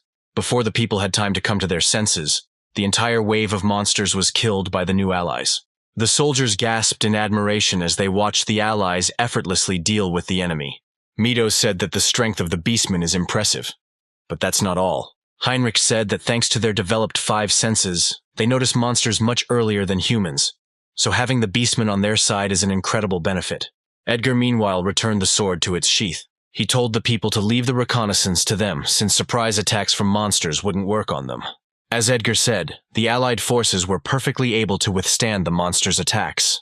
The Beastmen warned people in advance of the approaching threat, while people fought the monsters. As a result, the greater demon Elsa's control over the monsters has greatly deteriorated. The Dark Forest is ideal for guerrilla warfare, and the reason for the Holy Army's previous defeat was because they could not predict the enemy's movements. But thanks to the Beastmen's instincts, they can now fight back against the monsters. The Alliance advanced deeper into the forest without any difficulty. Demons are watching all this from the side, and they are unhappy with the current situation. Their plan was that the monsters would break up the ranks of soldiers, and then the demons themselves would attack, but their formation would not be broken. Another demon asked how much longer they would have to wait, and was told that Lady Elsa had given them no other instructions, so they had no other choice. The demon commander signaled the demons to retreat. However, Edgar, hiding behind their backs, asked if they really thought they would be allowed to retreat. The demon turned around sharply and asked how the man had managed to sneak up on them. But his words were interrupted by a sword cutting through everything in its path. Meanwhile, we move to the castle of the supreme demon Elsa. The girl stands on the castle wall again and watches what is happening from afar. Elsa noted that things were not going as well as she would have liked. The girl was distracted from her thoughts by a demon rushing to bring her news. The demon reports that the soldiers sent into the forest were caught by surprise and killed. Elsa realizes that the Beastmen are much more trouble than they expected. The girl said that she already knew everything. She didn't think that she would have to deal with the consequences of Bright's actions. The demon said that he understood the lady's feelings and asked what they would do next. The girl said that they would no longer be able to stab them in the back. Therefore, they are forced to give them a fight in the castle, since people will definitely attack them. The demon asked if they had a chance to win. Elsa said that even though they were cornered, it didn't mean she didn't have another plan. The wine in the girl's glass began to bubble and rise into the air. Elsa said that it is much easier to defeat an enemy if you think with your head, and in the end, victory will be hers. The demon sighs with relief and says that the lady is right. Soon, the Sacred Army and the Beastmen found themselves at the walls of Elsa's castle. Edgar said that judging by the smell, the castle is teeming with demons. Amelia said that they couldn't get past the castle because the enemy would be able to attack them from behind. But if they captured it, they could use it as a base. Tired of talking, Arasi walked forward on his horse. He didn't understand why they were discussing this issue if they could attack the castle right now. Heinrich agreed with Arasi and said that there was no point in giving the enemy time to think. The hero candidate chuckled and said that Henry was finally speaking a language he could understand. Soon the storming of Elsa's castle began. With the help of miraculous power, people tried to break down the castle gates. At this time, demons threw stones at them from the walls of the fortress. Sometime later, people finally managed to break down the gate. The soldiers rushed into battle, penetrating into the castle grounds. Arashi killed the demons one by one, using his blessing of explosion. Edgar patted Mito on the shoulder to get his attention. The man suggested that the boy go together to meet their boss, the Supreme Demon. Mito accepted the wolf's offer without hesitation. Meanwhile, Elsa sat quietly in the castle and waited for the guests to arrive. The girl remained calm and drank the wine slowly. Her attention was drawn to sounds coming from the corridor leading to the hall. A few seconds later, the doors to the hall swung open. Edgar and Mito finally found her. The girl licked her lips and said that they had arrived. Elsa stood in front of them, radiating an eerie aura. For a while, a heavy silence hung in the room. Mito felt an unpleasant aura and prepared for battle. Edgar felt the same way and said that the girl was definitely a higher demon. Elsa released the vine from her hand and greeted the leader of the Beastmen Alliance warriors and the hero candidate, noting that they were very careful. A long whip with spikes appeared in the girl's hands, and the girl said that she did not intend to lose. Elsa swung her whip in an attempt to strike. However, it hit the floor, as Mito managed to jump to the side in time. But what the guy saw next shocked him. The floor was broken by the blow of the whip, and spikes in the floor were revealed in front of them. Elsa said that she was not so naive as to meet an enemy without preparing a couple of traps. She wished for Mito to die quietly, and the guy began to fall into this hole. However, the guy wouldn't be a class leader if he gave up without a fight. The guy used transformation on his sword, and it wrapped around the chandelier on the ceiling. Elsa was clearly not happy with the current situation. Mito easily escaped from this trap and landed away from the hole. The girl was surprised that the guy's sword could change its shape at the owner's will. However, Elsa remembered that the second man should have already been pierced by the thorns. Mito leaned over the hole and tried to get a better look at Edgar. In an instant, the man jumped out of the hole, unharmed. Edgar said it was dangerous, and he almost became a pincushion. Elsa looked at him strangely, and could not understand how the man managed to survive. Edgar chuckled and said that with proper preparation you can even jump in the air. The girl was angered by his words and asked if all beastmen were like that. Edgar replied that he was the only one who was special, and said that it was their turn to attack. The wolf approached Elsa with great speed. The girl hit the whip in his direction, intending to stop the man. However, she was distracted by Mito, who took advantage of the blessing and appeared behind Elsa in an instant. The guy raised his sword over the girl's head and said that she was caught. Elsa bent down and pressed the button in her hand. A spear appeared from the ceiling and was aimed straight at Mito's head. However, the guy reacted in time and deflected the spear with a blow from his sword. But he let his guard down, and the girl took advantage of this by kicking him in the stomach. The guy flew to the side and landed on the marble floor. While fighting off the blows of the whip, Edgar called out to Mito to make sure the boy was okay. The girl took pity on the guy and said that great strength is not accompanied by wisdom. Pressing his hand to his throbbing stomach, Mito rose to his knees. Elsa reminded them that the hero candidates were summoned from another world, and she asked why they were fighting demons. Mito didn't understand if the girl really didn't know. Edgar continued to fight with Elsa and told the boy not to listen to her. The fight between Edgar and Elsa became more intense. At some point, the wolf gained an advantage over the girl and signaled Mito. At that very moment, the guy quickly began to approach Elsa. Mito thought he had managed to catch the girl off guard. However, before the blow could hit the girl, she turned her head towards the guy. Trembling and with tears in her eyes, the girl asked for mercy and begged to help her. Mito froze in place and knew what to do next. In an instant, the girl changed and said that the guy was not paying attention to his surroundings. Her whip was wrapped around the hero candidate's leg in an instant. Elsa said that the boy couldn't hide his doubts even in the midst of battle. The girl raised her hand up, and Mito was thrown into the air after her. Elsa twirled the whip in her hand, fighting off Edgar's attacks and hitting the guy against everything. Now the wolf was afraid to use the sword so as not to accidentally harm the guy. Elsa realized that Edgar was truly worried about the hero candidate, which meant that the alliance between them was not just in words. The girl noticed confusion on the wolf's face. She said that in that case, she would return the guy to him, after which she threw Mito towards Edgar. The next moment, the girl jerked the whip in the opposite direction. The whip hit the wall with great force, and several walls in front were broken by one blow. Elsa thanked Mito for being so immature, because without him, she wouldn't have been able to handle the beastmen. However, the girl became famous early. A large wolf came out of a hole in the wall. Elsa didn't understand what happened, because she was sure that she could deal with them. Looking at the big gray wolf, the girl realized that Edgar had turned completely. Elsa once again prepared her whips for attack and took a defensive stance. The wolf roared and rushed to attack. His speed was so fast that the girl was amazed. The wolf was right in front of her in an instant. One blow, and the floor was stained with Elsa's blood. Meanwhile, we were transported to the west of the Demon Kingdom, to the territory of the Third Prince, to the city of Forest. We saw one of the 4 Sky Kings, the Water King, Aquarella, a girl with blue hair and eyes, who said that Elsa's end had come. The girl held her hand over the mirror surface and saw what was happening in Elsa's castle. Seeing Edgar turn back into a human, the girl said that the Beastmen warriors were indeed problematic opponents. In front of the man, Elsa lies defeated on the floor, and Aquarella thinks that it was not in vain that she wanted to take control of the Beastmen. The girl remembered each of the killed higher demons sent to carry out this mission. Zaganda, Bright, Elsa, and now every one of them was dead. All the higher demons were killed, and now Aquarella was cornered. The mirror changed its image, and through it the girl was asked what had happened.